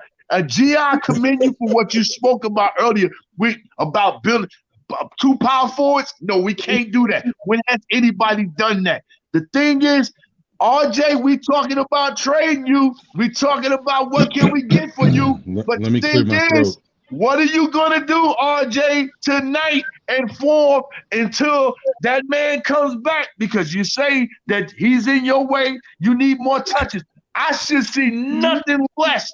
Nothing less but 1 point short of a triple-double out of RJ tonight. I'm telling the fan base, RJ can have at least 17 points, 8 rebounds, and 9 assists, somewhere around that. If he's not getting that, then RJ, I don't want to hear about Julius has been in your way. You're not getting your touches and all this and that. RJ needs to step up, man. Jay Boogie gonna be very disappointed because if SGA is available tonight and Lou Dort on that perimeter, he's not gonna be able to do all that. Lou Dort's on RJ. I don't know about a triple double. Yeah. Why not? Why not? He's capable. He's capable of getting the rebound. I say he needs touches. He can make other people better. He played point forward at Duke. Why not? He cannot play with a triple double. I'm not saying I don't think he can do it. I'm just saying it's difficult to do. Right, because you got two great on-board defenders. Hey, throw that smoke away. He the third pick in the draft. Handle your business. You're right, That's Rob. right. You're right. I hear you. I hear you. Hey, ho. Uh-oh. That's just not a Merry Christmas thing. Rob, you just came to the Thunderdome, son. What's up? Listen, Let me call Chuck D and get Chuck D up here, man. What's good, y'all? Yep. Happy New Year's Eve, brothers. Appreciate all y'all. 21. This is your time. You sound like you want to defend RJ, Rob. I do want to defend RJ. I came in because I was hype off for OB season, but now that we jumped to RJ, listen. Yeah, I knew you was coming. I knew that this was gonna be that moment where I got to say, if RJ is gonna go out there and do what RJ needs to do, first off, Tibbs got to give him the keys. Tibbs got to allow RJ to bring the ball up. If the ball in RJ's hands, he can't do nothing with it. You can't just give RJ the ball like he's a shooter. Right. Give RJ the ball like he has a chance to facilitate. And I'm telling you, I think he can give you that 15, 16 points, 8 rebounds, maybe 7 assists. I don't know about triple-double. I don't know about triple-double flow, but I think he could do that tonight. I do think that. Regardless, what was the numbers again? Out there. I think he could give like 15 to 16 points, 8 rebounds, and 7 assists. That's within the realm of measure. I need some help. I need y'all to help me. I don't think I've missed more than 5 RJ games over the last years. Yeah, we blog, we watch the games together. And so I heard bring the ball up. And I've gotten so far away from this concept with RJ, so I need you to help me. RJ brings the ball up. Mm-hmm. What happens next? When he brings the ball up, where does he go? Because are you suggesting that he brings the ball up and pounds it like a John Morant? Like when you say he brings the ball up, what does that look like? How in the 24-second shot clock, how long do you want the ball in RJ's hands? He brings it up, so he's got it at least with 20 to go on the clock. You're saying he got it. How long does RJ keep the ball in his hands? And what is he doing with the ball in his hands that makes him? Because I don't see it. I need help. Maybe I'm missing something. I'm being naive as hell. I like to make things simple and easy, man. The biggest thing RJ is doing that you haven't seen RJ do and you haven't seen Julius do is he's making quicker decisions with the basketball. That's the bottom line. When there's an opening, see the thing, and also this also depends on the personnel that's out there with RJ as well. But if RJ is, just for example, if RJ is bringing the ball out and Obi Toppin is on the floor, when Obi makes those cuts, RJ sees that. RJ is one of the quicker people that see. I'm not saying he's a great passer, but I'm just saying he's faster at making decisions. So he's fed guys. Yeah, but that's he's not even finished. But that's off the. Yeah, forget his finishing because nobody. I dare somebody come up here and say RJ is a good finisher. There's a lot of people who don't finish good on my question to you is, in order for, I guess okay. Maybe are you asking like, does he initiate the offense? Is he ready to offense? Yeah, is that okay? It is. Okay, good. So are you saying that, Rob, if Tibbs was to run offense where RJ is at the point and then because I've never seen a play where RJ brings the ball up court and and off the initial. Remember what I said? RJ brings the ball up court, and then Obi's cutting. I've never once seen the that. time to see But you know what? You're not going to see it because he never gets the ball in those opportunities. The last time RJ got that, there was no Obi. That was his rookie season when he was able to bring the ball up. All right, so we're not going to put so much basketball pressure on the court from RJ. This is what a leader does. You know what I'm saying? You know the number one guy on our team is not there. This is leadership. RJ, you got everybody's phone number, your cell phone. This morning, you should have called everybody this morning to check in and see how everybody doing.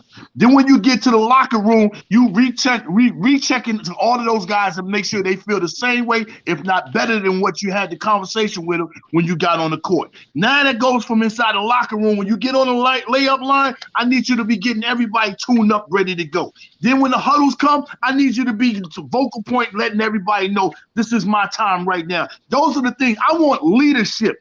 Julius is not a leader on the court. He's just the number one player because he got the most money. RJ needs to stand up in other areas of the basketball game that doesn't consist of bouncing and putting that ball in the hole. This is what I want. You know what I'm saying? We don't have a leader. That's why Phoenix Suns got that much better. A leader came. They had the same team without Chris Paul, but then a leader came and took over that locker room. We are in desperate need of a leader. If no one is coming here, we need to build our own leader within our own organization. RJ, I'm putting it on you. I told y'all a few days ago, I love the name on the front. I don't care about the names on the back. I need me a leader on this team for us to prosper.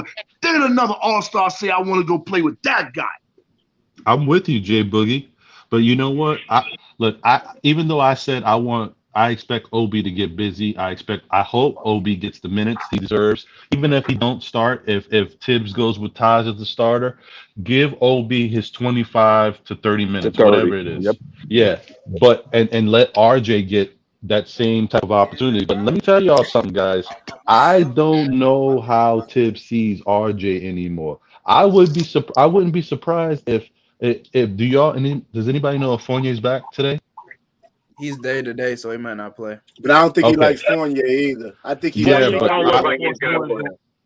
got Air Force Ones on with a Yankee jersey. He's chilling. With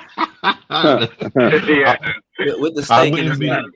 I wouldn't be surprised though if Fournier is back. If the game plan is for Kemba and Fournier to do their thing out there. I'm just not sold that Tibbs is allowing RJ to be the guy. Tibbs is not feeling Kemba. You can scratch that. He's not feeling Kemba. They are not gonna allow. There's only one player tonight. I'm sorry, guys. This league respects veteran players. Kemba's gonna get respect tonight. Kemba Walker's gonna get respect. They're gonna game plan. What's good, J Books? So they're not going to allow. Extended minutes with Taj.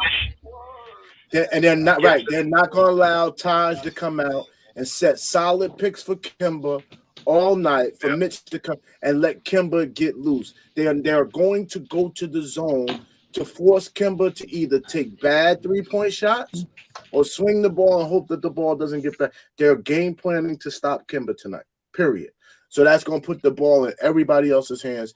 And what is everybody else going to do? I do not see them. If they come out and play man-to-man on Kemba and they allow Kemba to play pick and roll, man, Kemba going to get 50. He might get 60 tonight if that's the case. I don't see them doing that. I just want to say this too. Like with OKC, we talked about Julius and him getting those easy rebounds. OKC 6th in the league in rebounding. So they do get on the glass.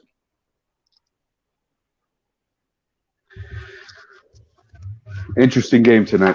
No, if SGA plays, I don't think we win. If SGA plays, I think we win just because of Obi. Rob putting that super pressure on Obi, son.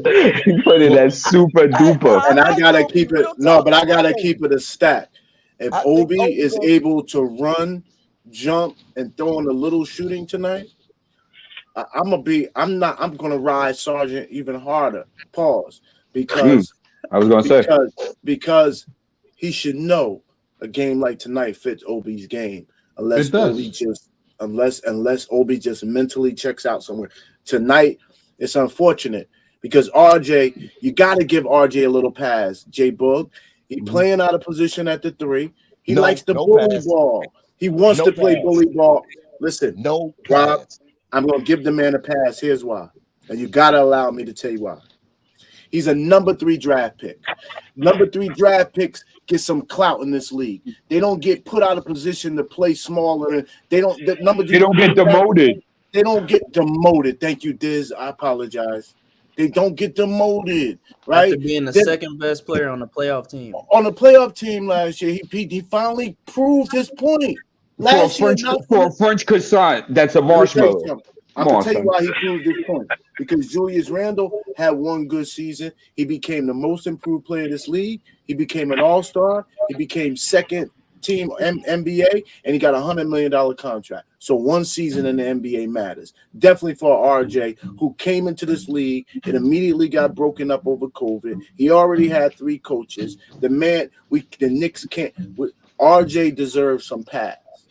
He deserves some like pass. the Knox story. Listen, like the Knox story. No, Knox story ain't It this. sounds like the Knox story. Knox got moved after a good rookie season. Next year, they threw all of this in front of him.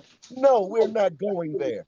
You 3 years in the league, you're playing against a young team that you're superior than as a talent or all around. You got more help. I don't know about that. Rob, my only legitimate.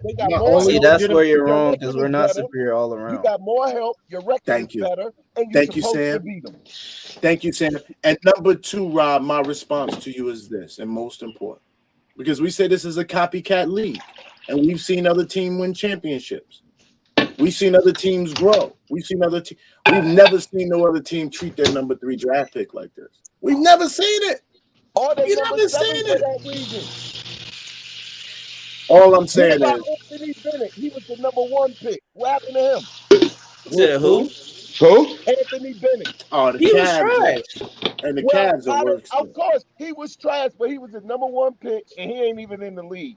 You got what's his name from back in the day? OJ Mayo is another example if you want to go that route.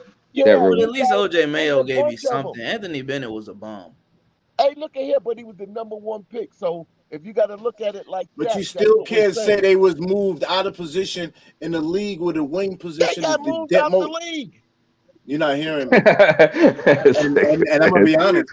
They close to moving RJ's.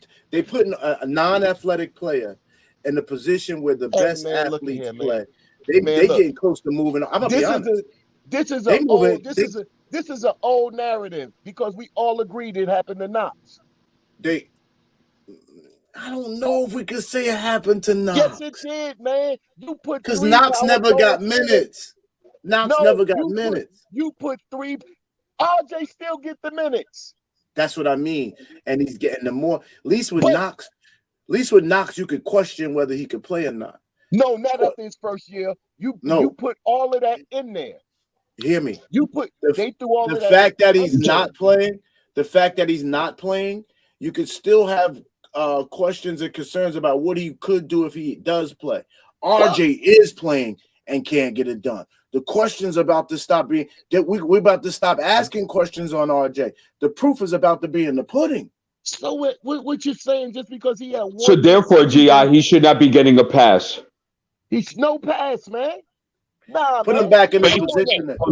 Put him back in his position. Okay, but with RJ playing at 3, right? Who is he checking? Oh, every night he's got somebody 6'9". He's middle. I'm saying, but who is he checking though? Because when I see the game, you know what I'm saying. I know he don't check Kevin Durant, and I know he don't check. Tatum, and I know he don't check the Harris. Who else? Who is he checking? He got to check Tatum or Brown. He's checking Tatum or Brown.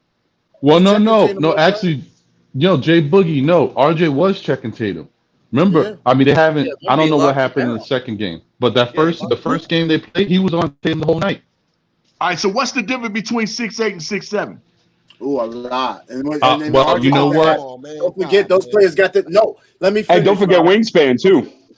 Thank you, Diz. You stole my point. Okay, what is Tatum? Sorry, sorry, guys. Fans, Rob. Okay, what is Tatum's wingspan and what is RJ's? since we went Jay's like wingspan. 7'1". RJ like 6'9". RJ's the average. You see his build. He's an average man. He's an average man who's just really strong. Oh man. All right, PJ Tucker is 6'5". He play anybody on the court. Two different builds, Jay Boogie. Yeah, but Jay Boogie, my issue is not about RJ on defense. I think the defensive side, RJ can guard whoever RJ guards. That's not an issue. It's the offensive side. It's when RJ has to be guarded by somebody that's 6'8" or bigger, or 6'7" with more athleticism. That's when he's in trouble. Like at one point, remember the game when he has to be him on him anyway. No, but yeah, but Everybody if he's doesn't guard the guy that's guarding them. true, but if he's playing the shooting guard role, it's the positioning on the court. You don't necessarily want a 6'10" guy in certain areas of the court around a point guard, because if the switch happens, the point guard gets on him, he's going to kill him. Well, that's what I'm saying. Fournier is the guy you're moving around. He's the guy you're rotating. So you're going to put your faster play on him. You're not going to put RJ's the one standing around more. So let me give you an example. Let me give you a quick example. Because Fournier ain't always in there. True, but let me give you a quick example. Remember when the Knicks played Cleveland? You know who was guarding RJ a lot of the night? That dude Wade, 6'10". That's a problem for RJ. He's not the greatest defender, but he's a decent defender. And on RJ with that height, RJ was locked. Just what he blocked RJ shot at the rim. So that's an RJ problem. Well, hey man, listen. I'm just Wait, hold on, hey man. No, but again, Diz, you demote your number 3 draft pick, and then say it's his problem. Well, and I'll be honest. God bless me. Please don't let me pass without a championship. But this is the type of conversation of franchises who don't. This conversation we having now is franchises who don't win championships, and that's why we haven't won one in 15 years. Second, Gi. This is what I said about that when this conversation came up before. I said this here. Everybody always talking about how young RJ is. If you're putting something else in his bag that he can use at a later date, and you're not judging him on this season, then so be it. He's still getting his minutes. You're looking at it like a demotion is, okay, if they change your position on your job and you still get the same pay, okay, you just do your job. Do your job, RJ. Here's the problem why that RJ being young is a problem. Because you can find 7 young players younger than RJ that have a brighter future now, and they are better now and have a brighter future than him. So that he's not young anymore. There's the Jalen Green I can name you, but Edwards I can name to you a bunch of young look at him. That's wing players in this league about his age. He can't keep up with. Cade Cunningham. There's a bunch of guys that RJ's not better than that are young. But he couldn't check Edwards if Edwards got the same athleticism. If he was on the 2 against Edwards, he would still get destroyed. Pick your poison. Edwards destroys a lot of players, though. Because the 2s in the league are athletic, a lot of them. So RJ would struggle either way. Yeah, but no. I mean, he would. Yeah, the 2s are. There's some 2s that are really athletic, like an Edwards. Rob, we play Edwards twice a game, like that. Twice a year, you mean? Yeah. I mean, twice a year. Because Rob, come on, man. He bullied people last year. Brown is more athletic. If you're going to take athleticism and you're going to include that against the person that he guards, Brown in Boston, same thing. Rob, this is the NBA, the most athletic player. He gonna get that work regardless. Rob, this is the NBA, the most athletic freaks in the world play the 3 position in this league. You got RJ, who is the least freak in any 3 in the league, playing out of position. It's not a good look for the kid. There's no way you can argue anything like that. And Rob, the other thing is, as I told you, it's not about him on the defensive side; it's the offensive side. And if he's the shooting guard, who's the closest switch most of the time when you're on the shooting guard and the defense has to switch? The point guard. Put RJ on a point guard. You don't think that gives RJ advantages? I'm just saying it's the positioning. They're gonna automatically let RJ choose who's gonna check him. No, it's just more of a probability that the point guard would switch on him, or he gets a smaller shooting guard where he has an advantage and he can bully. Don't forget his strength. His strength is a lot bigger asset against a shooting guard and a point guard rather than a small forward. because he's Hey, strong. He can back dudes let's throw down. some threes. Let's throw some threes out there that RJ would have to go. Let's go through the line. Okay, so he's not checking Durant, and okay, so in Miami, he Well, would have to Durant's a go power against. forward, really. Yeah, he All right, plays but powerful. Yeah. all right, so in Miami, who RJ would have to go against at the 3? Uh, I well, don't even. Do they maybe start Jimmy. Butler at the 3? It might be Butler. It might be Butler. Oh, so Butler's okay. So if Butler's at the 3, okay, that's more height to height matchup. No, but People Butler's an gonna incredible stop defender. saying. People Butler's gonna locking stop down saying he's everybody. not, and they're gonna stop saying he's not athletic. Jimmy Butler too. I don't know what's going on with these people saying Jimmy Butler is not an athlete. That's Jimmy's crazy. a good top player. In Charlotte, who we got? Bridges, right? In Bridges. Charlotte is Bridges. Yeah. Okay, so what? That's about the same height. Yeah, with but his Bridges. athleticism. Bridges is 6'9" with 7 wingspan. With And wingspan too. And he got the same athleticism that Edwards got. He jumps out the gym. That's a problem. Okay, so look, that's look, and then what you gonna put him on at? And then if he was playing against the 2 in Charlotte, who would he be going against? Who's they 2? I'm getting a little. It could be Terry Rozier. It could be I forgot the other guy's name. That was the other guy's name. Because they play some not Devontae Edwards, right? He plays point. They go small. They go different things. And Melo. I mean, It could be Hayward. It could be Hayward. Sometimes it's even LaMelo because sometimes Terry Rozier has the ball and LaMelo's playing off guard. And Hayward, what? Hayward 6'7", 6'8"? 6'9", 6'10". 6'9".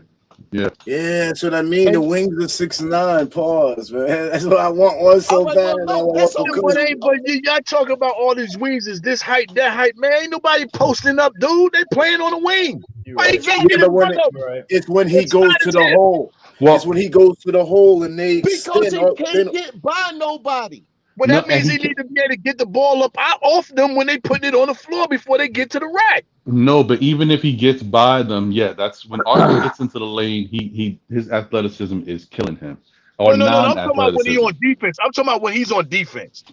I'm not talking about offense. I'm talking Wait, about but here's the question, guys. Are we worried about the fact that you saying RJ's not playing good defense, or are we talking about he's not doing enough on the offensive end? That's why Yeah, he it's the can't finish. offensive end. He's trying to finish with trees, and his trees is the man that's defending him.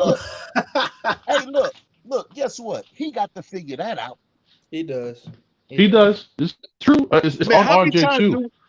How many times do we see a ball handling guard when they switch and the big man come out there on them and they wave the other guy off because they can beat him off the dribble? Right. Come on, stop that, man. He ain't got nothing to do with how the height is on him. It's can he bust somebody, man? Bust that man in front of you. I'm with you on that. Then you know what? Then I'm ready. Then I'm ready. Then I'm first. I'm ready. RJ Barrett will never be an amazing NBA player. He doesn't have enough athletic ability. That's where it went to. I'm ready. Be honest with you. That's where it's starting to lead to, because when we drafted him at number 3, we would start thinking we was getting that type player and that player. Now all of a sudden it's sliding down to him being a defensive role player. So after defensive role player, you know what's after that. Well, listen. Well, here's the thing. I'm telling y'all, you have got to put him back at the 2 position so he can be more effective offensively. And y'all saying no. G.I., do me a favor since you keep saying that, right? Do me a favor since they keep saying that. Wait, hold on a second, Rob. Since you keep saying that, because there's people in the chat that are saying that there's no difference between being at the 2 and the 3. So maybe you want to clarify that a little bit more since you keep on bringing that point. Well, because RJ's strength is if he can head pump and go to the hole. And now they're running RJ off the line. So they're running him off the line more. But the players that's defending him now are 6'9" or better, which is why I'm saying then they have 7'2" wingspan. So they don't even have to foul him. They just ride RJ all the way to the hole. RJ doesn't jump. Listen to me. Unless somebody's going to tell me they're going to teach RJ to jump higher, I don't care how much euro. He gets to the hole. He's strong enough to get to the hole. He flips. He's either out of position. He either is not high enough. The defense beats RJ 70% of the time. He finishes around the rim around 30% of the time. Yeah. That is unacceptable. I don't even understand why. I just think he needs glasses. Ouch. Who Freezy? RJ Barrett. so let me give him your Freezy, please. All right. So the skill versus will thing, I think is overstated, because I think I could name 6 great athletes and 6 average athletes that are in the top 12 in the NBA. Anybody dare me? Somebody want to challenge me on that? Where an ordinary athlete with exceptional skill is a great NBA player. Luka. Yeah, is RJ Barrett more athletic than Luka Doncic? Yeah, but he can't dribble like Luka. Probably, yeah. Yeah. So here's what about wait. What about Steph Curry? Steph is super athletic. I don't know why y'all keep doing this. You think Steph Curry is? What about Nikola Jokic? What about Jokic? What about Jokic? He's not athletic. No. Yeah, we know. Okay. So what about Joel Embiid? Is Joel Embiid super athletic? Yes. He's more athletic than people give him credit for, but he's a big body player. Yeah, no. Yeah, he's a tractor trailer coming at you. He's strong. Yeah. His footwork makes him a great athlete. His footwork. Right. Well, right. that wasn't going to be my full point, though. What about Devin Booker? Is Devin Booker? He got a little flash. He's not really athletic, though. Okay, what about James Harden? James Harden? Not anymore. Not anymore. He used to be, though. Okay. Great feet work. All right. What about Julius Randle? Where's Julius Randle? Is he a great athlete or no? I think he is, to be honest. I think he bulked up too much, but I think he was. Okay. What about Domantas Sabonis? No. Not athletic. No. What about Nikola Vucevic? Is he a great athlete or no? No. Right. What about Chris Middleton? No. No. What about LaMelo Ball? All right, Freezy. No. I mean, yes for LaMelo, but what about Klay Thompson? Klay Thompson. LaMelo, yes. Klay, no. Where you getting at, Freeze? No, I'm just asking a question. Is he a great athlete or no?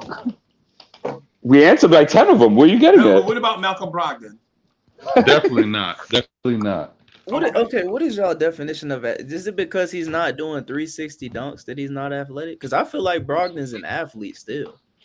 Like, what is y'all definition? Nah. It's about uber athleticism, really. If you're saying that, then okay. Because we sat and we listened. A lot of us sat and listened to the points, right? And the point is if you're not a great athlete, you're not going to be able to do certain things on the floor, right? He's not going to be able to finish. He's not going to be able to finish over bigger players. Yeah, right, but not skilled. Right, but Nikola, what? No, I'm saying it's like if he's not athletic, it's harder for him to finish on guys if he's not skilled. So if you're not an athlete and you're not skilled, it's harder for you to finish. Athletes can be decent at almost. Okay.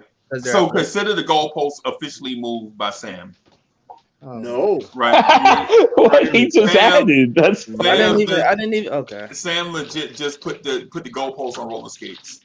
No. Right? The thing, the conversation that y'all were having is RJ Barrett is not an elite athlete, and the example given was Anthony Edwards, right?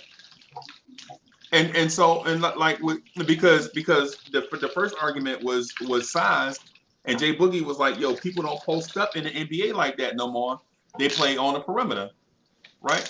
And then so we accentuated the elite athlete part of it. And so what I want to say to everybody is that athleticism and skill doesn't matter. If you want to become great, right? If you have it and you to be better than the man in front of you, like what Jay Boogie said, then you are going to be better than the man in front of you, because nobody can tell me that Giannis Antetokounmpo is super skilled, right?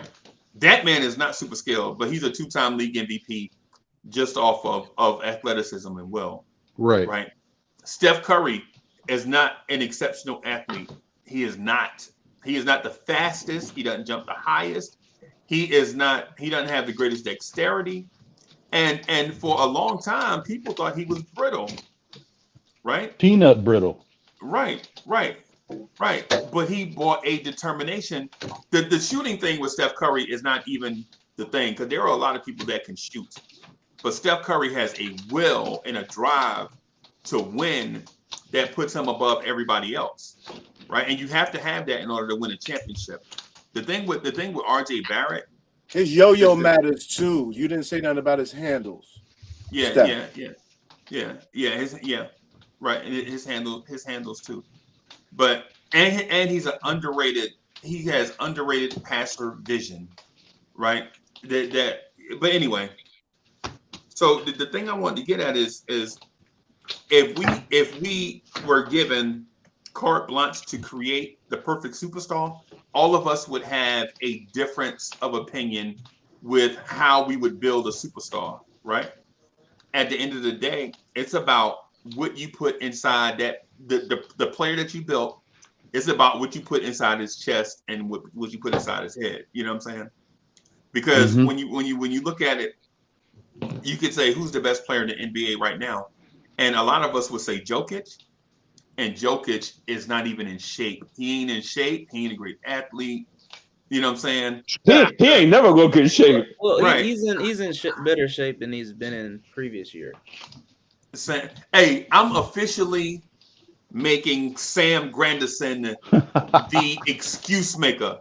So if y'all need some excuses, y'all get with Sam, because Sam, let him go. For everybody, Sam, let him go. Let him Let go. him rock. Sam. I'm good. Let I'm him muted. go. I'm muted. Let I'm him muted. go. Let him go. Oh boy.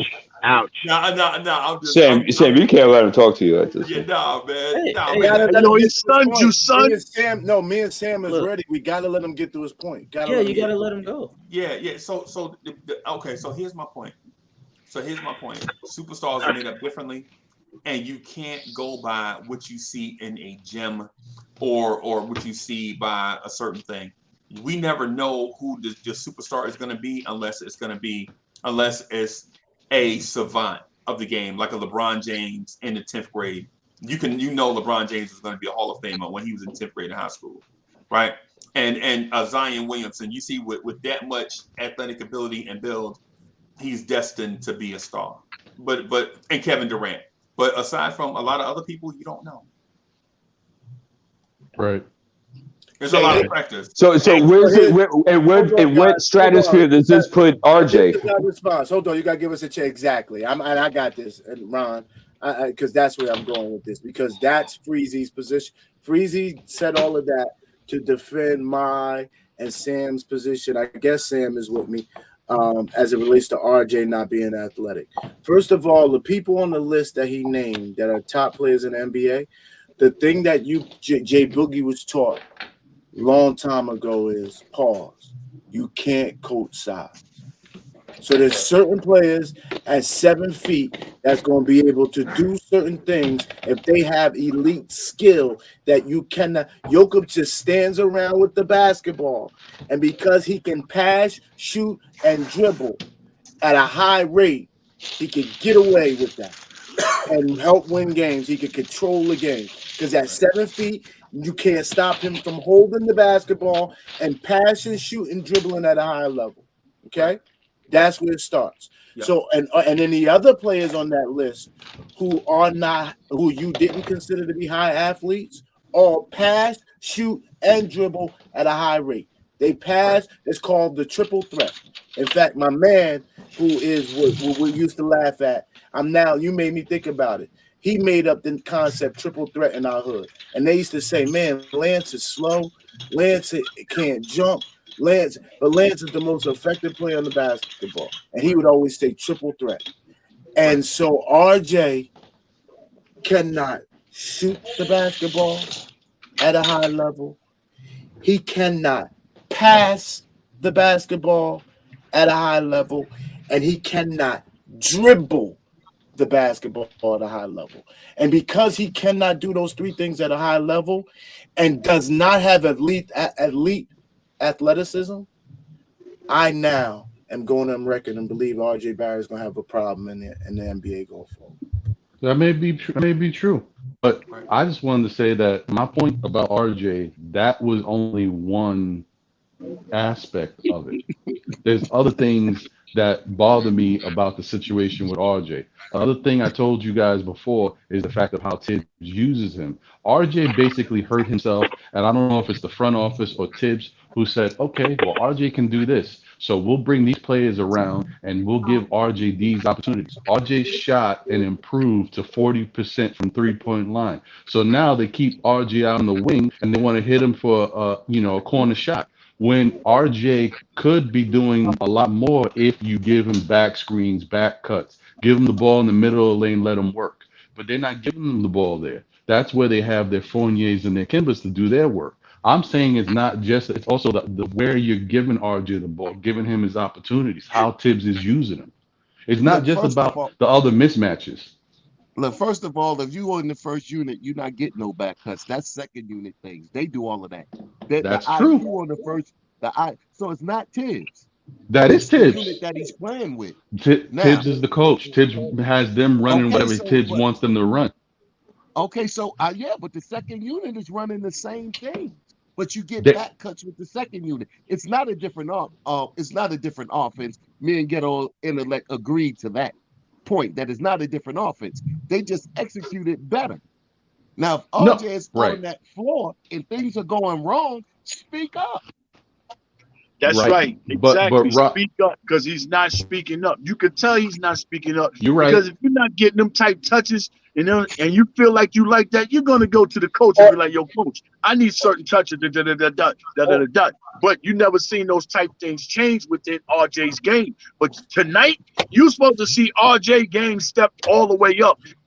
And another point is with Kimber starting and Evan starting and Julius starting, RJ never drew the top three defenders on you know what I'm saying, when we play somebody. So he's like the fourth option, you know what I'm saying, on our team. Yes. So he's supposed to be cooking whoever it is in front. People are supposed to know that that's a mismatch. If the point guard is not saying that's a mismatch, RJ's supposed to be like, yo, I got a mismatch. Give me that ball. You know what I'm saying? Until he starts doing that, I'm going to keep holding him hostage for where he's at, man. I got to, man, because you're telling me you don't want that rock. Yeah, but Jay Boogie, I was just going to say, to your point that you saying, I agree with you. If that is the case, if Kimber, Fournier, and Randle are commanding the top defenders on the other team, then when RJ gets the ball, he should be able to cook. If you giving RJ space, if the lane's not clogged, if people are moving out the way, and you get rather than giving such thing as illegal defense. If you tell it you can, one side of court, it's such thing as illegal defense. Clear this out, move, get out of my way. You see it happen all the time with players in the NBA. But not the Knicks. Move. Well, not the Knicks though. My thing is RJ. It's an RJ problem. He has enough clout. RJ has enough clout to do what I have seen. With the big boy out with the Clippers. Paul George. Mm-hmm. RJ absolutely has enough clout. What I've seen Paul George do a ton of times. If the offense breaks down, why does RJ never pull LeBron out and say clear the floor and go to work? And that's because I don't believe he has the handles to get that done. Right. GI, there is some limitations there. RJ can't do certain things. RJ don't have the foot speed to pull the ball out and break the guy down right back to the rack. He has to work his way. No, listen, that's a limitation. He's got. He need to go to LA with Apollo Creed, like he took Rocky over there and changed his. Should we? What's good, y'all? Should we be growing RJ or growing Randle? I think we should be growing RJ. We gonna see tonight. So me saying it like that has a lot to do with what we seeing from RJ. Do y'all agree that we handling the top three pick the right way? Well, we gonna see. Like, I give you a good example. Fournier's here. He's doing the handoff. Put RJ out of, moved him to the three. Is that confidence for him, and him coming from shooting 40% from three with Peyton at the point. Just Peyton at the point. Now we got Randle and Kimber at the point. So y'all sitting here blaming and Burks. We talk about a young player And too. You got to Burks. remember that, right? We got Told to you it was keep that gonna in go back mind. That, to his age. hold And on, IQ. hold on. Let me make my point. And My IQ. main point was just about if we not looking at age, they building Randle, or are we building or no, or what we should be doing? That was, I think, we should be building RJ, not Randle, right? Right. And Obi and who could get us, like I heard somebody say earlier, 4 to 5 years where we should be. So my point is, like, I understand a lot of the good points on RJ. I do see him having problems in a lot of the fields that y'all see as well, right? But when you break something down, you got to see why something is causing that problem before you go gun ho on it. Right. All right. Because Hey, every problem causes a problem. So if okay, somebody said it earlier that we need a point guard or a shooting guard to be our best player. You know why? Because the ball is in his hands, right or wrong. Oh no, what? Right or wrong, right? The ball is in their hands, right? Is the ball in Oh, so RJ? But Will, this whole conversation was based off of what RJ has to do going forward tonight without Randle. It's not based on just RJ. No, but what people are saying about him, that's the point I'm making. All the points I made was based on the assessment that y'all giving on him and the reason behind it. Well, yeah, that's true indeed. But you got to also look at it like this here. It's a new era for Randle to be out 6 games. This never happened with the Knicks. So whatever problems RJ was having and Randle is the problem, now's the time to get it fixed. all right, Okay. hold on for just a second. Hey, I think I might. So Chop Low in the background. Hey, Chop, can you hear us?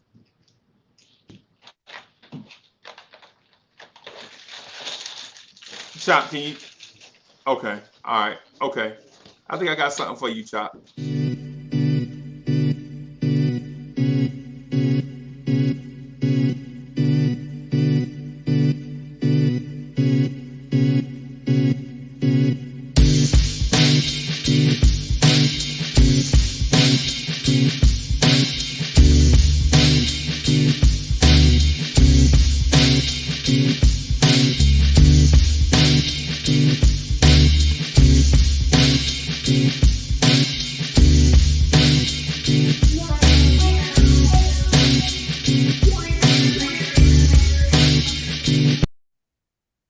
Chop, what's good? Yo, salute. What's good? God bless, man. I want to make sure I said everybody a happy new year, health and prosperity. I'm so sorry. I've been away for a minute. God bless you lot. You heard? Hey, why you don't call me on Fridays no more? It's been a situation. I'll talk to you about it. Okay, all right. That's why I've been away. Word. Just to chat everybody, man. What up, Chop? Yo, Freezy, You can got I a super address chat, that before I Freezy. pass it, Freezy? Huh? I You said got I super wanted to chat. address that before I pass it. What, Chop Low? No, not Chop Low. Me and Rob was talking. I just wanted to say in reference to that, Rob, how they saying now OB and now RJ, right? If these guys is young, I just feel that more minutes for them can help better prepare them to be better players for us instead of wasting a lot of time. I'm not gonna say, oh, he should be doing this. Yeah, OB gonna play better with more minutes because he ain't gonna have to worry about being taken out or looking over his shoulder all the time. I agree with GI.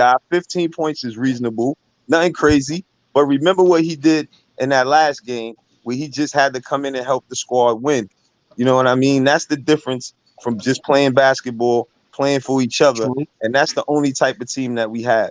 Now to sit out here and say, well, RJ this and OB this now, because yo, bro, they are not Randle because they haven't been in the league as long as Randle. But you got to look at the progression and who they are for what they are. And we slowing down, not now because you're going to see what they could really do to just play ball. But all this time, they've been held back even more. If you look at what other teams is doing, you put RJ or OB on Charlotte or any of them other teams where LaMelo Ball got Plumlee looking like an all-star because it's just the passing and the movement that we don't have. So I don't know if y'all go by blaming who's the cause of the problem or just blaming what y'all see. because you can't point blame if the ball ain't in his hand and he get the hold the ball and then decide and then somebody throw it to him and now he got to hit a shot. So Yeah, That's but all I Will, want to in we still fairness, in fairness, we got here on RJ so hard because Ron came in and said that he wanted to see RJ as an initial playmaker, more in a point guard role. And I challenged what that would look like if RJ doesn't have, which I now later said became triple threat. If he doesn't have triple threat, then how does the ball stay in his hand for a long amount of periods of time and good things happen? And that's how we got to where we are. Okay, I understand that. And I don't think RJ should be playing the point. He should be playing the two. And that's where he played, a better spot at. I don't think he should be playing the point. But I understand what you're saying. Yeah, and the RJ, it's like this here.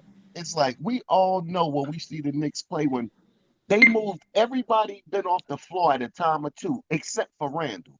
Now, if Randle is the problem that we all think that he is as far as his IQ is concerned, in these next 6 games, you should see better from players because you see better from players when he's out the game. You know what I'm saying? So just on that take alone, I'm looking at, okay, RJ should be better with 3. I understand he's 21, but you still got 2.5 pro years experience. Did y'all know this dude's nickname is Star J? Who call him that? Star Yo, J. Freezy, what you doing here, Freezy, man? you did it What you like trying that? to do? Freezy, that's how you do it? That's how you do it, Freezy? Star That's J. really how you do it, Freezy. You just crashed through a point. Uncle Ron, how you doing, yo? Let's hand the phone, Ron. Hand the phone to Uncle Right Ron. for You've been talking all morning, yo. Man. Man. Can I say something? Hey, man. Don't let young RJ off the hook. I know you won't. Yeah, I'm muting. Can I say something, please, fellas? Can I say something? Because thus far, what I've seen, it looks like the bench and the young boys been bailing out that starting lineup. Right. You know what I'm saying? Forget about RJ. Remember, he might be in a little slum right now. He was off a little bit. But them young boys look good. They do. They do. Man. What's going on, fellas? What's going on with y'all? What's going on, Uncle Chop? What's good, Ron? The knowledgeable one. My man, Hard Will. I see my man, G.I. up top. These balling. What's going on, Sam? What's good, Ron? In the worldwide What's chat. good, What's Ron? going on with you? Man, we got Uncle Chop. Diamond in the back. Sun rooftop. Digging in the sea with a gangster lean. Woo. What's going on, fellas, man? Hey, hey, G.I., I like your thinking, boy. Hey, we ain't letting nobody off the hook, man. We gonna call it like we see it. I don't know where to begin, but I'm gonna tell you where we gonna begin at. For me, tonight, for everybody who's been wanting this, you're gonna get what you wanted. Julius Randle is not there tonight, unfortunate situation. Hope he get better. You're gonna get what you want. I don't want no excuses come tonight after this game. We gonna call it like we see it with all of them. If they ain't playing, they ain't playing. You know what I mean? But hey, we gonna get what we want tonight for a lot of people. Julius is not there. So Obi, this your opportunity. You know what I mean? This your opportunity. No excuses. None. Now, this RJ thing. Julius wasn't there the night before though, neither, Ron. Yeah, you're right. But I think that thing was already setting in on him. I think that thing What was about already the setting game on him before because even that? Wally was talking about how Julius looked sluggish in that game. You know what I mean? But we know Julius' game been hit and miss all year. So, it is what it is with Julius. He been hit and miss all year. Inconsistent. But on Mr. Inconsistent, Mr. RJ Barrett, Mr. O Canada, I ain't giving him no pass, man. This year 3 for RJ, right? Mm-hmm. Yep. This year 3. I'm gonna ask y'all a question. How has that ball handling changed since year 1? Mm. Who, RJ? Yeah. Not much of a difference, Chief. Okay. That mean working on your craft, on your weak spot. We know it takes him a long time. He got to dribble a long time to get past people. He got to use angles because of that handle. I'm just gonna go ahead and say it. When you look at that draft, that order of that draft was exactly how it was supposed to be with them 3 guys. RJ is not on the level with them other 2 guys that got drafted before. I'm gonna just call it like I see it, man. And Jay Boogie made a good point. Listening to Jay Boogie, when Jay Boogie said with Kimba and Fournier in there now, RJ is the 4th option, and RJ been struggling. But a part of that is got a lot to do with the fact that starting lineup is just an ugly lineup, man. You got guys that's selfish ball players that don't want to pass the ball, and I'm not putting that on Tibbs because the offense is the same offense. They ain't changing the offense from the first unit to the second unit. The difference between the second unit and the first unit, the second unit moved the ball. That's the difference. And you notice that when the first unit moved the ball, they looked like the second unit moving the ball. But more often than not, 95% of the time, that first unit, they want to pound the ball and pound the ball. It's insanity. They keep doing the same thing and expecting a different outcome. And every time they hold the ball like that, we lose games. Every time. Or if we got a big lead and they're holding that ball, it allows the other team to come back in the game. Because you're not making the defense work when you're just pounding the ball. You make it easy for the defense. That's why that second unit is so much better. But I'm going to tell you this tonight, and I'm going to go ahead and tell you this. RJ in trouble anyway. I'm going to tell you why. QG. And I ain't QG. And I ain't say QB for Queensbridge. Shout out to the Queens guys. But I'm talking about Quentin Grimes. Quentin Grimes got RJ in trouble. If you ain't read that article with Tibbs talking about Quentin Grimes got RJ in trouble and got Fournier in trouble. Both of them guys going to be fighting for minutes. So it is what it is, man. The thing is, I love what Tom did that last game because people need to give him credit on that. I didn't catch the early part of this show, but I've been hearing a lot of people complaining about Tom not letting the young guys play and all this. He don't let young players play. We need to stop with that narrative too. I don't know who started that, but they need to get rid of that because Tom has proven, and he ain't just did it in that last game. When players' shots ain't falling, he parks you. He parks you on the bench and let who's ever hot stay in the game now. I think now the first year, that was a struggle for him.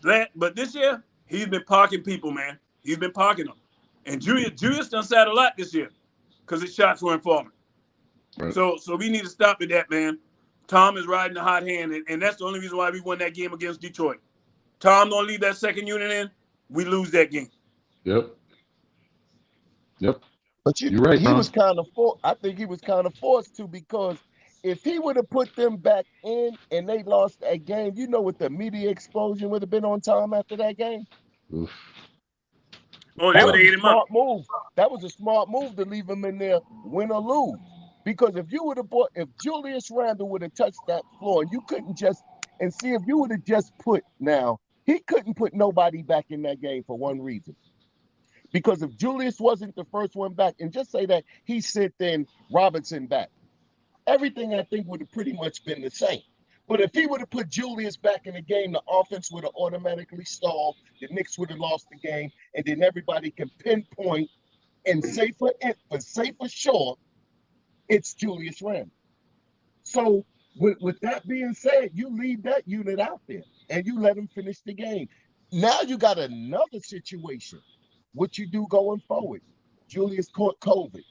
Everybody thinking that Julius is always. Hey, he's under health and safety. We don't use that C word. Health and safety. He's on health and safety. So with that being said, now everything that people wanted to see, we can see. Ghetto Intellect always said that he wanted to see games without Julius so people can appreciate him.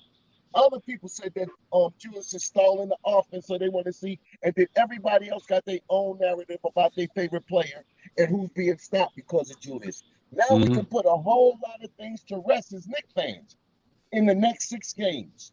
Well, not less than that, Rob.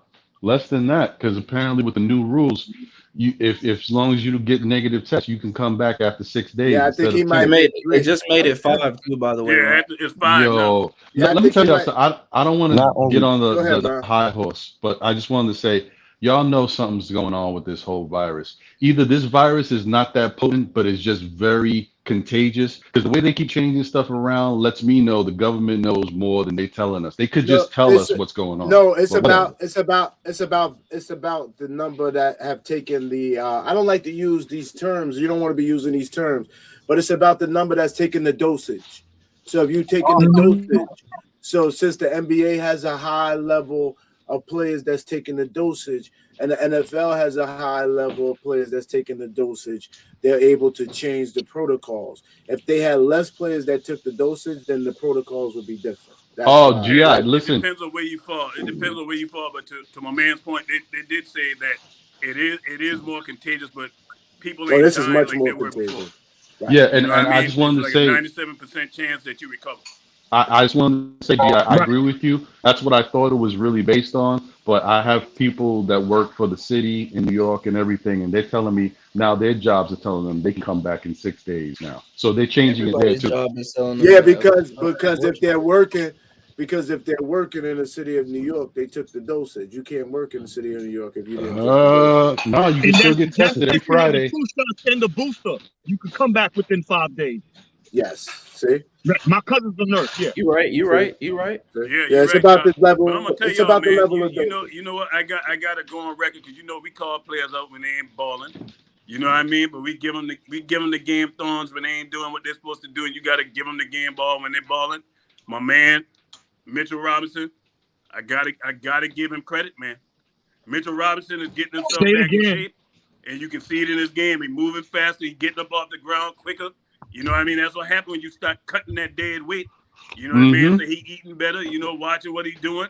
And some of these guys can take a picture. Hey, what you doing wrong? What ain't working? You need to fix that thing and fix it fast.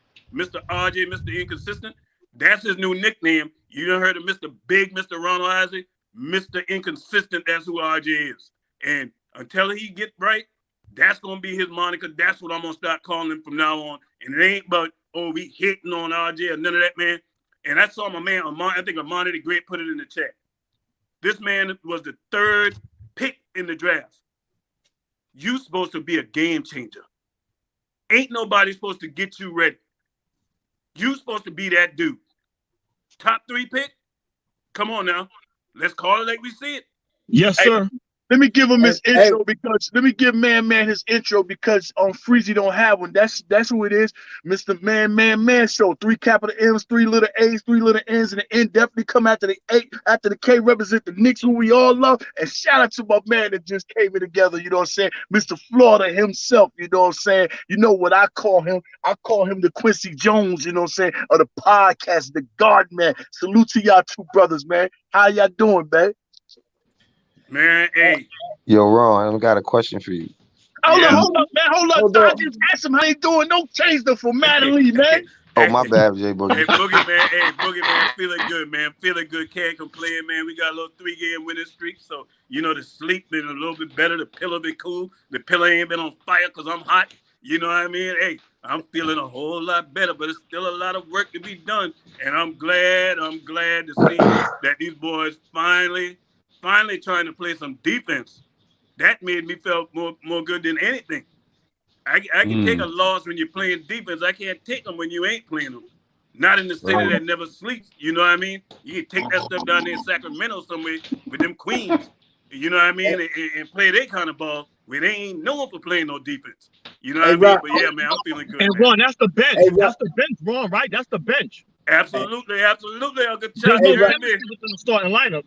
Throw them things on the grill, man. Them boys gonna eat tonight. Hey Rob, I gotta clear the air. Hey Rob, I gotta clear the air. Because what I'm saying is, you heard me say what my position is on RJ. All I'm saying is, he did deserve to stay at the. You didn't.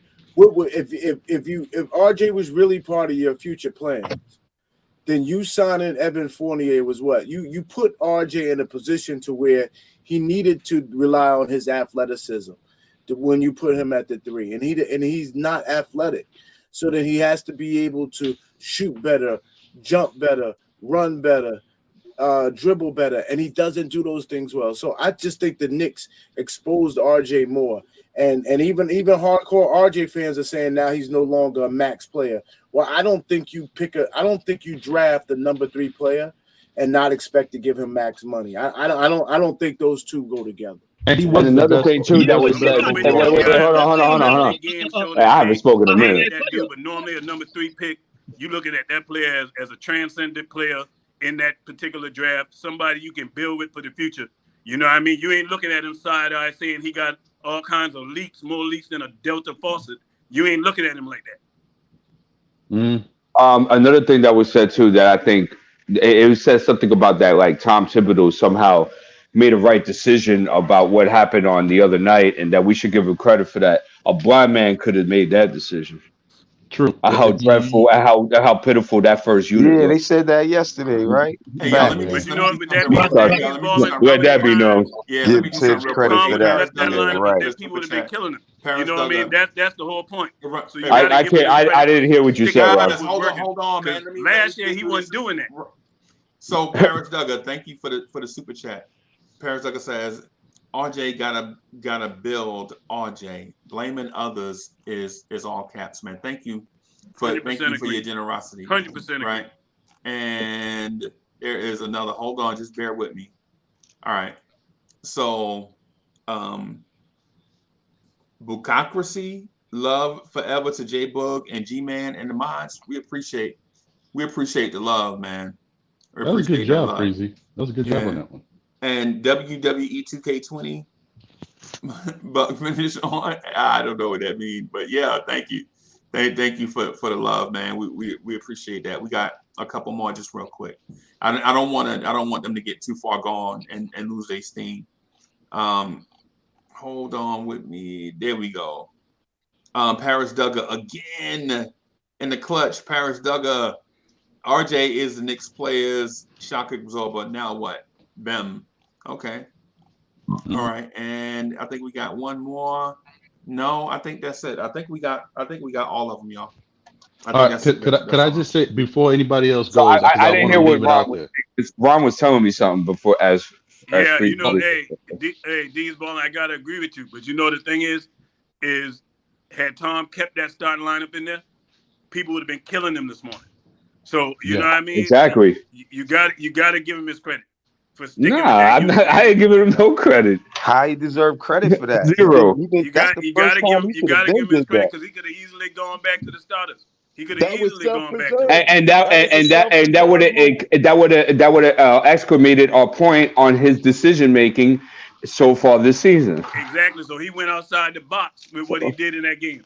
I think it was more he had to, not because of creative genius, because he had to. He had no choice. Exactly, out of necessity. But he went outside the box. He didn't stay with what he was known for doing. I ain't giving him no flowers for that, Ron. Sorry. Yeah, it's like they were saying he deserved credit for what happened, and it was like that was a team that I never even seen before on the floor. Like that's crazy. He don't deserve credit for like the bench was playing better. He normally forced Julius back in, and I give him credit for not doing that because he know he wanted to help him pad his stats. Exactly. And Will, for the same point, I don't give him credit for it because if he would have put him back in and they would have lost, look what he would have had to face. That was all self. But that's why he didn't, Rob. You're right. Rob, that's why he didn't. That reason. That's why I'm giving him no credit. It wasn't the basketball move. That was self-preservation move. Man, that wasn't selfish. Man, y'all but Yeah, y'all but now see now y'all reaching, man. I mean the fact that you hire a coach to do one thing. He judged by one thing, man. At the end of the day, that's wins and losses. And they would have lost. They would have put Julius. You don't know that because it didn't happen. It always happened. It always happened. It happened more than it happened a lot of times already. That's why I said you can't say this is a weird soft narrative talking about Tibbs not wanting the coach to win. My man get out there on the floor. He coached to win, just like the other coach come out there coach to win. Yeah, but sometimes you force into a situation that you got to judge. You got to take the temperature. That don't mean you can't be wrong either, Freezy. Just because you think you coaching to win. Well, good point. Good point. You can still be wrong. And not only that, I seen Tibbs sit at the press conference and say, yeah, the ball movement is great for us. Then the next game, the ball movement stopped. Like, come on, man. Let's not act like we don't see and hear everything that's going on. That's my right? problem. Like, Everything starts with that first unit, Hardwill. But you yo, have that's wanted me my to ask. point You have too. wanted to ask me a question, Hardwill. What's up? Exactly. No, I was gonna ask you. Yeah, that was gonna be part of my question. Like, if it's the first unit is the main problem, and we're not dragging Julius because it's more Tibbs and Julius. It starts with the leaders, right? Absolutely. Okay. And somebody made this point earlier. If the ball isn't in RJ hand because he's not a point guard, right? Mm-hmm. We can't blame him that way. I wanted to ask you this, right? Do you think RJ would be better on another team, like a team that has more cutting and more a guard that could take his man off the dribble? Like, for instance, hold on. I want to ask RJ you. played great. Hold on, bro. RJ played great with last season with Peyton.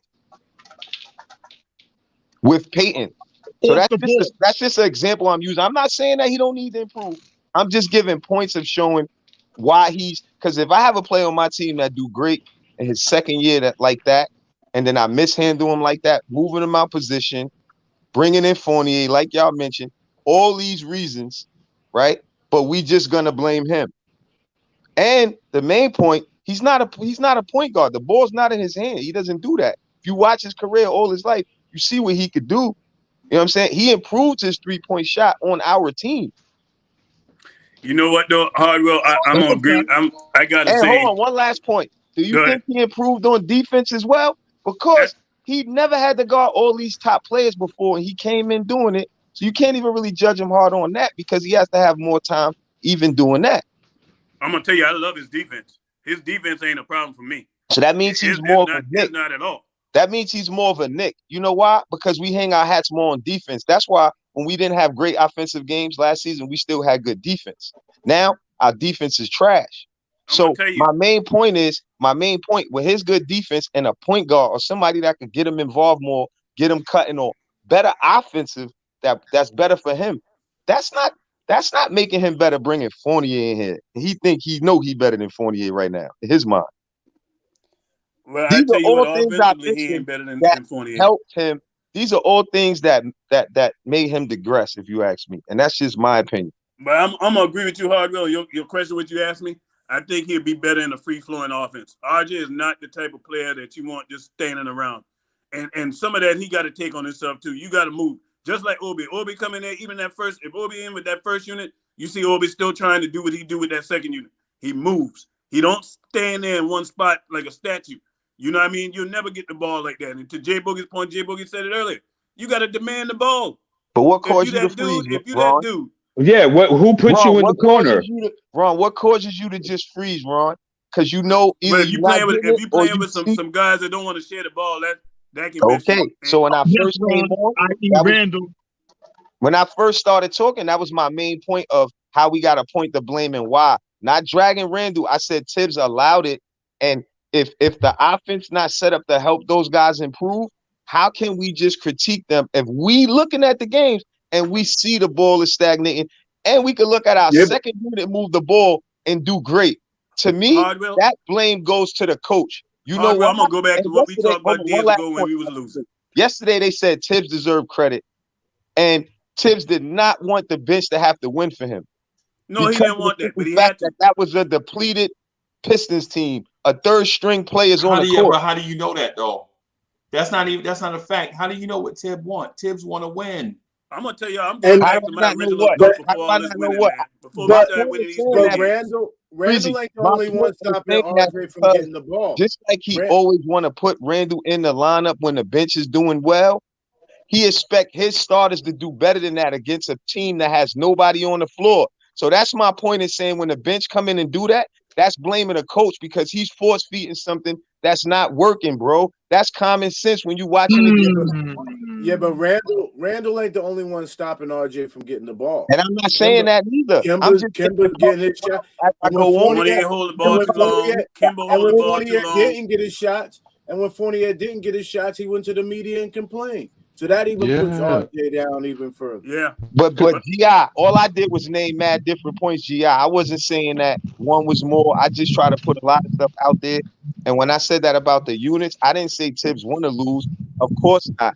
But he's forcing something. And that's common sense that if that team you playing against and your starters can't beat, He don't want his bench to have to do that. That's what my point is saying that Freeze. But of course, we on the same team. Of course. Man, I'm gonna tell y'all, all this It stuff proves goes that back the bench above is Tibbs, playing man. better than the This thing starters. goes back to that front office, man. And ain't nobody said nothing about it. All this go back to that front office.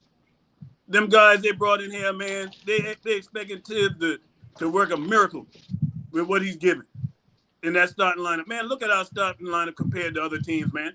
It ain't a reason why we start out slow out of the gate. Man, come on, man. I mean, Let's Tibbs go want to back to win, that right? situation, He man. want to But win my a thing is, ring. He I'm don't gonna tell want y'all to like this. For me, this season gonna be a success watching these young players continue to grow because we ain't winning no championship with this team at all. You thought? Did you think we was when in the beginning of the season? No, ain't Okay. but the fact that I thought we was gonna win a championship. I thought we would have been a better team offensively. What they was trying to sell us when they brought these boys in. Okay. But Hey, this Ron, team is not better But offensively. Uncle Ron, Tibbs is a defensive coach. He's not a real head coach. Exactly. You caused this man to sacrifice what he hang his hat on and what he's great at. His defense. Ron, I got a question for you, Ron. Check this out.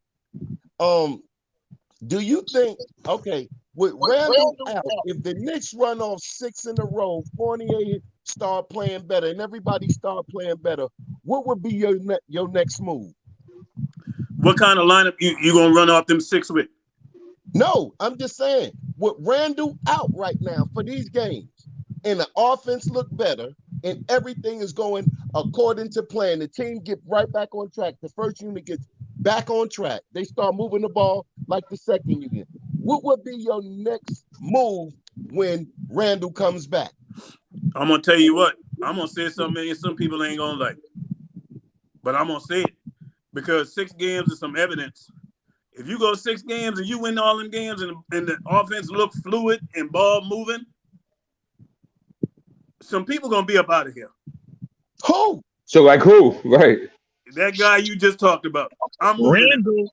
Randle can't be moved to the third. I'm gonna make the hard decision in the front office. Ain't gonna be a happy one for a lot of people because people get attached to players. But I'm looking at progress, man. And Randle can get you a lot on the open market still with his struggles this year. The man still averaged 19 and I think 6 or 7. The same thing pretty much he was averaging last year, like 19 and 9. You know what I mean? The same situation, but it's just his effectiveness. But Ron, that doesn't answer his question though, because you can't move Julius Randle to the third. So he's talking about after the 6 games. Well, what guess we what? can do. Guess what? I play until I get moving. But hey, just because I can't move it don't mean I can't have conversations. I can have conversations and set that thing up, and then when that time drops, hey, he be on the first thing smoking, and people be like, "Whoa, I didn't see that coming." But Ron, the second part of that question is, you said that you're gonna play him, huh? You said that you're gonna play him. Oh yeah, but I'm gonna play him. I'm gonna play him, but he's gonna be splitting time with Obi. If I see ain't no way in the world in 6 games, the next 6 games I watch Obi flourish and Obi become what we thought we was gonna get when we first got him year 1. Ain't no way I'm holding that young cat back. But that's what I was gonna say. That was my question. If we're not winning, we should be building those guys. That was my point. If we're not winning, we should be building those guys more. Could I ask Hall Will to say something real quick? Because it's now like 30 minutes after the point, so it lost its steam. When the chat was saying they don't see a big difference between the defenders that guard the 2 and the defenders that guard the 3. Hard Will, I was trying to get you to say the stat that you said about RJ shooting at the 2 and at the 3. Could you do that again? I said he was 40%. I was saying what he shot last season. I wasn't comparing to 2 to the 3. No. But that's him at certain positions. That's him shooting from the 2 position and shooting from the 3 position.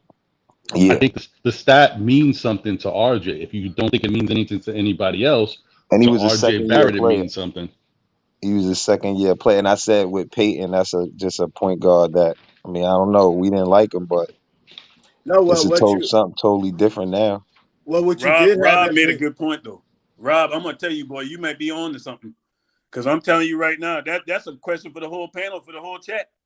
If this thing starts moving, what do you do when Julius come back? That's what I was saying earlier, and they do you bring him in there and upset, you would have to play him because you can't destroy his value, especially if you do plan on moving him. Julius is what Julius is. It ain't gonna destroy Julius Randle his value. When I hear people say that, Just because he's not playing won't destroy his value. Everybody around the league Of knows course it Julius will. Randle is at this point That's in a his career, fact. what he's doing. Now I think they know he's a 19. They know he average. Yeah, they know that. They know But Yeah, they that. they put ain't him gonna in a destroy better his value. system or coach him better. I think that's the problem. Yeah, but Dude, you split Tibbs minutes. is You split stagnant. minutes. If you split minutes, right, with him and Obi Toppin, the league is going to go on notice and say, "Wow, can I really put this guy in a position to succeed because he wasn't able to do it with this group? Now, what makes it different that he'll do it with my group?" No, you know what the Because league gonna say? you playing Because in The on the league gonna say Sixers, he'll be that better. young man deserved the time that he's getting, and you got to play him. You can't keep him mired on the bench. You ain't got no excuse no more saying, "Well, he ain't getting it. He ain't doing what he need to be doing." Look at him when he come on the floor. He look lost. All that has changed. He's gonna Randle validate and why he's Tibbs need playing. to be on a contender. Yeah, Julius really do need to be on the contender. I agree. And Ideal place Tibbs. for him would be Philly. Ideal. Yeah, Send him to Because how Philly we building with Embiid. Randle? That was my point, You Ron. don't do it like that, If bro. we supposed to be building up, like right, I never thought they it's was like building with football. Randall. I Well, you thought sure Randall ain't was putting no part. players around them.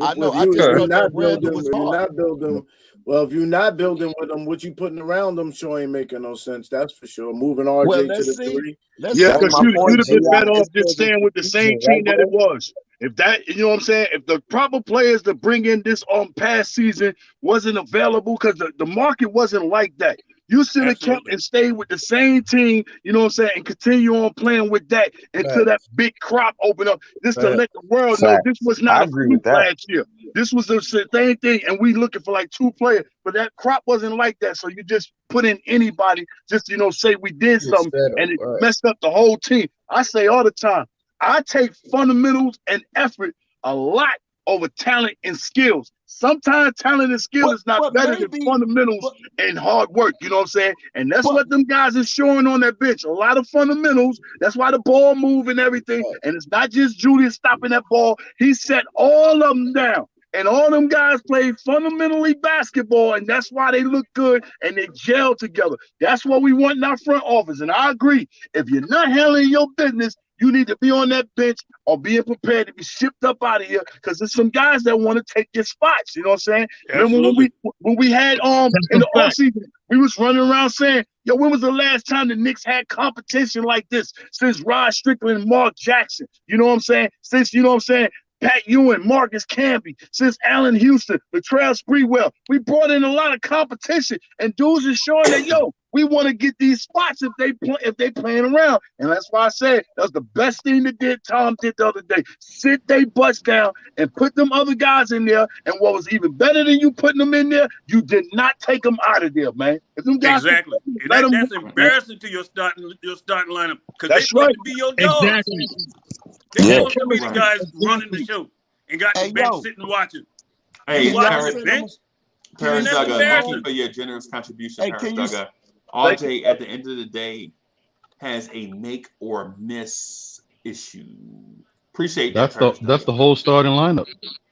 Listen, here's the deal. Yo, man, Let's I'm call a it what Knicks it is, fan, man. not a It's trash. fan of a Our player. starting lineup is trash. Yo, When you can I got say when something? you got 3 players that hold the ball like Julius,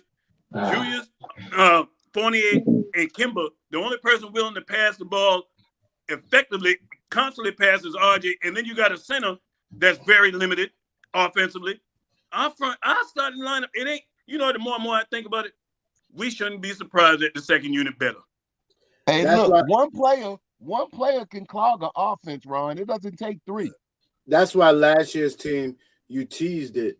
But one thing that Elf Payton did do, he was able to bring the ball up, and Randle could go and trust he would get the ball where Randle wanted to get the ball. Now, you might hate that, because then that means Randle that you're building the offense around Randle. But guess what you got this year? Now you got a Randle that's going to go take the ball and not be mature about where he scores, whereas last year the whole team was built around him, hence why you had better success. There's got to be some unity in it somewhere. So if Randle's going to be your guy, you got to believe in Randle and build around him. If he's not your guy, then it's probably time to get him out of here. It's time to get Randle out of here. Don't forget Mr. R&B too, the ball mover. Reggie Bullock was a ball mover. Yeah. Reggie Bullock moved the ball. Yeah, I just wanted to say, in reference to like what Gi just said, like that's a good point, Gi. But we fans of the Knicks. You know what I mean? And Rob just said it takes one person to stagnate an offense, especially if Absolutely. it That's all runs it through takes. them. Especially if the ball runs through them. And like he just said, Peyton would just bring it down. And we all said this before too. If you get Julius the ball where he's most powerful at, then it's easier for him. Yeah. Reference to him bringing the ball down and shooting, don't even look right, and it wears him down. You know what I mean? So with that factor, you got to factor all of that in, and you got to keep it real, y'all. Like we fans of the Knicks, you can't be on a player. We're not gonna follow that player if he leave our team. If the Hey, player look, is check not, this out. if the That's player a is not, fact. But hold up. Was Kemba the last game he scored 40 points, his triple double? Kemba was not stagnating the ball, right? He did everything possible to at least try to get us a win. No, right? Kimba's an ISO scorer. No, he's an yeah, ISO scorer. but even with that, it's no future. I'm He's talking an about ISO. the future, bro. Honestly, no shots at Kimba, but I'm just talking about moves we need to be making for the future. Realistic. I'm with you, Hardwell. I'm You with know you. what I'm saying? I'm with you. So when I'm making my Y'all points gotta about the let future, him right? talk. That's my point in talking about the Randall and how it's going on. Because if you said it wrong. If we know we're not winning, we taking away from, even if how everybody's trying to say now, Obi, we're gonna see what he got now. It's like we divided. Knicks fans are divided just like the team. It's not supposed to be like that. Obi's supposed to be getting more minutes, so even if he make mistakes, he can grow. He's still not been in the league as long as Randall. Right. He's on our team. Let's keep it real. It's like How we much want to minutes is see Obi RJ averaging? fail Anybody know? when 15. Randall is How not many? there. And hold on, let me 15. finish. I ain't been on all day and I ain't get to talk. Let me just make this point. We want to see those guys fail, but they our young guys and they just need more time to improve. How does that make sense to paint a narrative that now, Randall out of the way? Randall needs to be out of the way. Whoever don't see that is just Stevie Wonder. They don't want to see it. Let's be honest. Right. You know I what don't the want to see problem it. is? I don't want to see Hardwell is it. that contract. That's the On problem. 48 contract. I get Right, that. he's But if the highest paid player look, for the Ron, team. but check this out. If the bench got to beat a depleted Detroit team, then that's point blank. You see it clear as day. Oh Now, yeah. you found your glasses now, Tibbs. You guys are looking at, I mean, I'm not saying, let's say it's being looked at the wrong way with regards to Randall. Is Randall a piece of this issue? Yeah, but I still keep saying to y'all, it's not just Randall, it's the way the offense is run, it's the way the players look at Randall, it's Tibbs. It's not just because when Randall It's gets the ball, coaching. Randall passes the Let him ball. go. Randall passes the ball. Randall may not be, as I said, Not smartly. his movements with the ball is not as that smart, and his reactions are slow. But he passes the ball. He Yes, don't. sir. He does move the ball. The problem is the And you Knicks don't as a consider that a team. problem? No, All but right, hold as a on. coach, The Knicks as a you run team. the Wait, hold on. offense. Everybody talk. This whole thing. Everybody Y'all had their gotta time to let talk. Rob Let No, me let talk. finish. mine finish, Hold man. on, Ron, let him talk. Let him The finish. problem is the Knicks as a team don't move the ball the way they should be moving the ball. It's just and okay, let's separate the second unit a little bit. They do a much better job. That first unit is horrible at moving the ball. What I agree. Chaplow pointed to, that Kimba had the triple double on Christmas, and we had one of our better assist games. I think we had 28 assists or something like that. That's a rarity. We don't move the ball like that, guys. And tonight you're going to see with Randall not there, and it's not Randall's fault. It's the team. They look to We Randall as will the see. bailout. Tonight they're We going to will move the see. ball in that Right, because starting lineup. Randall always Watch. bail out. Right. We will Yo, a see. bailout is somebody that you pass it to at the end to bail you out, not somebody who has the ball in their hand. That's somebody you could say they depend on, or they just stay waiting, and let him doing him. You could say that. You can't say that he's a bail. Like I don't agree with that point because Randall has Look the at it like ball and he this. has the green light. Oh no, Hey, Do I you hear even you, watch Hardwill. your I H hear Dub? you. Do you even watch him? Yeah, he hey, has the let me green make light. this point real So quick. how can he be the Hey, bailout? look, He's passing it late in the shot clock Yeah, sometimes. because he's bailing out. Because he gets stumbled and fumbled with the ball, and he's bailing out. he's Go ahead, hey, Rob. look, No. hey, What I'm look. saying, This Hardwill, is I agree with you. I've also made the point that Tibbs always has. I mean, not always, but a lot of times Randall's bringing the ball up, so he's the first option. He's his own option from the beginning. But there's also points when the ball is not in his hands to bring it up, where Kemba has it. He moves the ball to somebody. Maybe they can't find their shot. Who do they give it to with 10 seconds left? They give it to Randle. He's the like when nobody else is going. It's the same thing they've been doing with Burks. Have you noticed in the second unit, Burks is that guy. When nobody's getting a shot, Burks gets the ball with the last seconds. It's the same thing. But you know what else? We ain't focused on. And I'm gonna kick it right to you, Rob. Is that second unit, that first unit defensively is not a good defensive unit. That first unit is not a good defensive unit, man. That's the not hard to level tell. is low. The second unit defensively is a way better defensive unit than our first unit. That's another part of our problem. And you're not winning without no defense, man. I'm sorry. That's what make the first unit look even bad, especially when their shots are not falling. Is that they don't bring the right kind of energy defensively. They'll do it in spurts, but it's not consistent. Hey, look, let me just say this right quick. Randle is another version of Westbrook. And what I mean by that is this here. And what I mean by that is this here. Look, listen, let me tell you what I'm getting ready to say. That is a horrible take. Let me finish what I'm getting ready to say. That's a garbage take. Westbrook can play great ball with less talent.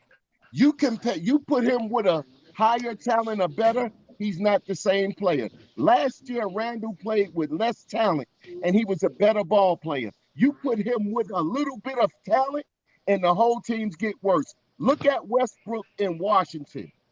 And look at his year. The talent of the Knicks is the Yo, same. Rob, I got a question. This is horrible, Rob. That's why I've been hearing a lot of crazy stuff. Yeah, it's been a lot of crazy stuff. Yo, Ron. Hey, look at the narrative. This is the narrative. No, the narrative is horrible. Hey, Ron, it's good to see you, man. Thank you. Oh, so I can't get that one. Good to see you, Ron. Please, you too, bro. Happy New Year, Ron. From your boy Hardwood. Happy New Year. God bless you. Appreciate it. Hey, Ron. Hey, so family good? Yeah, man. Well, not necessarily. Mom's back in the hospital.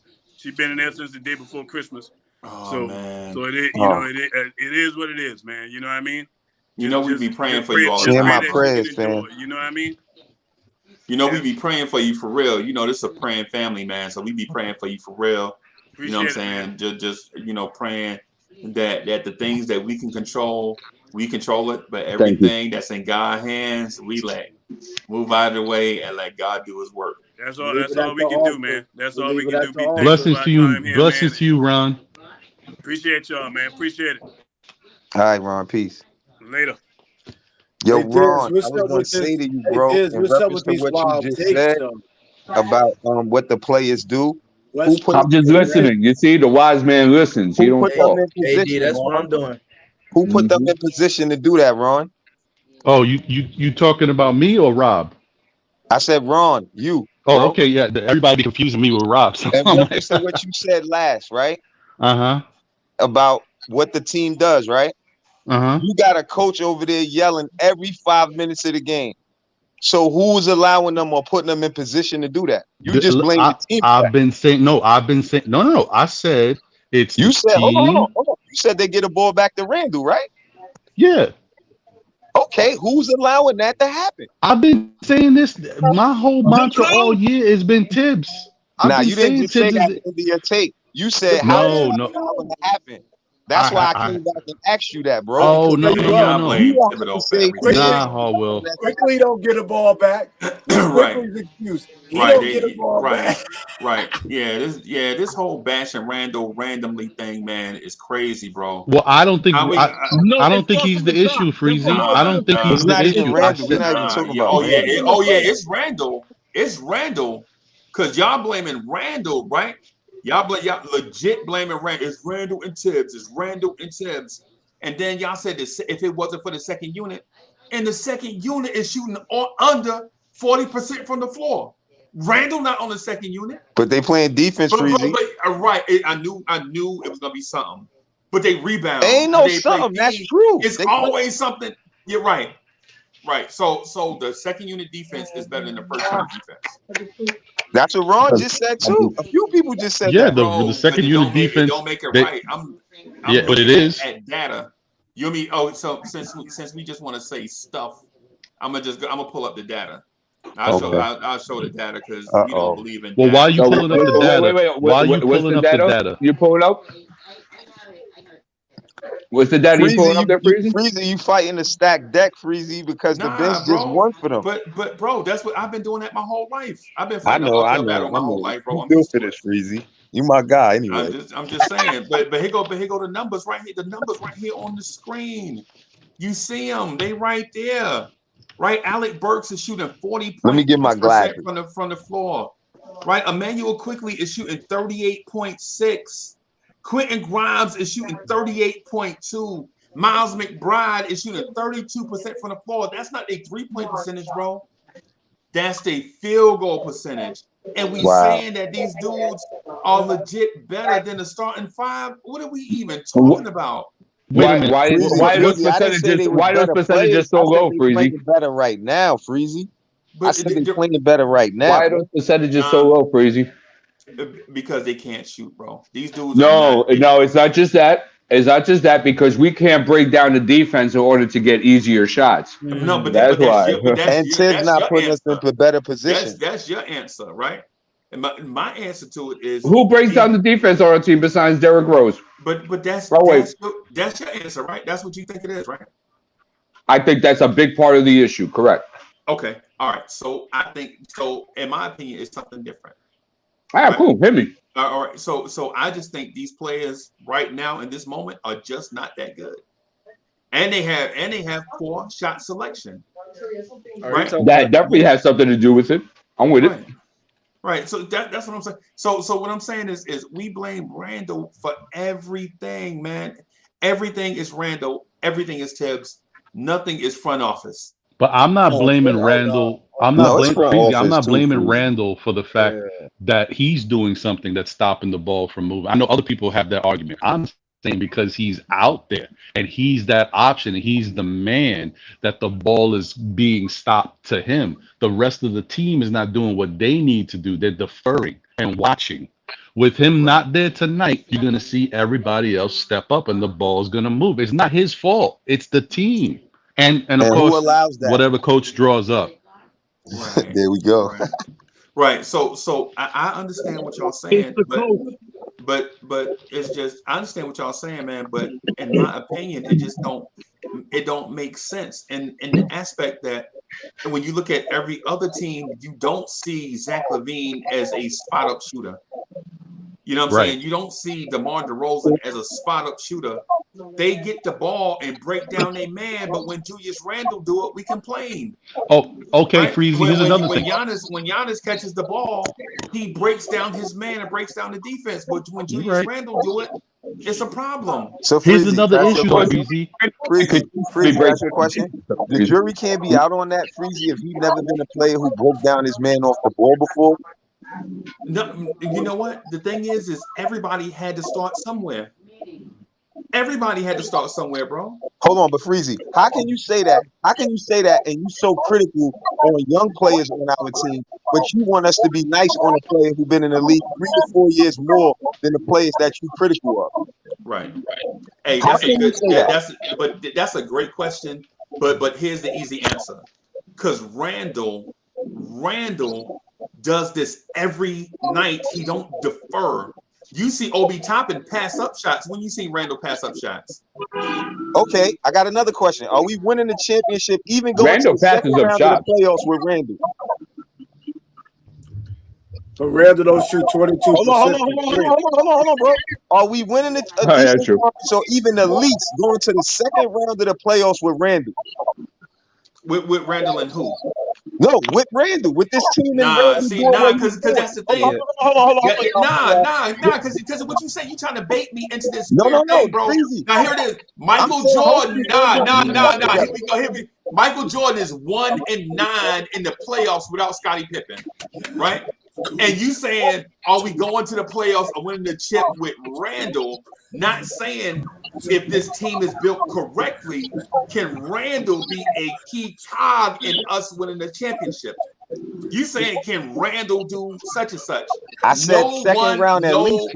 No one player is going to be successful in this league by himself Even Giannis had Jabari Parker before he tore his ACL, and then he had Chris Middleton, and you saw the come up. All right, so Freezy. So And why do you what back about this Stephen guy? Clay? So Freezy, hold on, What y'all. about Stephen So Clay? Freezy, What about Tim Duncan and David Robinson and Manu Ginobili and Tony Parker? What about Kawhi Leonard and Kyle Lowry? But What Freezy, about you these naming a bunch teams? of players that Julius Randle can't even name Julius Randle with those players, for one. Number two, right? How can you back somebody that you're saying we need to do these things with the ball, and they the reason we not doing these things? The people that we naming is the cause of the problem. It's not just that we feel we don't like him. Or all right, I got a better question for you. Do you think Julius Randle is better on a team where coach is not letting him have the ball in his hands so much and just putting him in a position to score, or with a better point guard on the team? Is Julius Randle way better than what we have right now? I ain't gonna answer that. But what I will answer is this. What I will tell you is this. If Julius Randle had another all-star with playing with him, or just pick an all-star from last year's 2 all-star teams. If Randle had an all-star with him, would this team be better overall? I can answer that for you. Yes. Number one or one option? Would he be the one or would he be the two, Randle, in this situation?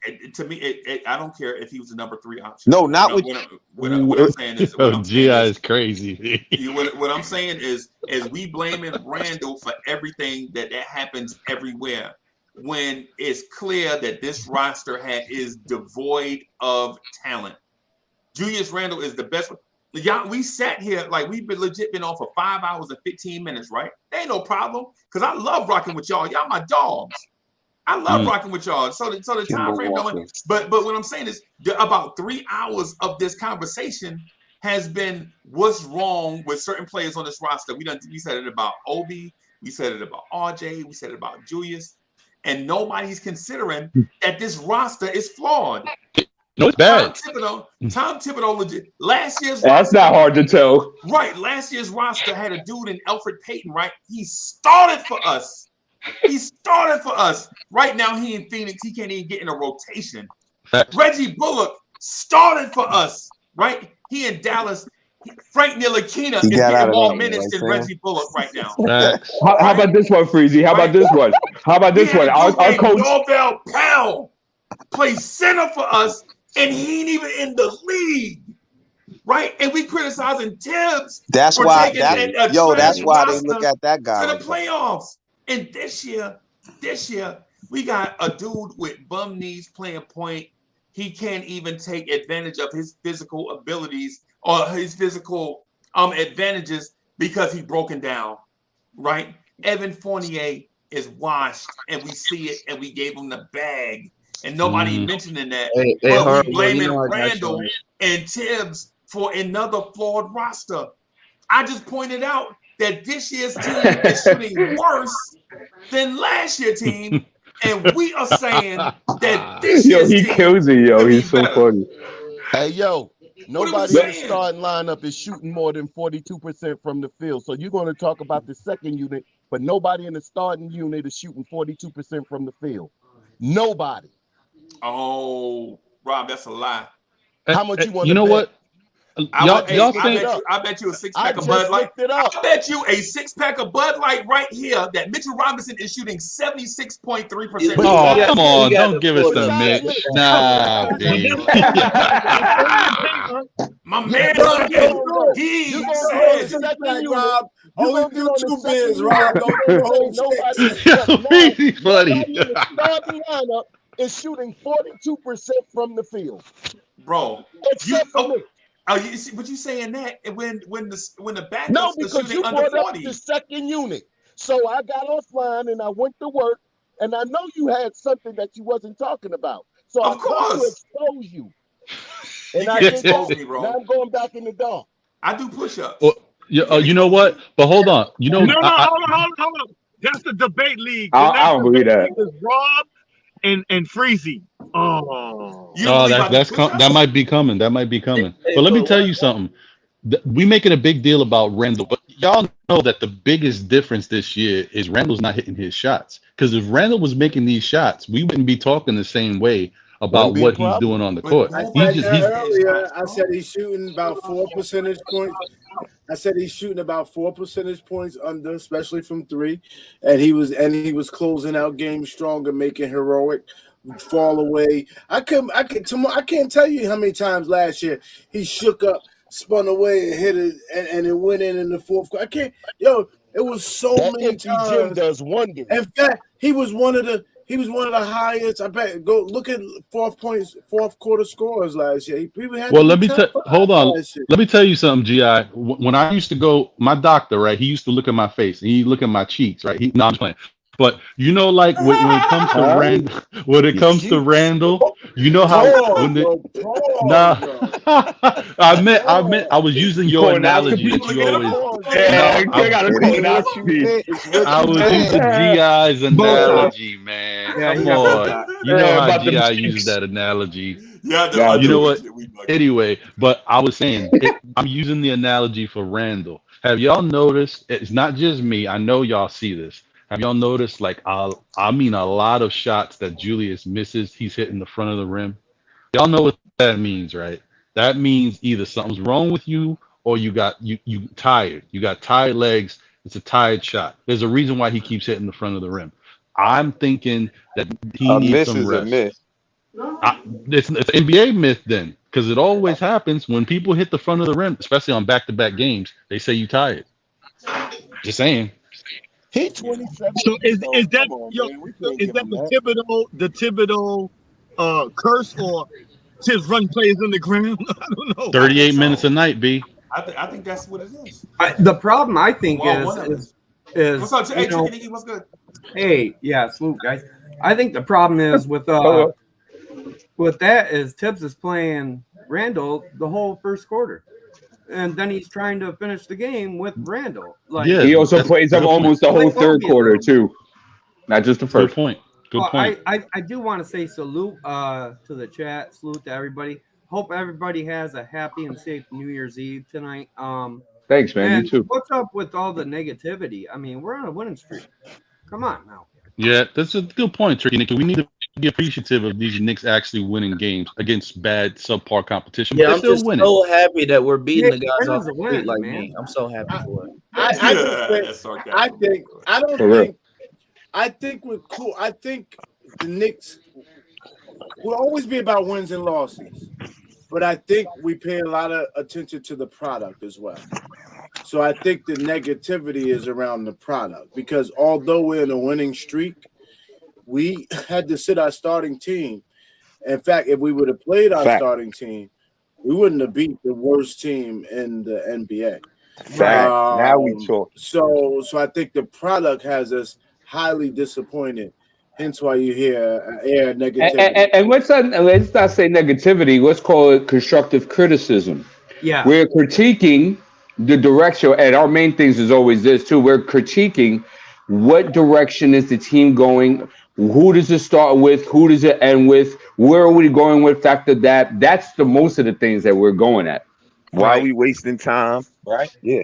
I just wanted to bring up a point to Uncle Freezy too, but I see he popped off. Oh, Freezy come right back in a second. Watch this. Watch this. Bam, there he is. I'm here. Hey, you were like talking about those percentages. Right. Yeah, but the reason why I jump off is because the screen looked crowded, right? And so with 10 people on, it looked like that, but with 9 people on, it looked. Oh. Okay. Well, the background drop you have looks nice too with 10 people on. But anyhow, no, those percentages though, when you look at the young guys, yeah, they might be 38, 37, 39%. I think if Tibbs gives them, a few more minutes a game, it's going to go up. You can't expect a guy to come in shooting 42, 43% from the field if he hasn't played in 2-3 games. He's coming in cold. He's not ready, NBA game ready. So yeah, well, you know what? I'm actually interested to hear from this gentleman that's always in the vehicle with championship aspirations. Goodness.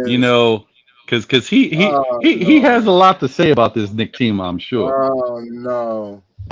What's up, Evergreen? Oh, no. Why is it that every time I come on, there's nothing but sadness and doom and gloom, and everyone's what's going on with that? Why do I have to be the bearer of good news to everybody, huh?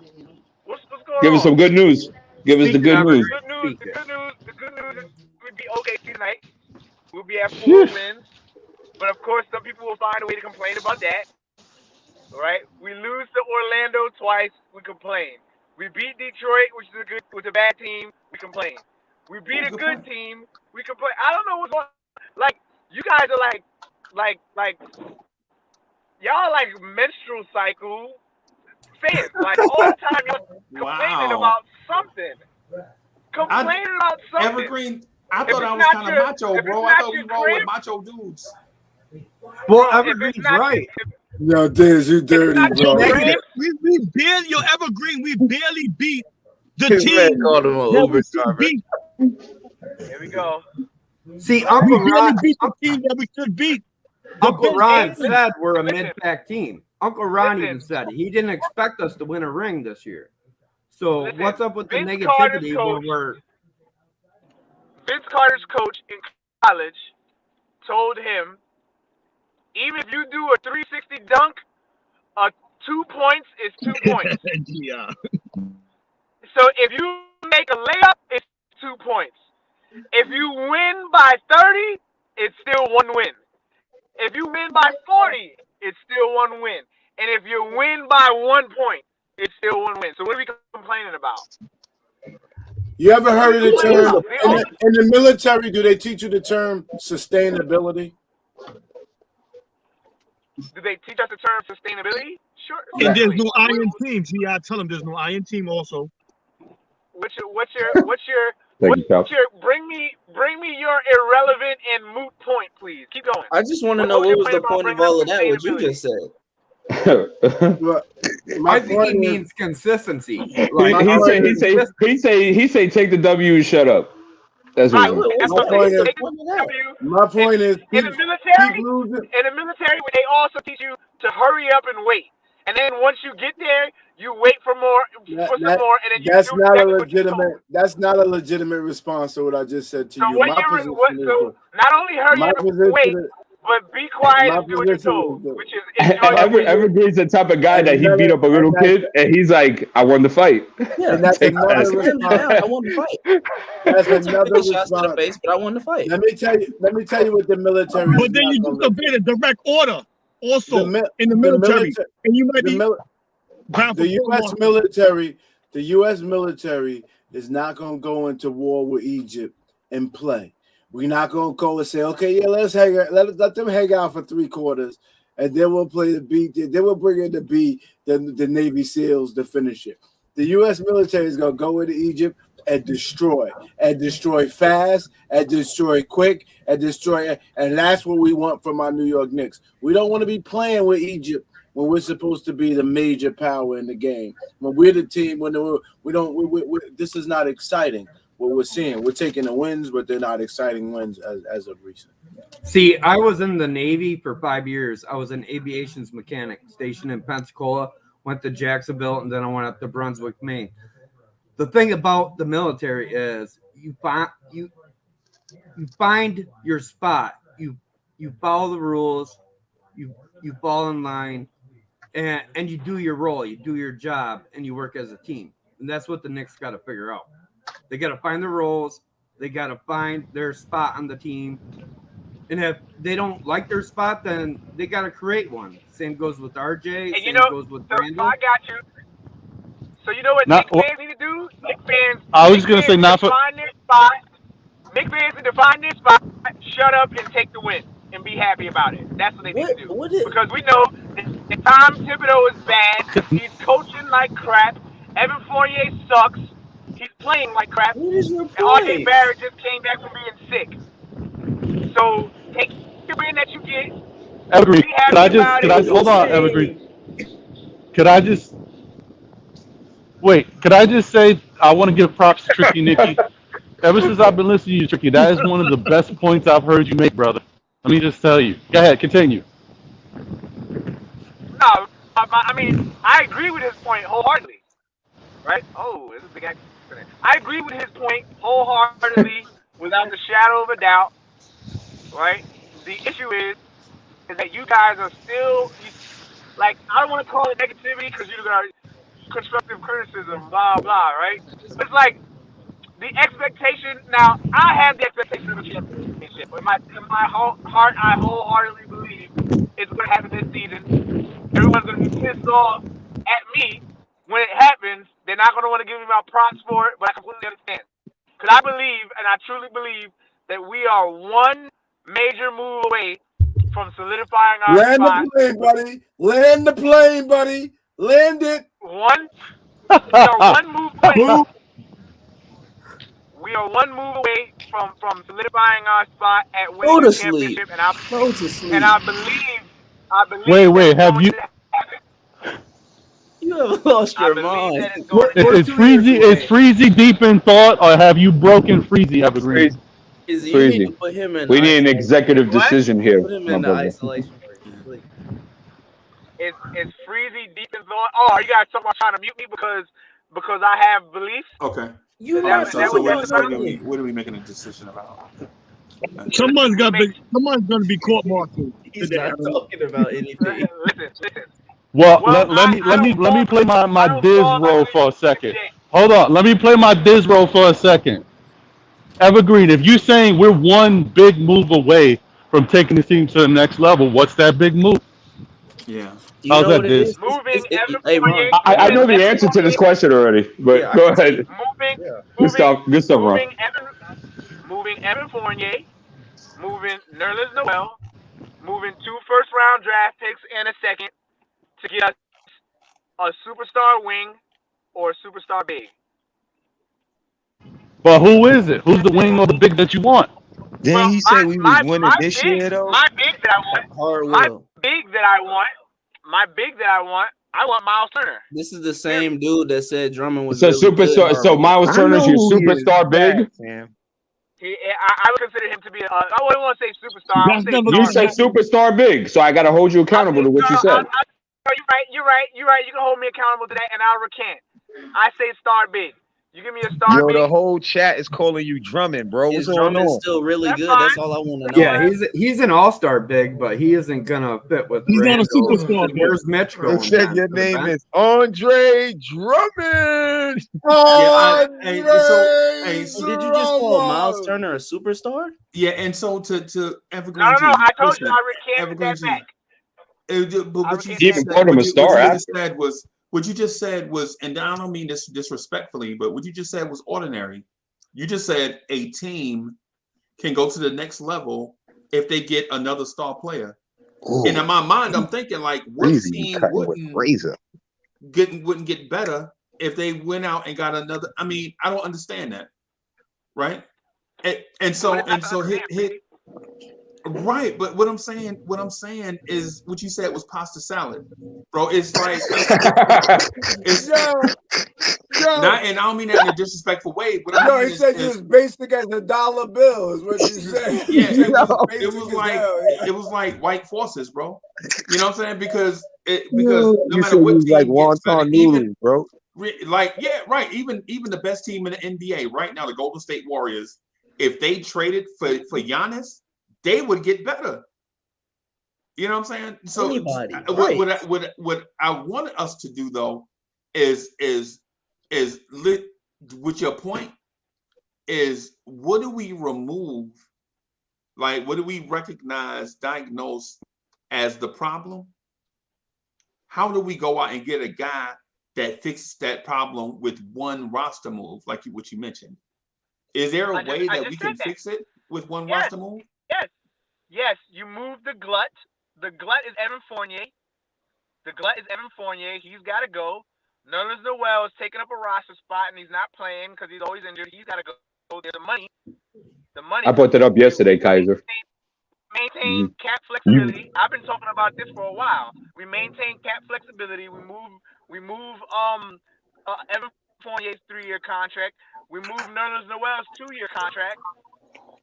That clears up. And who do we get back in return? If he don't say move Kimba, I ain't buying. Oh, he's not gonna say it. No, he's dressing like Kimba right now. You don't need to move Kimba because but who was the guy? The money that you trade. Listen, I'm waiting for the guy. Can I speak? Are we good? We good? Okay. The money that you trade with Nerlens Noel and Evan Fournier. You meet that with Miles Turner's contract. You even meet that with throwing in, if you need to, 2 first-rounders and a second-rounder. You meet that. You can even go after him. That's a bonus. You make the And money. so who are you getting? You can either get Miles Turner or Sabonis. You have lost your mind. But Evergreen, so you said get rid of the glut, which in They my will mind never is, make that trade. yeah. So getting rid of the glut, I see glut as a bunch of things at a similar position. So you have so many that they wind up wasting away, and you don't have a use for it. You know, they rot on the vine. But if you get rid of, and if that's the case, if we have a glutted shooting guard, why would we go out and get a center? Make it make sense, Freezy. Because you're losing a center, right? You're losing Freezy, you a got center. some super chats. And Mitchell Robinson. You're losing a center who was Right. at one point your starting center last year. You're losing a center and you're gaining a center. So now you have a starting center in Miles Turner, an off the bench center in Mitchell Robinson, right? And then you have your quasi pseudo center in Todd Gibson. Stop it. Right? So it's not a glut. It's really more of a consolidation. If you're going to acquire Miles Turner, you have to give a Mitch Robinson. Right. Bro, So it's not a glut. Right. It's not a glut then, Evergreen.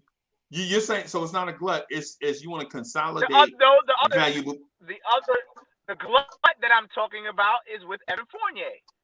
He's a 2 guard that's not producing, and you have RJ that can either play the 2 or Grimes that can play the 2.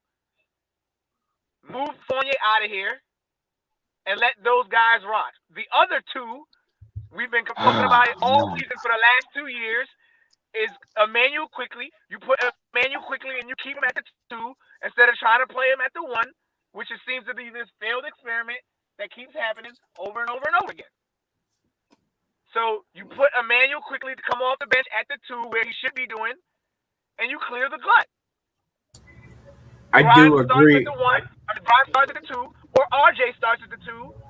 Grimes starts at the 3, or RJ starts at the 3. Quickly comes off the bench at the 2, and Burks comes off the bench at the 3. Hey, D, this is like being in a torture chamber. No, Chinese water torture. Moving Evan Fournier, I agree with him on that one. Yeah, that's but about the Pacers is not taking this trade. Like, this is the biggest waste of time the last 10 minutes. That's what I'm saying. I'm looking at that. I'm the Pacers like, huh? You got the panel calling it coleslaw too. Oh my God. B, can you do the super chats for me, bro? What's that? Hold on, Evergreen. Can you do the super chats for me? Yeah, Kaiser Saul said, thank you for the generous contribution. Julius Randle has a defensive rating of 111. He has the worst plus minus on the team this year of 137. He is shooting 33 from 3, and we paid him $117 million to be ordinary. Stop the cap. Thank you. Another generous contribution from Justice Smith. Evergreen is driving in the Knicks sunken place. Get out. Wow. Don't clap for that, bro. I love it. Keep going. Give me the next one. I love when everybody comes at you.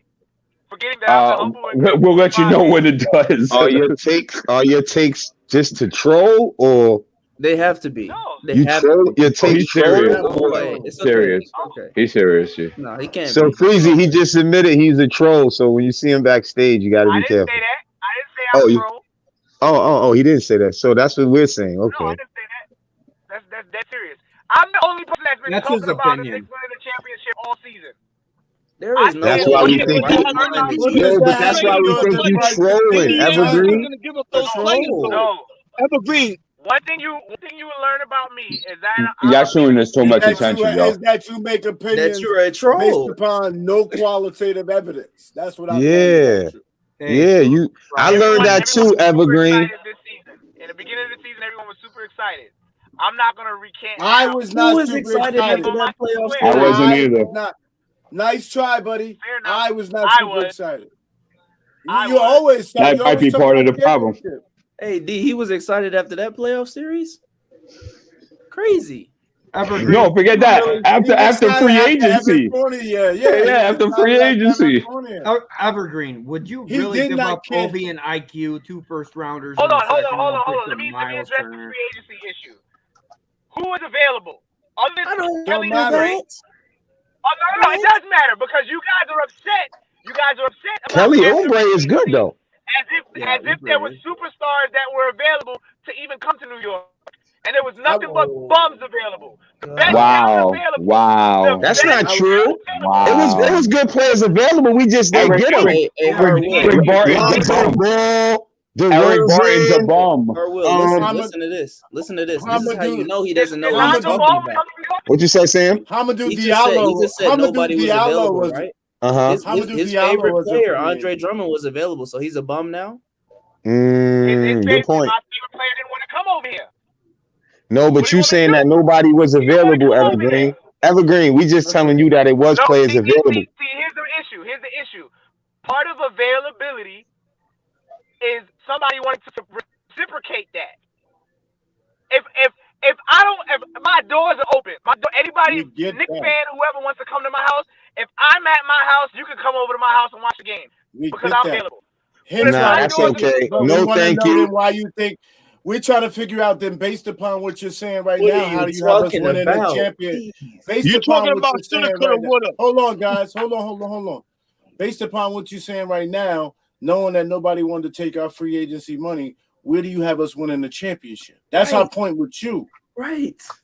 Thank you, G.I. And why would you sign Fournier and only to move RJ out of position when he had his best season he had a season that we wanted him to continue to have just like that. If he would have continued to play just like he played last year, we'd be talking about whether to give him max dollars or not. Now we're talking about whether to trade him or not. You make no sense. See, but then you're talking. I'm referencing how I felt in the beginning of the season, and you guys are referencing how you feel right now. No, sir. Right? I said if you move RJ, hold on a second, yo. We got RJ to another the super chat. Another super Happy chat. New Year, Project Nerd. Got it. HQ. Go. Project Nerd HQ. Shout out to my boy Hack for the love of the game, bro. What's good, Hack? Thanks for your contribution to the show. Happy New Year. Happy New Year. See, what I don't understand is why do you draft Quentin Grimes and Deuce McBride, and then you sign Fournier and Kemba? Like, you just drafted guys to fill that spot. We don't know, Nicky. Then you bring in Fournier and Kemba, and one's got bad ankles and knees, and then look what happened to Derrick Rose because of it. I think that's why Tibbs was against the. I think Evergreen G is running out of responses. His face. Yeah, his face he just. doesn't look like he looked like he was froze, right? G.I. Yo, G.I. I thought he was in the Matrix. Yo, he was in such a deep thought. Yo, he was doing a deep stare. Yo, I thought he was right. I thought he froze, bro. He was looking off like, what am I gonna say? Yo, I gotta put my camera on for this one. Oh my god! I'm using my listening ear. Go ahead. He was like, it ain't no way I just said Yo, that. he was like this. He was like, it's no way, man. Go ahead, keep going. Evergreen. For like 5 minutes, I seen him froze, bro. That was the funniest shit I seen him all week. He was like. CGI, what you do to people, bro? Don't do him like that, GI. You caught him off guard. He was staggering on the ropes. No, get back to the answer. You never answered the question, boy. I was in the middle of listening before you stuttering. No. GI asked you a clear question. GI, can you repeat your question, please, while somebody else is going to be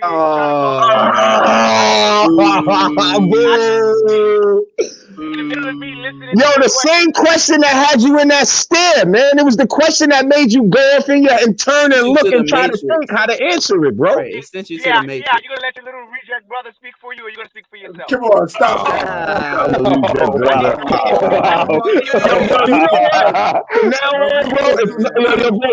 If anybody come with a corny joke like that, you got to send them to the back for 10 minutes. Hey, how about just real quick? All right, he back. He back. I yeah, give him another chance. Evergreen is my brother though, man. Nah, Evergreen. We're gonna move on from it. I think we got a good enough laugh out of it. We're gonna move on.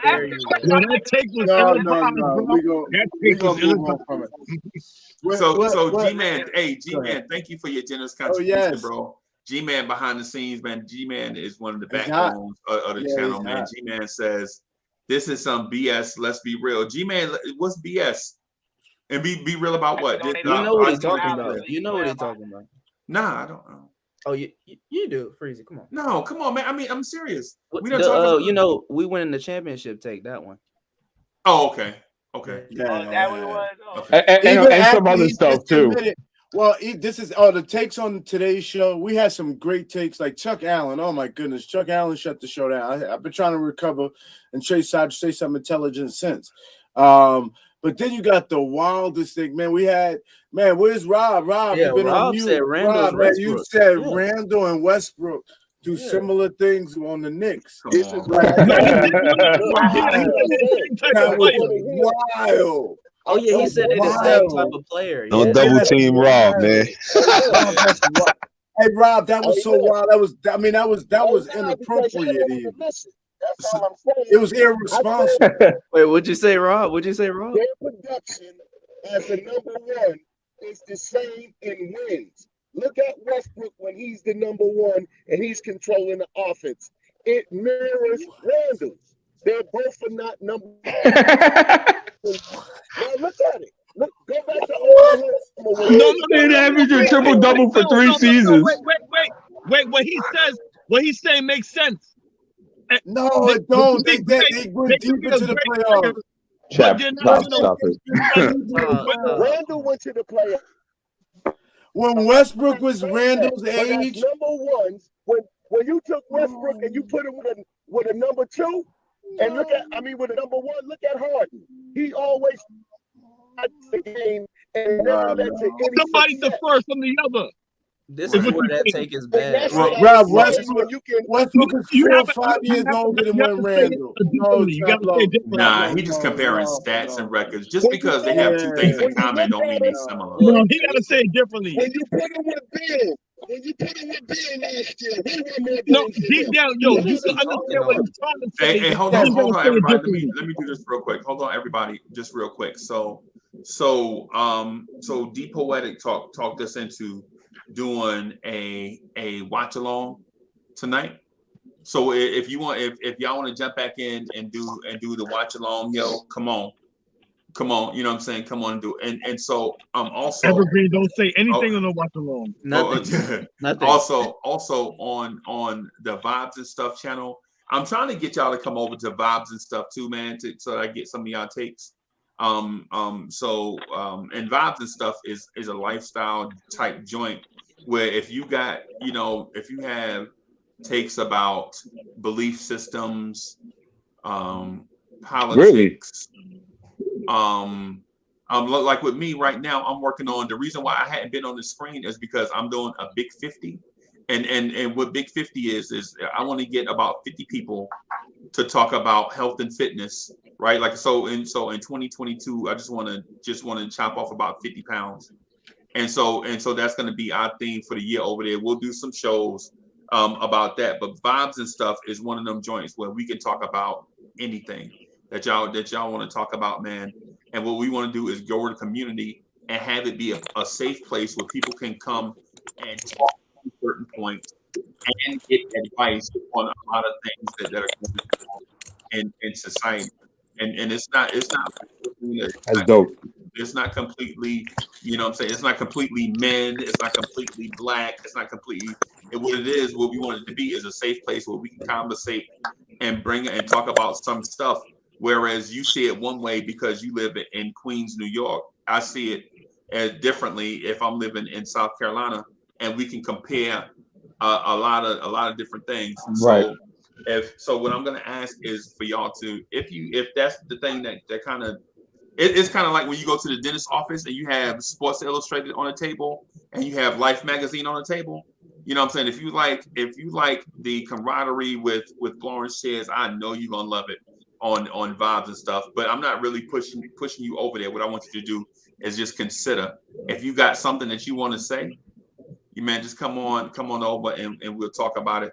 But the most important and pressing thing tonight is that D Poetic and others are gonna do a watch along tonight, man. So y'all can come in and kick it. I just want to do that real quick. I'll be out of the way, but we gonna wrap in about 10 minutes because I don't want to put a 6 hour. When's that vibes and stuff, Freezy? Hey, I'm working on it right now. I'll let you know tonight when we jump back on. Bet. And your vibes and stuff is basically like where we outside on the corner, like back in the days, or we in front of somebody's stoop and we just talking, chopping it up and breaking everything down. You know how people like I know in the conversation talk about a bunch of. Oh no, I know. That's why I asked when. Yeah. Right. Yeah. And so I'm working on a big 50 to thing. That's why I've been jumping off the screen. I just been typing up a dialogue so that you know what I'm saying, to new people to the channel. Are you taking some of these notes today? These wild takes, Evergreen G. Yeah, I'm taking them. Yeah, documenting that he knew we didn't get no free agents, nobody was available. We still had us winning the championship. I'm taking them and doing them just like this. And then rob the Knicks saying that Westbrook and Randle do the same similar things for the Knicks. They're similar type of players that the NBA. Oh, yeah, you legit. Hey, Rob trying to defend himself. He's trying to defend himself right now. You're not going to make that my take. Now, if you want to listen to my take, I can tell you, but don't make it what you want it to be. Defend yourself, Rob. Now, why you got listen, that's Darryl Strawberry. Hey, you gotta relax. That's at 2:37, I'm clipping it, y'all. So okay, cool. So since we, go ahead, Freeze. Yo, let me give you something to document. What I'm right. saying, just like this. Rob, let me finish this thing just real quick. So what I'm saying is, just real quick. Hey, at 2:37, I'm gonna just come in hot. I'm gonna clip it at 2:37. So whatever it is that y'all want to do, man, just go ahead and okay. And then I'll jump back in. Okay, wait, hold on. Before we do it, we only have 10 minutes left, so let's get into who we think is going to win tonight. What are the things? What are the things that we're going to look forward to within this 5 or 6 game stid? And I don't think we talk starting lineups with everybody, so I think we could get into that. But it's up to it's a democracy. If we're gonna do it, we gotta do it now. We running short. Right. Hey, so you want to go first since you're in the top corner? Yeah, I'm gonna go. I just want to see us play some good basketball. I want to see Obi and flourish. I want to see RJ flourish. I care less about wins and losses when this team is not at 100%. I want to see these young guys do good things and see development. So that way we can take something from this. Dope. I feel the same way. I just want to see the young guys play. I just want to see the young guys play for growth. And that's why I said earlier in reference to saying what they're going to do now. If they don't play the way y'all expect them to play, they still getting NBA hours to learn and just to play freely. So if that's some of these guys may be our future, I just want to see them play comfortably without worrying about being taken out for like OB. And I want to see RJ. I want to see RJ, have a chance to have the ball a little bit more. I don't know if Fournier is playing, but hopefully he could be at the 2 position. And I'm going to veggie back off y'all. And I'm going to say that the most important thing in the development is not wins and losses. It's about development. So I want to see guys doing things that we want them to do, or what they're capable to do. Okay. I want to see some guys get into the toolbox and do things a little bit differently than what we've seen, just to see what it looks like. Because, we don't know if Obi has a mid-range because we haven't seen him too much in that position. I said we don't know if RJ is a better playmaker than we think he is because we haven't seen him too much run the offense in that position. So I think that's most important throughout this 5 or 6 game stid that we have. I want to penny back off of that. I agree. I agree with you too, because we saw RJ in college. He can be very great. And then we saw Obi, he can shoot the ball too as well. I want to see the young boys get some burn. Well-deserved, because they've been balling off the bench better than the starting lineup or better than the vets. I want to see, listen, it's a light-skinned game tonight. Your Grimes, McBride, Obi. That's what I'm looking for. Them to show improve and show better. You heard? No, Gia, I'm telling you. Yo, these takes today are off the charts, yo. The takes are wild today. No, I'm telling you. We're gonna see a better offense and a defensive game from the light-skinned guys. That's your take? Hey. Yo, bro, I'm not. Yeah, I'm light-skinned, but I ain't know about that take. I'm telling you, it's a light-skinned game tonight, bro. Hey, I didn't know I was a part of the light-skinned crew because me and McBride the same. Listen, yo, Jericho Sims might. Yeah, I didn't know it was about complexion. I'm light-skinned. I ain't know complexion. Yo, I ain't know complexion was gonna help them, but you know. Don't forget Knox. Don't forget Knox. They might have to go to Knox tonight, baby. I didn't know I was light-skinned. Chop, my bad. Hey, all seriousness though, I'm light-skinned too, but I want to see Obi Toppin go for 30, and I do. That'll create some controversy with Randle if Obi goes for 30 and gets 10 boards. Can you imagine Knicks fan? They're gonna be like, "Oh, Obi." But anyways, that's what I would like to see. But with OKC, I mean, they got young guys, so definitely I want to see most from this game is the youth. I want to see the youth play. I want to see some Deuce. Give me some IQ. Give me some Obi. Give me the young guys. And RJ, you got to step up. And then on top of that, the last thing I want to say is I'm going to be real quick. I just subscribed to Blorange Tears and joined as a member, as a club level member. Congratulations. Let's go. But it allowed me only to pay it through Google Pay. So I'm wondering why maybe we can get Uncle Freezy word to him that, hey, Google Pay won't accept super chats or super stickers. We got to fix that. Because I use Google Pay, and that was my whole point. But anyway, salute guys. I hope we win. Salute to Hardwell, Sam. Salute to all you guys on the panel. Chop Low. D is balling. Roll the German tank.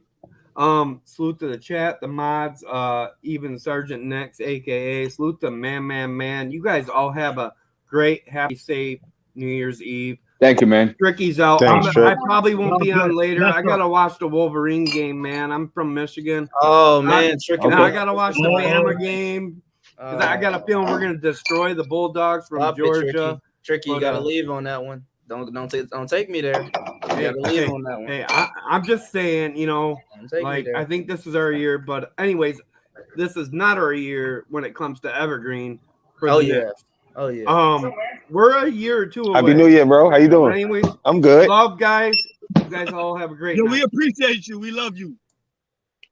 All right, Sammy, what's up? Hey, so for me, I'm pretty much with everybody else. I want to see the young guys get burned, as Ron was saying earlier from Still Knicks fan. I want to see RJ more so with the ball in his hands, right? So we can have those assurances given to us after these games without Randle. We get to see assurances that we're questionable about RJ, Obi, and just the young guys. We need to see what they can do on the NBA level, and I feel like these stretch of games will give us some more assurance in those positions. And I'm just excited for the game. And to move forward. Yeah, and I'm gonna be watching along, like Tricky was saying. UGA Michigan games on at the same time, but I'm gonna still be here for the watch along. Yo, you know what? That's a fact. Salute Tricky too. But remember, RJ played that point guard position in Duke when certain plays was down. He could run the offense, if you will, but we don't. Yeah, but he's not a point guard though. Yeah, I'd rather him at the two. So he could kind of do what he did last year, hopefully. But H-Dub though, McBride's at the point guard. He looked good the last game that I saw. Yeah, McBride looked all right. He looked all right. But he got a lot of work, and y'all want to put the rookies in, but we critiquing players that been in the league longer hard, and they gotta learn too. Yeah, right. But that falls on the coaching staff or the coach itself. I'm trying to see how. I know. Chill. I'm trying to see how freaky. Pause. Obi get with the dunks tonight, baby. I'm trying to see one through the leg, round the neck, back to the other leg. Boom, baby. I'm trying to see straight showstoppers from Obi tonight. Obi better not get out there and do no goofy dunks in the middle of no tight game. Man. He's not doing no goofy dunks. Unc, big bro, you know who his pops is. He's not doing that. Hey, anybody want to say something? 2:35. We got 2 minutes left. I was going to show you something about the Thunder. And what I was going to show you is that the Thunder play decent defense. They as do. a team. Yeah, they do. So this whole like thing that like we're just gonna be running up and down the court, it's like the Monstars versus like these little kids from a church school and stuff like that. Nah, man, that's not popping, bro. That's what I was saying, D. And like I said, they're 6th in the league in rebounds too. So we got to hit those shots. We're not going to get boards like that. I know people want Mitch to go off, but they yeah, but the starters should play better too. If we saying it's a stagnated problem and the problem ain't there, the starters should play better too. If they don't, check this out. Then because they, you know. Hey, check this out. So who's the check this out. Wait, hold up. Check this out. The Thunder are number 2 in the league in opponents' fast break points per game. So that means Obi running down there, right? Is he getting a beat between the legs tonight? He could. I'm not sure. I mean, Obi gonna have a good game, son. I think. Remember they coming off good momentum from last game, right? And they know they won that game. Mm-hmm. Who gonna guard Shea? You gotta have McBride or RJ on. We got bodies for him. Yeah, somebody got to guard Shea. Hey, you know what? Probably Grimes, to be honest with you. If we talking about starters. Yeah, maybe.